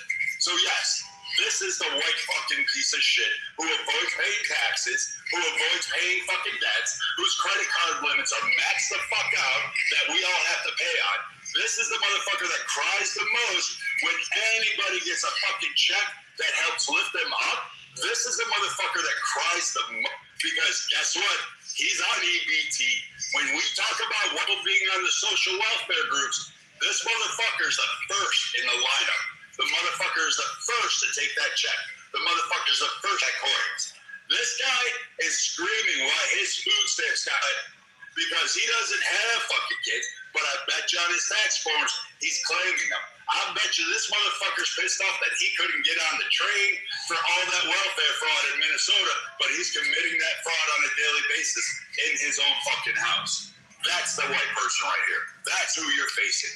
You want to end that shit? This motherfucker who wants to dox people's kids? What could also lead your society and say, I know more than everybody else is stupid. stupid. Meanwhile, he's trying to do anal on a grandpa while fucking molesting his sister and thinking somehow he's keeping the fucking skin color pure. Fuck that shit. Come on, Brad. Come on, Brad. What the fuck? I mean, the immaturity in this man, dude. I never heard of Brad be so in favor of get your therapy. He's a Democrat. He's a sissy Democrat. Get your therapy off. If you want any more crime, little bitch, He's not a Democrat. Yeah, he sounds like that. No, honestly, brother, it's kind of fucking cringe that he dug up photos of his daughter and tried to use that to like intimidate him. That's definitely weird. Well, he's bringing up my family too. He's bringing up my family too. So you don't care about. Brother, let me throw you a bone here, okay? He did it first defense is like relevant. Doesn't fucking matter, dude. If someone's threatening me, so you're allowing. So it's crazy how you let this piece of shit to get away with this, and that's why he gets away with it all the time, dude. Like I'm not gonna allow some pieces of shit on Clubhouse to lecture me. You're Still go. No. I mean, you're not gonna fucking lecture me, dude. You obviously don't have any fucking values either, dude. You let him get away with it. So fuck you, dude. I don't give a fuck if he's away. So you don't care about his behavior. It's just me. Always. Did I say that? Dude, fuck you. Okay? He brings up my family too. He brings up my family too. Doesn't matter, dude. You bring up my family, it's fair game, dude. And I never talked about raping his daughter. You bring up my fucking family, though, it's fair game. I match energy. I agree, though. This is still God's fault at this point. So he mentioned your family by name. Yes. And I never mentioned his daughter by name. I don't know his daughter's name. Brother, you dug up a picture that you thought was his daughter. Yeah, that's okay. Because he has pictures all over. That's weird, bro. Dude, you know what's weird? Him bringing up my family first. Think I would just do this out of the blue? Okay, what about Brad's actions make yours less weird? Dude, fuck you, Stilgar. Okay, you're not The answer is I don't have a better answer. Not too much. The answer is I don't have a better answer. Similar behavior. Fuck you. Yo, big ass motherfucker. Don't make us turn you into an anthill, nigga. No, I still got to cross the line today. And I'm not gonna lie. If I said I would take your dad's dentures out and fuck him in the mouth, that's not the same thing as digging up actual information what he about fucking you. said. He brought up my daughter. You're missing the point. You just don't believe in me. And if you're too you just don't dumb, believe that's me. cool. No. You just allow him to get away with it, and he's a bitch forever. Allow him to do because you're not saying shit. If you have no authority, then shut your cock-sucking mouth. Shut your cock-sucking mouth. Shut your cock-sucking mouth, Stilgar. People's opinions. These people in the top right-hand corner of the... Yo, bitch, shut the fuck up. You don't run this room. Stilgar, you gonna shut up? Are you gonna take pictures of my kids now? No. If you threaten my family, dude, I'll do it better than you, though. I'll tell you that. Well, you'll threaten your own family better than you? So he threatened your family months ago. You can't substantiate. No, he just recently in the Trump room just a week ago. He mentioned that my fucking family. Again, I'm not lying about names, or did he just say like? I never mentioned his family's names. But you sent him a picture of his daughter. Yes, I did. Okay. Because I know I can do this shit better than him. If he wants to, related to. Yes, he did because he mentioned where they live and shit, Montana. Like he's a liar, bro. He knew about that. So he mentioned. Where was that? Where was he that? Even tried to mention it, dude. I don't know. He mentioned the state in which they lived, and you thought the appropriate response to that was to send him a picture of his dude, this is so ridiculous, man. Just let him get away. You can check the conversation. Just say that. But again, I want to make sure I understand correctly because you are not fucking Dr. Phil. You're not Dr. Phil. You're your submission to you. Okay? He knows you have parents because you're a human, and we all do, right? So he mentions your parents and your family and the fact that they live in Montana, and the appropriate response for that is to send him off. I didn't know they lived in Montana until today. Yeah, you did because you mentioned our stores in Montana. Listen, you're on your last fucking straw, buddy. And you were like, nice, Chris and Bozeman. Like, dude, my name isn't Chris. You tried doxing me. It's crazy. Like, you tried doxing me, and you're just terrible at it, and you're just bitching because you're terrible at it. I'm better at it than you, pissy. And now you're just crying because you lost. check it out, man. I think the thing that I'm observing is like cut the malarkey, okay? It's weird to like go for. I mean, what Brad did is fucked up, yeah. I don't sing him back, and even if you did, like sending him a picture of his house, yeah, I did. That would be different from like a picture of his daughter. I feel like that when you involve somebody's kids, bro. He mentioned my daughter last year. I told you guys that. Oh shit! Well, damn. If y'all are, I guess if y'all are both being. A year ago, he mentioned my daughter. A year ago? Leave family out of this shit. A year ago? I never. I don't even know who you are. Brad, outside of your dumb takes. Rape my fucking daughter. No, I didn't, dude. That's so far from the fucking truth. Why are you acting? You are such a fucking piece of shit. You fucking leak out fucking shit just to try to fucking validate your feelings. You know who would do it? I know people on here that would actually say that to you, but no fucking. What was the exact thing he in regards to the thing, the art? What did he say exactly? I mentioned I had a daughter. He threatened he was okay. He said he was going to rape her literally 10 minutes fucking later. I'm gonna R. Yes. He said I'll fucking rape your children. He said I'll rape your kids. He said rape my daughter. He said he would rape my daughter a year ago. He was pissed off, flashing out. So what did you do at that point? Did you send him a message then? I messaged him in the background, yes, and said don't fucking ever threaten me. You messaged him a year ago? Yes. So are we talking about somebody 1 year old? No. He recently, again, we were in the Trump room. Dr. Adams was in there. Matt Poole was in there. A bunch of people. And that fucking asshole, dude, all of a sudden he comes up and he's like, I know where you live, Mountain. So I know where you live, Mountain. Up in Montana, I know where you are. And then he fucking said he was going to beat my grandfather to death. He fucking mentioned my sister again. He keeps on mentioning my fucking grocery stores. He makes up some bullshit lie and says that I got fired from my grandparents' store. When in reality, who the hell wants to grow up in a grocery store who wants to like work in a grocery store forever unless you own the fucker? I don't want to live growing like in a grocery store life. That's not my destiny. So I ventured off. That's why we just gotta call each other.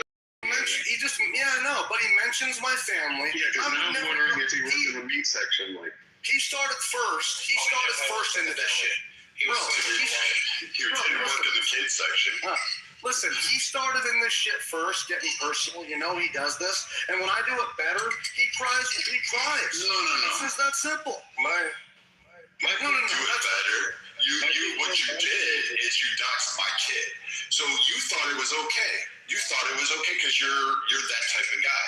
What I said about you fucking your sister, that is irrelevant. That's not my family. I don't give a shit. You're inbred family. I don't care. Again, I call them the hills have eyes. Listen to this hypocrite. So again, that's an insult, dude. That's not fucking threatening your family. That's the difference. Calling you a fucking freak and a fucking piece of shit Klansman, that's just calling it what it is. That's being honest. That's being you, that's me telling you fucking 2 tons of cum that fucking you swallow on a daily basis. I'm insulting you. You want me to keep going? I can do this. I can say this, you fucking one branch fucking family tree member. I can go down that pathway and say all of that shit. Because you know what? That's just insulting. But you know what I didn't do? I didn't go and look up your fucking family. I didn't threaten that, hey, I'm going to threaten your kid. I'm going to put a gun next to her fucking photo and say, shame if something happens to her. I never sure is pretty. Like you fucking redneck fucking incel. I didn't fucking do any of that shit like you did. You thought you were cool. And now you're sitting there going, I'm better at it than you, motherfucker. So you're going to fucking call her name out on stages. Give her information. You think people weren't going to come fucking running to me to tell me that shit? You didn't think people were going, heck? You don't think there are people on this app who know who she is? You don't. And first off, I would love it if your fucking pussy ass even tried. You would love it if my daughter would love it because beating your ass as a Hispanic woman would have been fucking epic. You act like I didn't teach my daughters to be me. You have another thing coming. You think they aren't tough? Like you think I'm tough? You crybaby little bitch. So you my daughters are 10 times. You threatened to rape Alan's wife, dude. So what makes you what? So you're just gonna lie and say you're innocent? I don't rape Alan either. You threatened to rape Alan's wife? No, I didn't, dude. She's nice just try. saying it. He's saying that, so he's a liar? Hey, Mountain, look at this, bro. Like, me and Brad have argued hella times for hours, bro. He's never said, I'm just saying, it sounds like you're saying some shit that I've never heard Brad say. No, dude. It's real. Bro, he threatened to rape Alan's wife, dude. How the fuck am I lying about this shit? When he gets mad, he wants to win. He'll say anything he fucking can. That's not a big fucking secret. What the fuck? I mean, come on. Extra to us? I don't fucking know. Yeah, apparently, because he's a dick sucker.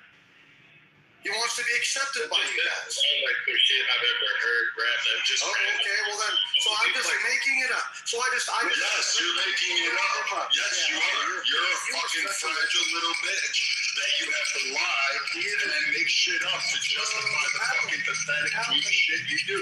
So again, you threaten your wife, dude? Good luck. Alan, didn't he threaten your wife? Yeah, of course he did. Just leave the room. Once Brad goes off, no other discussion. Anything you actually want to say in court isn't going to be received. Alessandro, stop that. Anything you want to say in court will not be received because we're not mothers. So yeah, we're in a big child room with Brad. That's my advice. All right, man. I'm out of here. I guess he'll never stop crying if I don't. So, but I don't want him to win, dude, because he wins by bitching and doing a complaint. That's how he wins. Yep. I'm not doing that. I'm not leaving. That's how he wins his wars, by crying and shouting the loudest and just being nonsensical. So he's just like a giant adult, dude. He's really sad, actually. It's you know what? I can. Actually, what is he? It wants nothing to do with it. You have. Well, my family wants nothing to do with it. But yeah, you're going to dox my daughter. Yeah. Okay, buddy. You think somehow you win on that? You think somehow you're smart on that, dude? It's not my fault you're retarded. I don't know what to do. You know what? Your daddy and your mom, they shouldn't have fucking did cocaine in that book. Dude, this is where he starts. They shouldn't have. Your creation should have been swallowed. You should have been swallowed, dude. At least the one time your dad should have got the asshole, he should have fucking done it. He wanted to say he should have done that. I bet you your parents sat there and went, fuck, what do we have to do? They left you on a doorstep. 52-year-old sad guy living alone. Pug licks peanut butter off his dick. That's the only pussy he gets. I mean, so it's sad. Really? Being 52 years old, dude, I'm sorry, bro. It's sad. I get it. I know. I miss my dog, too. I know you do, too. I know you wish you could be me. I know being employed is probably a perk. It's not hard. I'm sure you could get a job. Going to college and getting an education, that's not that hard either. That's not fucking difficult. Actually learning to read books, that helps. That actually kind of lives to life because, again, you learn shit. Learning how to add 1 + 1 and balance a checkbook would probably help your finances. Maybe you'd actually have, more than 20 checking account, I'm supposing. The idea that somehow you now want to go ahead and make up a fucking tale tells me that A, you're not that creative, B, you're not that masculine, because again, I can talk shit to who is it, Alessandro? I can talk shit. I've had fucking arguments with King. Everybody fucking back and forth. I've had Alessandro. I've gone toe to toe with He's called me every day to the book. But you know what we didn't do? We didn't dox each other's kids. We didn't say, hey, you know what? I'm going to threaten your kids. I'm going to do this. I didn't do any of that shit. I've had arguments. Let's see. Oleg, She-Wolf. Never once did I go to She-Wolf and say, I'm going to threaten your kids. I'm going to dig up photos of that. Nope. Oleg, nope. Even fucking Doc. Doc has said some of the most egregious shit. And I said it right back to him. And you know what? None of that involved my kid. You told him to commit suicide. None of that involved my kids. And you didn't do it. He didn't sit there and threaten my kids and put a picture up there and then say, my family down there, I can go target your kid. I'm going to go target my kid.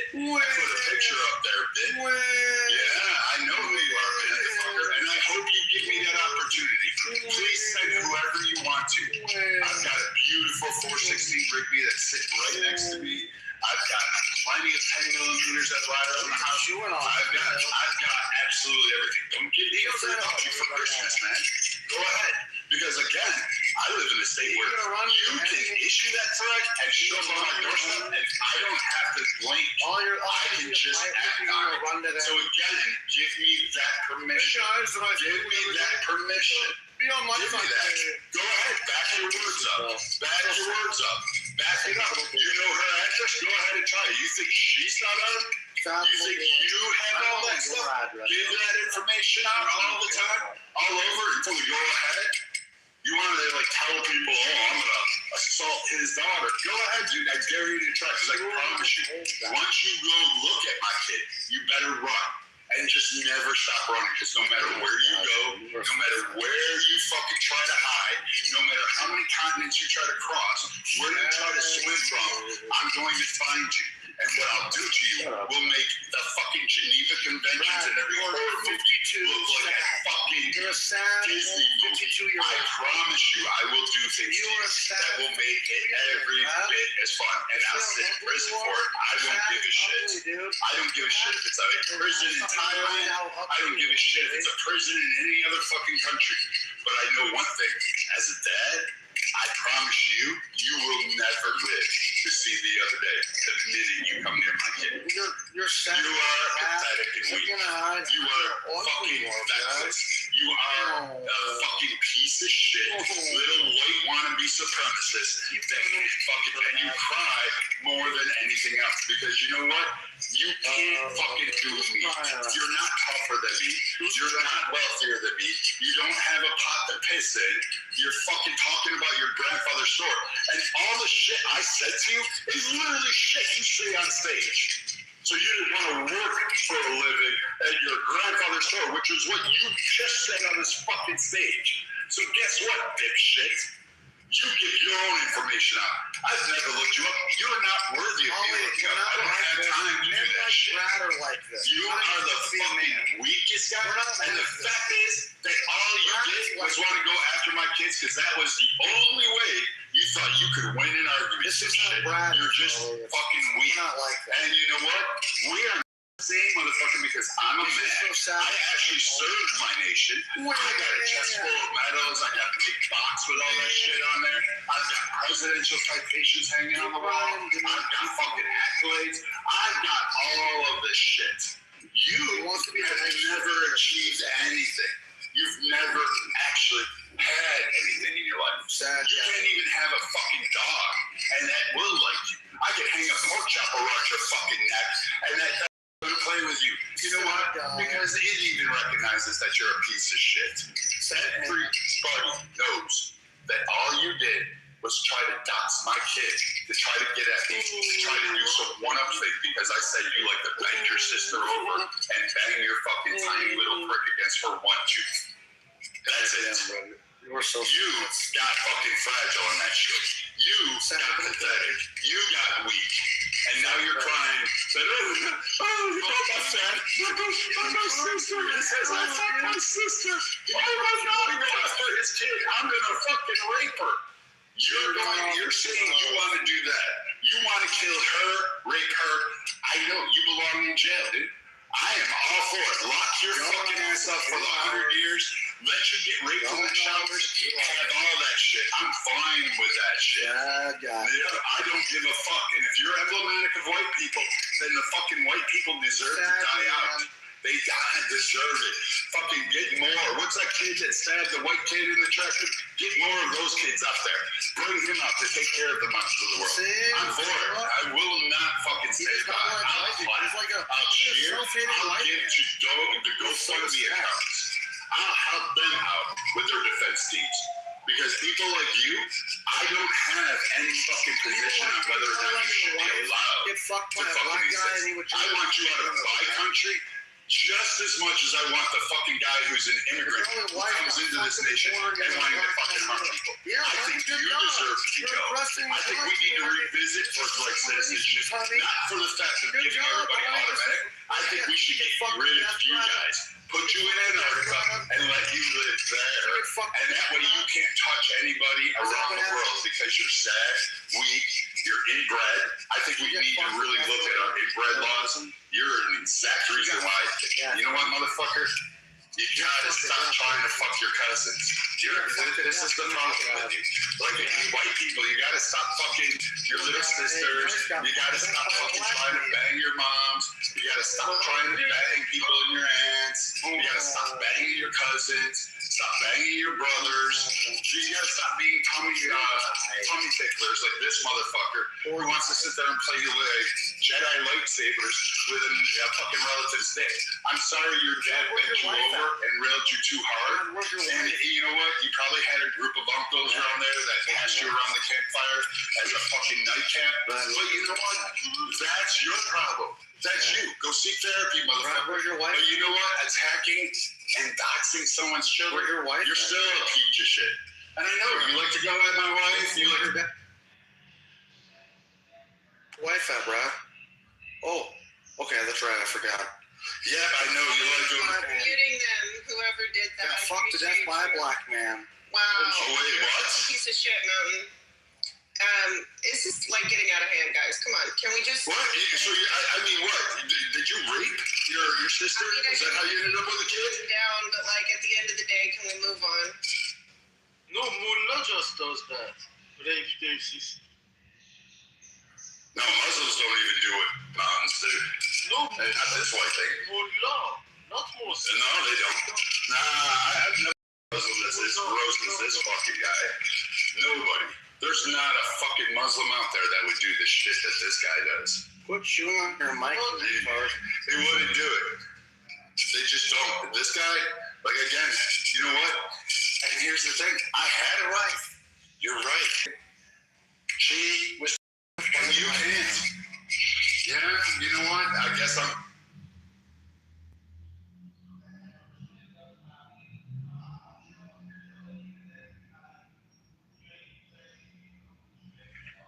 Ooh, grooves from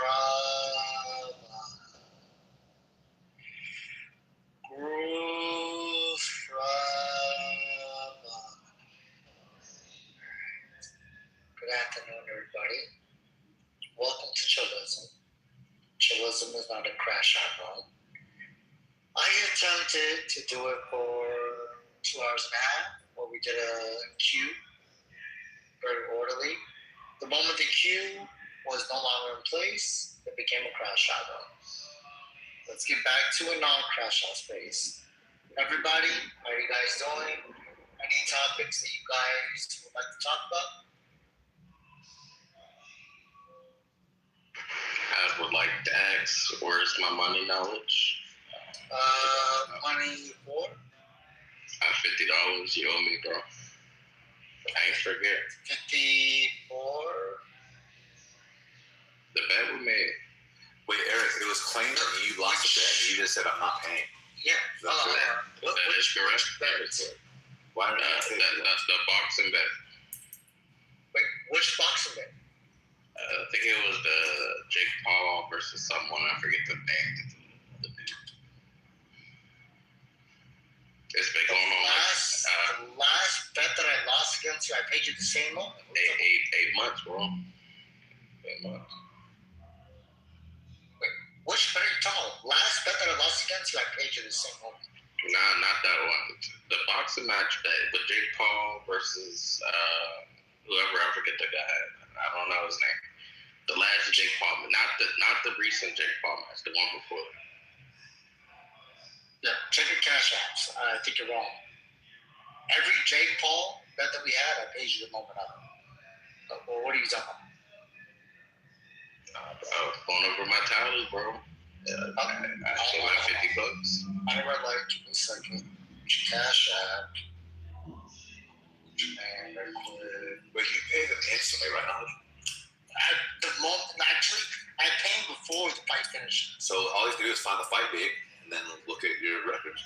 Yeah. Right now. February, I paid you. I was gonna make a bet. Which fight are you talking about? February 8th. Yeah. Let's see. That's That's a Jake Paul fight. That's the most recent one, right? Most recent Jake Paul fight? Yes. Now I'm talking about the last one, not the most recent one. The one before that. I paid you. Says February 8th, July 12th, June 29th. Which one are you talking about? Was that his last fight? I paid you for both last Jake Paul fights. Jake Paul fight.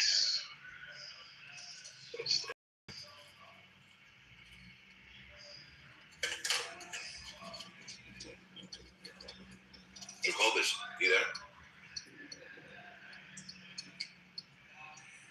Yo. Hey, how many pulls can you do? Maybe like 7. You gotta get up to 10. I poured water on my head for you, so you gotta get up to 10. I'm gonna help you. You know, I said to listen, so I'm gonna do that. You strengthen my body, no homo. I'll strengthen your spirit. Thank you, sir. I just want to clarify for the room. I've paid every single bet ever made. Eric, you want to bet that he paid the bet? Hold on, I'm searching, bro. Give me a second. I think the exact fight. The last Jake Paul fight, yes.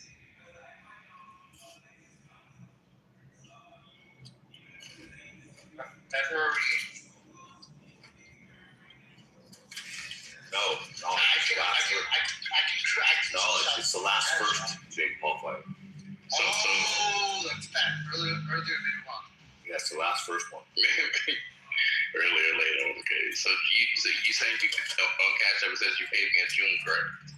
It says I paid you on February 8th. And before that? Before that, July 12th.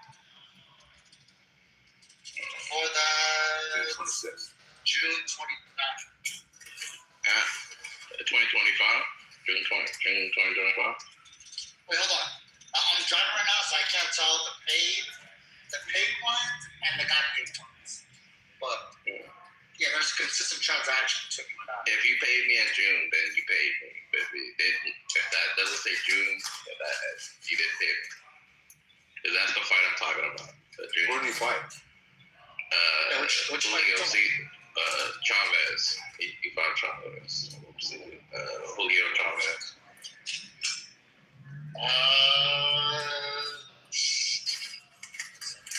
I'm driving. Give me a few minutes. When I get to the house, I'll do it. Because I know I did make some bets with Chavez, and I don't know if I went for or against. I'll look it up.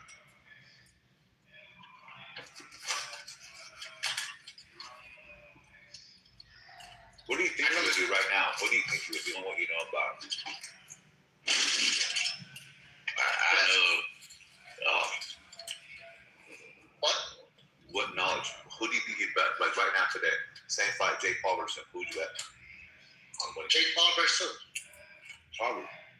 Chavez?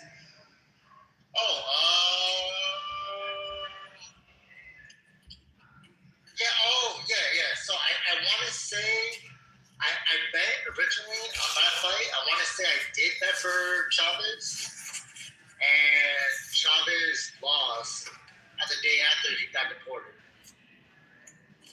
Did you really? Yeah, he did. That was a really good, big controversy.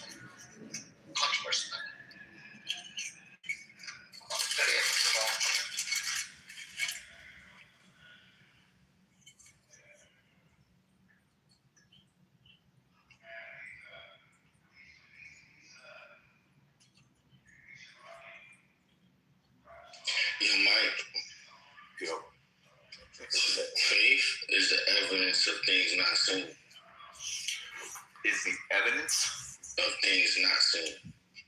That didn't make sense. Yes, it does. Okay. All right, so faith is the substance of things hoped for. That makes more sense. So faith is the evidence of things. It's a belief. No. So, but look, faith is the evidence, right? Mm-hmm. For things that are not seen, right? Yeah. Okay. So if I said, what's the evidence for this thing not seen? You'd be like, faith. No, not that. We're not talking about that. Okay. So faith is the evidence for things not seen, right? Right. So let's just say you're trying to tell me that something exists that is not seen, right? Mm-hmm. And I ask you what the evidence is, right? What would you say? Say it again. Okay. Suppose you're trying to convince me about a thing that can't be seen. Okay? Right. And I said, what's the evidence for that? What would you say? The substance of things hoped for. What it look like, though? Okay, so when you say the evidence for this thing that exists that can't be seen is the fact that I hope that it exists? No, not the hope. The substance of it. The substance of a hope is basically your feelings behind it. All right, so I'm going to give you a few examples so you can see what it looked like, right? You can't see what it looks like. You could, in a story, you could. Not a story, though. But you know the story of Cain and Abel? No. There's two brothers, a brother that killed a brother. Okay. And both of them made an offering to God. And God liked one of the offerings, and God didn't like the other. Okay. So, Well, one second. Sorry, look out the phone. Eric, I'm going to the DMs. So we make all of our bets to the DMs. We have one for October 25th. I believe that was paid. After that one, October 29th, just read it. 30 is good. It was paid. And after that, we had February 4th. That was paid. I don't have anything after that. Yeah, you don't remember the one we made with Jake Paul? No, I'm not saying it didn't happen. I'm just going through the DMs. Okay, hold on. I want to hear what you're saying. Go ahead. Look. Eric, I'll hold you your word. If you're saying I made the bet, I'll pay it up. If you say I didn't, it's good. I was just going over my post. No, me too. I'm looking at it right now. If you say I made it, I'll pay it. Okay. I don't see it in the listing. All right, go ahead, Jacoby. All right, so look, I'm going to make it real easy. Because even your people know about the flood. So by faith, Noah, being warned of God of the things that was to come that wasn't seen yet, he moved with fear. He prepared an ark, saving his house, by which God was condemning the world, and he became an heir to those of righteousness. So he did all that by faith, Noah. After being warned, everything he prepared for, everything he did it by faith. And faith is the substance of things hoped for. So Noah hoped to be saved. But the thing that kept him going was his faith that he was going to be saved. But you just changed what you said, though. No, I just gave you a bigger picture of faith. No, well, I agree with the second explanation as to what you believe faith means. Yeah, and I told you what it looked like. No, it's not. Well, no, you just gave me an example of somebody maybe applying faith to their feelings. Like if you have faith that your football team is going to win, it's because you want them to win. The only thing that you have faith that exists that you probably don't want is the devil. No, you ever had faith in someone? You're not a woman, but women have, your wife, she has faith in you. No, she doesn't. Yes, she does, nigga. That's what she doesn't. No, she doesn't. Oh my God, you're so slow. So look, let me show you what faith is. You know what abduction is? What the fuck, no? Do you know what expectations are? Yeah. Okay. So if you have an expectation to something, right? That means you're holding somebody to a standard. No. So look at us. Yeah, a little bit. A little bit. That's exactly what it is. Yeah. So when you sign a contract with somebody, there's an expectation to fulfill the contract, right? Right. Okay. Is that faith? No, but the way she's moving, say you and her get married, because I don't look at marriage like a contract. I look at it like a covenant. You agree. What's the difference? A contract is, like you said, you two make a deal. If one of you doesn't fulfill that part of the deal, you both could walk away. It's a contract. No, that's a type of contract. Yeah, but that's basically a simplified contract. No, but there are other contracts where maybe you don't walk away. And when you sign that contract, that's the deal. Yeah, but if you don't fulfill one part of the bargain, you got up and leave. No. That's one type of contract. There could be another contract to say, even if such, where we don't fulfill the contract, you can't get up and leave. You have to do X instead of that. So what you liken that to is like a covenant. A covenant is where a greater party. I'm just saying there's no difference. They're both contracts. No, there's a difference between a covenant and a contract. No, there's not. I think one way that they're different. Emotional. That's why you say your vows. No, a covenant. Or like there's an emotional like promise, and then there's like a legal one where that's fine. That's fine. I mean, to me, they're both contracts. All right, so look, let me just say what a covenant is to me. I want to hear this, bro. Yes, because it's not fair. You get to say your view of marriage is a contract, and I get to say my view. You already said it's not. Yeah, but you don't know what that means. Yes, I do. It just means it's not what I'm saying it is. No, it's not. It means a greater party makes a deal with a lesser party, and even if that lesser party doesn't fulfill their part of the bargain, the greater party does. Okay. So so that's different. No, it's not. Yes, it is. No, so basically, your wife has faith in you. But both are contracts. No, one's a covenant, one's a contract. So look, let's go back to the story. They're both contracts, bro. If I make a contract with my fucking kid over like Monopoly money, this one's real money. It's still whatever. So let's look at this. Your wife still has faith in you. No, she doesn't. If she does, you can ask her right now. He has a plain semantic. I think it's just the loyalty part of it, brother. No, dude. There's an expectation. That's what it is. Right? When you have an expectation, but look, just for the sake of conversation, I could say, okay, look, the type of faith that you're talking about is something that she hopes to be true or wants to be true. I don't have an issue with that. Yeah, but she lives by it. No, she doesn't. Okay, fine. Whatever. Even if that's the case, right? Is she walking as if you're not going to do it? No, she's walking as if you do it. She has an expectation, bro. No, it's called the cost benefit analysis. You ever heard something? You ever heard the fucking you get's not worth the fucking you get? You ever heard that? Is not evidence. Have you ever heard that? The fucking you get's not worth the fucking you get. So if you have a wife and you fuck another lady, the fucking you get from that other lady is not worth the fucking you get if your fucking wife finds out. You lose your family. Worth the fucking problems. And not only that, too, then you're just this kind of person that has the ability to just be fucking betray your partner. Right? No, we're not only talking about. And what happens is you have that sense of character. Is you establish some type of character, like the shit that was going on today, for example, right? I've argued with a lot of people. I don't think anybody would ever believe any such thing if somebody made the claim that were being made earlier. Because the reason why. The reason why. Okay.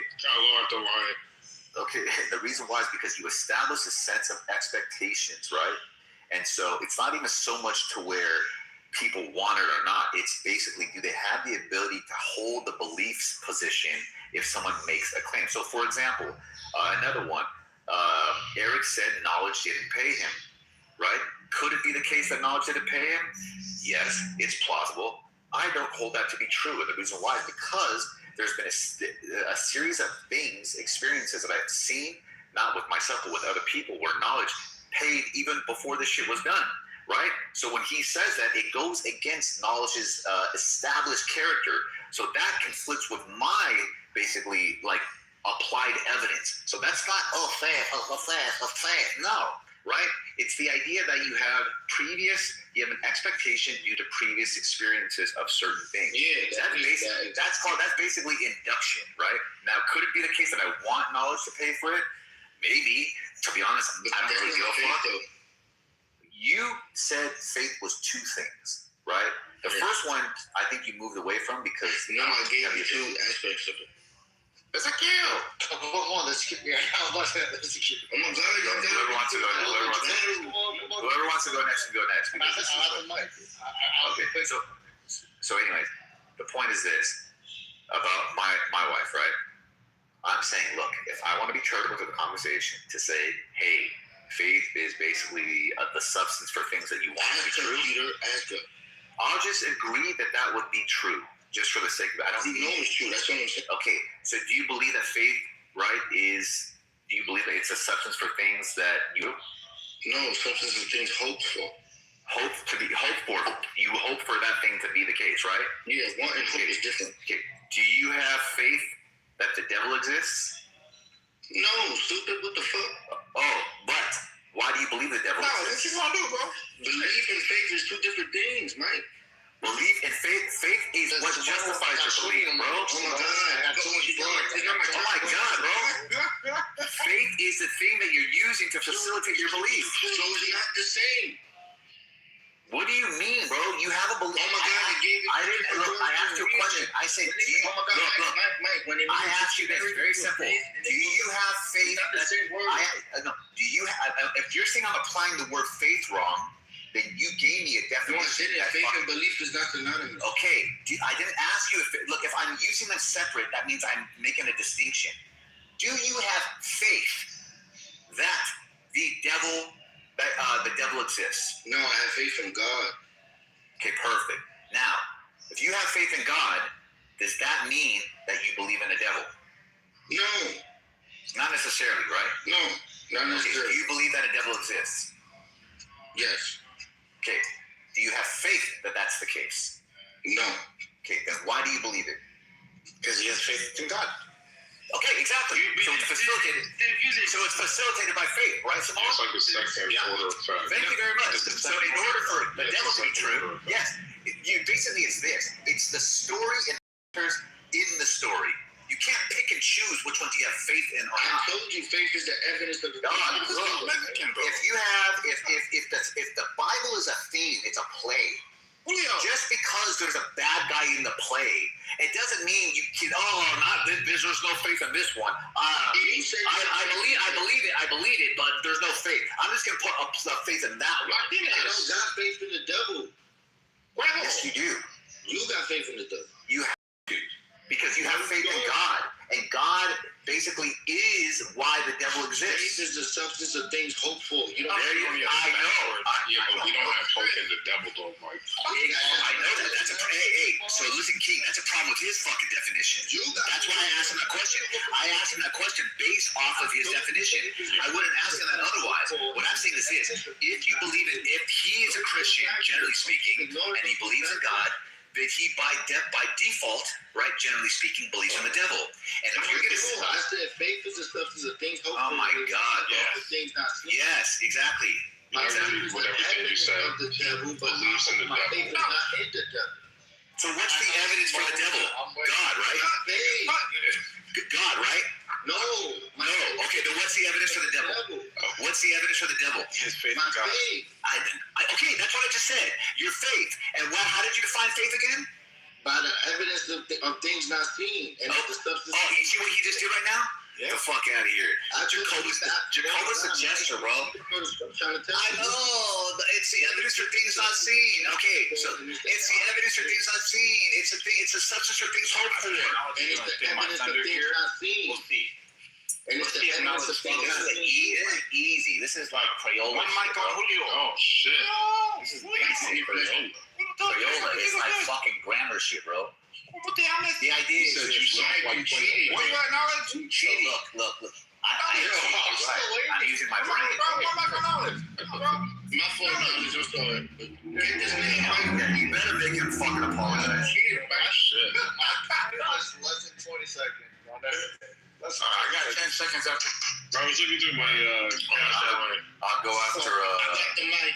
So, no, there's already a queue. I know. I'm after Samoa's.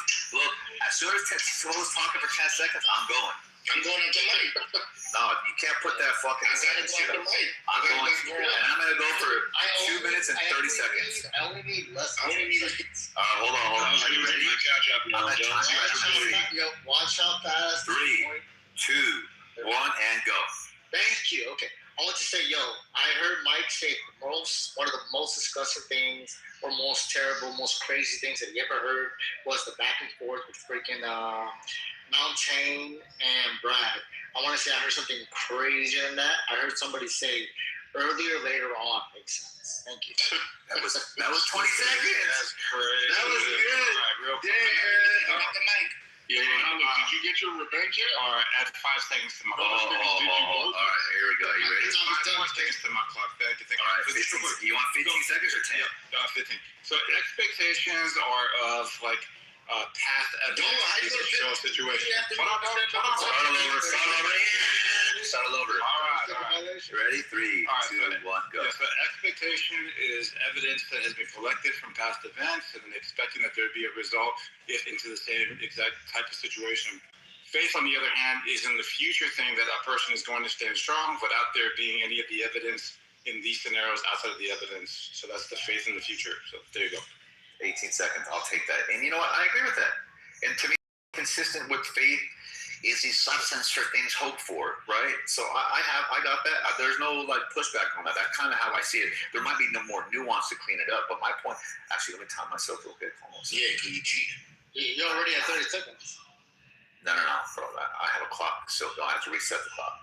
That was 17 seconds. Okay, look. So my point is this: is that when I asked him about the devil thing, right? It's applying this whole hope thing, and notice how he went back to this other explanation. Right? The question is this, Jacobus, right? You can answer this. Do you ever shut off the definition of faith is the substance for things hoped for? If you do shut it off, right, that means you're going to special plead in some cases. If it's the case that that's what it means, or that's one part of it where it's always applied to the thing, right? Then I'm saying, look, if you have faith in the devil through the fucking belief in God, then I'm sorry, brother. That's like the case. And why wouldn't the opposite? Then why wouldn't you? If God made it, shouldn't you want it? No, stupid. Look, let me say. If God made it, is a part of, if God made it, is it a part of God's plan? If God made it, is it a part of God's plan? Yeah. Then do you want God's plan to come to fruition? What they got to do with faith? Yes or no? Yes or no? Do I want God's plan to come to fruition? Of course. Okay, thank you very much. Checkmate. I'm putting my phone on my ball and I'm rubbing it right now. Stick your tongue out. Stick your tongue out. That's prophecy, though. Thank you. It doesn't matter. Everything that happens that doesn't happen, everything that happens that doesn't happen is a part of God's plan that you want. So if it's the case that you want God's plan to come to fruition and God makes the devil's a part of God's plan, and if you want it to come to fruition, that means you want the devil to be the case. Thank you very much. Have a nice day. Goodbye with 1 minute left. Thank you. More love. You confuse faith and prophecy. Why would you do that? I'm giving you an extra minute of my time because I whooped your ass and you need to walk it off. All right, so look, when you say this stupid shit about prophecy, I don't understand that. So let me just explain this. But you answered the question. That supported what I was saying. No, it wasn't. So faith is the substance of things hoped for. Substance. What something is, despite everything else around it. So you must keep that definition inside faith. Secondly, faith is the evidence of things not seen. So just because my faith in God is the evidence of the evil things in the world does not mean I have faith in the world. I have faith in God because I have faith that God will save me, and I live by that. So the just shall live by faith. So by me living by my hope in God, that is an example of my faith. That's what faith is. So faith is the evidence of the things not seen. And faith is the substance of things hoped for. I don't have faith in the devil. I doubt any of you have faith that the devil will come save you or do anything for you. No. But my faith that God will come save me is proof of the things that are unseen around me, such as the devil and his wicked ways. That's different, Mike. You confusing prophecy for faith. In your faith, prophecy come true. Enoch, he was translated to God by faith. Abel offered up the sacrifice to God by faith. Sarah, when she was like 80 years old and she got pregnant, that was by faith. Faith is not this magical thing that you think of like you believe. Believe is different. Anybody, even the devils believe in God. But believing and faith, two separate things. Where we believe in God. You don't faith get it. is what you like. I don't know why you're saying faith. When you have a belief and you ask for the justification of the belief, and then someone says faith, do you know at that point they're making a distinction between faith and belief? That's what I told you. Okay, so like by You telling me that is not saying anything. The point is, you confusing belief and faith. No, I'm not. Bro. You believe that your basketball team going to win. That's not faith. That's stupidity. No, I hope my team's going to win, right? No, you believe they're going to win. Really? Why is that? That's what you do. No, why would I, though? Why would I believe they're going to win? I don't know how Gentiles think, bro. No, okay, fine. Why would you think if you had to guess? Would it be because they won other games? Would it be because they're playing a game with statistically worse stats? Would it be based off of that? It's something called evidence. So you calculated it. Yes, cost benefits fucking analysis too. That's not yes. hope. Calculation and hope is No. Hope is a preferred outcome. And you calculating this out. Determining who's going to win is based off of things, analytics, that either are accurate or right, but they're in your head. You're processing information. So, for example, who's going to win, God or the devil? That's not by calculation or analytics. I'm asking you, sir, who's going to win? God going to win. Okay. Is there any chance the devil can win? No. Why? Oh, hold on, King. Why is that, sir? Is it the case because the devil doesn't possess the power to do so, correct? Because it's already written. Okay, and who wrote that? God wrote that. Perfect. Does the devil have the power to even come close to challenging God? No. And you know that, don't you? Yeah. And do you take that in consideration when I ask you who's going to win? It's not based on calculation. Do you take that in consideration when I ask you who's going to win? No. Then what are you basing it off of? Faith. Faith? Yeah, the substance of things hoped for. Okay, so that's a separate question. I didn't say, do you want God to win? I didn't say that. Yes, you did. Look, pay attention. Ladies and gentlemen, look, the substance for things hoped for. I didn't ask who you hoped would win. I'm asking you, who do you think will win? And what I'm saying is that there's two separate questions, right? The same thing as belief. And when I said, who do you think will win? The first thing he said is written, which refers to somebody basically told the story, which to me says there's a power dynamic in somebody narrating and creating the story, which is God. So what happens is you factor in the attributes in comparison, or that's competing. That has nothing to do with who you want. No, you calculating. I ain't calculating. No, that's what you did, bro. No, I didn't. You calculated. That's what you did. You calculated. I didn't. Okay, one more time. Watch this. I'm going to get you again. Why is it the case that the devil can never win? Because God says so. Exactly. Right? Because God says so, correct? Right. Okay, and the devil can't outpower God, right? Yeah, but I don't know. There it is. You don't know that? How the fuck I'm gonna know that? Like, I don't care what you. No. I didn't ask you the justification, or I'm sorry. I didn't ask you what you know in the sense of could you be wrong. I'm saying, I'm saying this. Are you factoring in certain things? No, Mike. Hold on. I'm saying, do you factor in certain things? And you did. You gave me your reason. No. Hold on. I know this is. I know what it feels like. I know what it feels like. All you did was factor in. You asked me if I hope. Okay, I know what I asked you. I know exactly what I asked you, and I know exactly why I asked you, right? And all I'm saying is this. All I'm saying is this. Look. All you did was say exactly what I thought you would. You asked me two different questions. That's fine. Look, that's fine. You asked me questions. Look, I hope God is going to win. I never asked you who you wanted to win. I never asked you that. I never said you said that. You said, do I know and do I hope? I never said, do you know? I never asked you that either. That was the last one you asked. I never asked you. I said I didn't ask you who you know. Yeah, right. So I asked you why you think.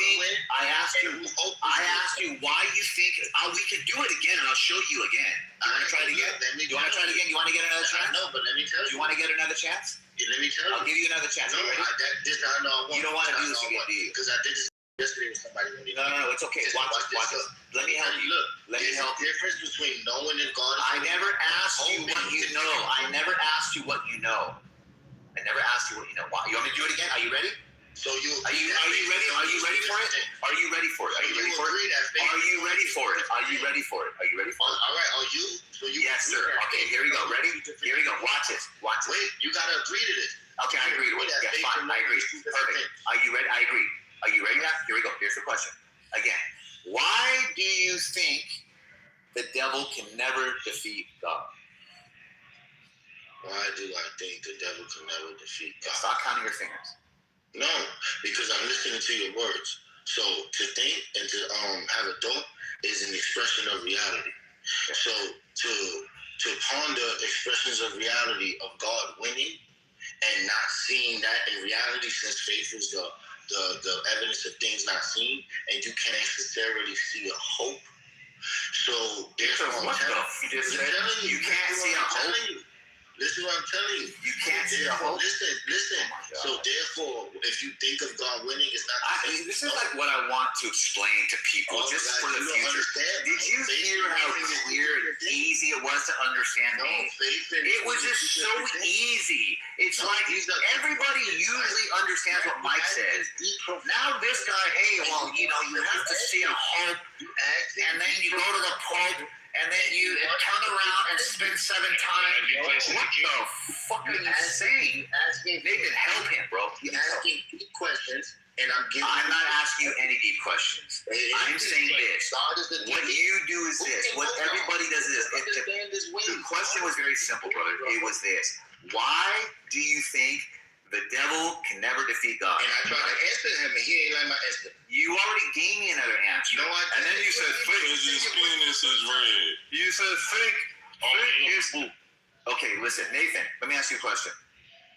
Why do you think God will defeat the devil? No, it's not. I promise you it's not. Yes, it is. I'll explain after. I'll go after Nathan. Yeah. Why do you think that? What's the question? Sorry, Bob. Actually, do you think what to think, Nate? I'm not. Nathan, pay attention to my word. Do you think that God can defeat the devil? God can defeat the devil? Yes. Okay. Perfect. Now, why do you think that? Because God is the most powerful. Pause right there. That's all I need you to say. Thank you. So all you did was you said, this is God, this is the devil. God possesses these things, the devil possesses these things or doesn't. So what you did was he used his brain, right? And the evidence based on the evidence, and I'm explaining my point, sir. The evidence that describes these said characters are things to determine. Now, Nathan, if I said, hey, who do you hope will win? What would you say? I would say God.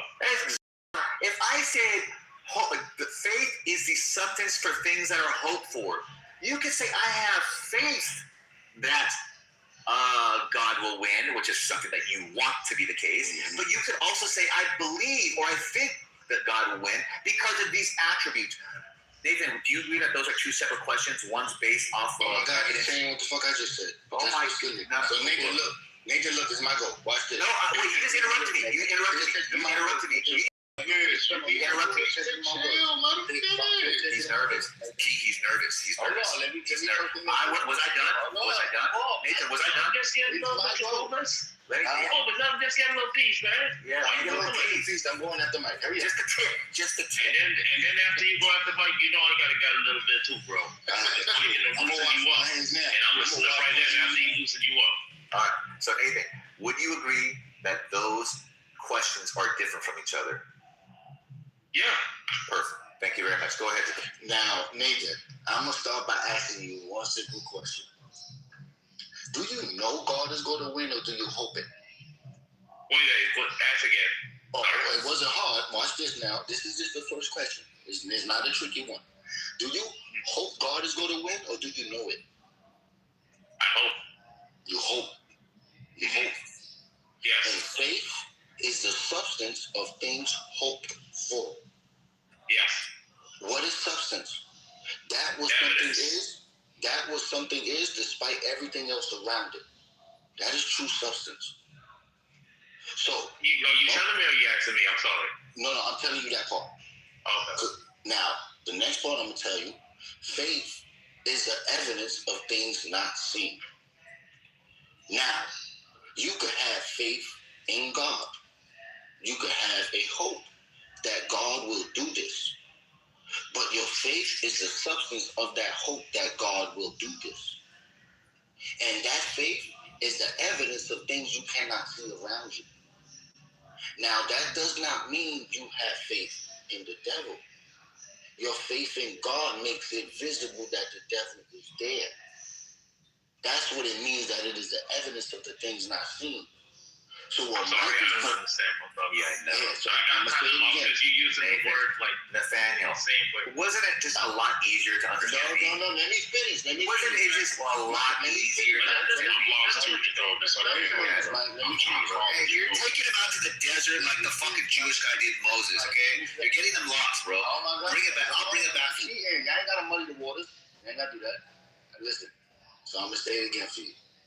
What I'm reading is what Paul tells you. Paul tells you that faith is the substance of things hoped for, and it is the evidence of things not seen. Now that is the axiom. The axiom is faith is the substance of things hoped for, and it is the evidence of things not seen, and that is according to the Holy Scriptures. So now that we have that axiom, what does it mean? It means we need to look at the word substance. Substance is a very simple word. It's not like essence. Essence is a set of qualities that make something what it is. But substance is what something is despite everything else around it. So when you speak of a hope in something, there is a substance within that. And with that substance, you live by it. And if you live by something for the hope that you have, it will make the darkness visible. For that faith is a light.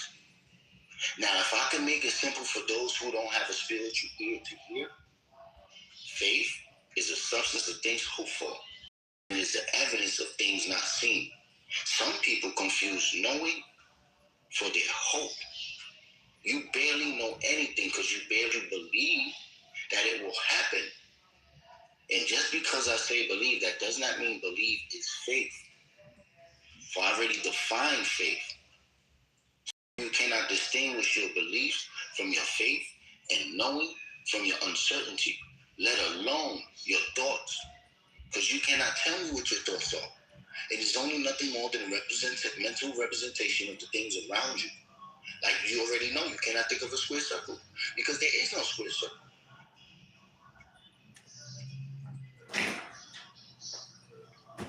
Are you done, Jacobus? Yes, sir. He was done before he was finished.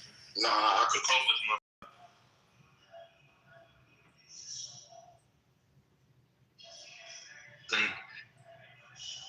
there's a certainty. And then you've got that other lingering issue that's not come up recently, but that is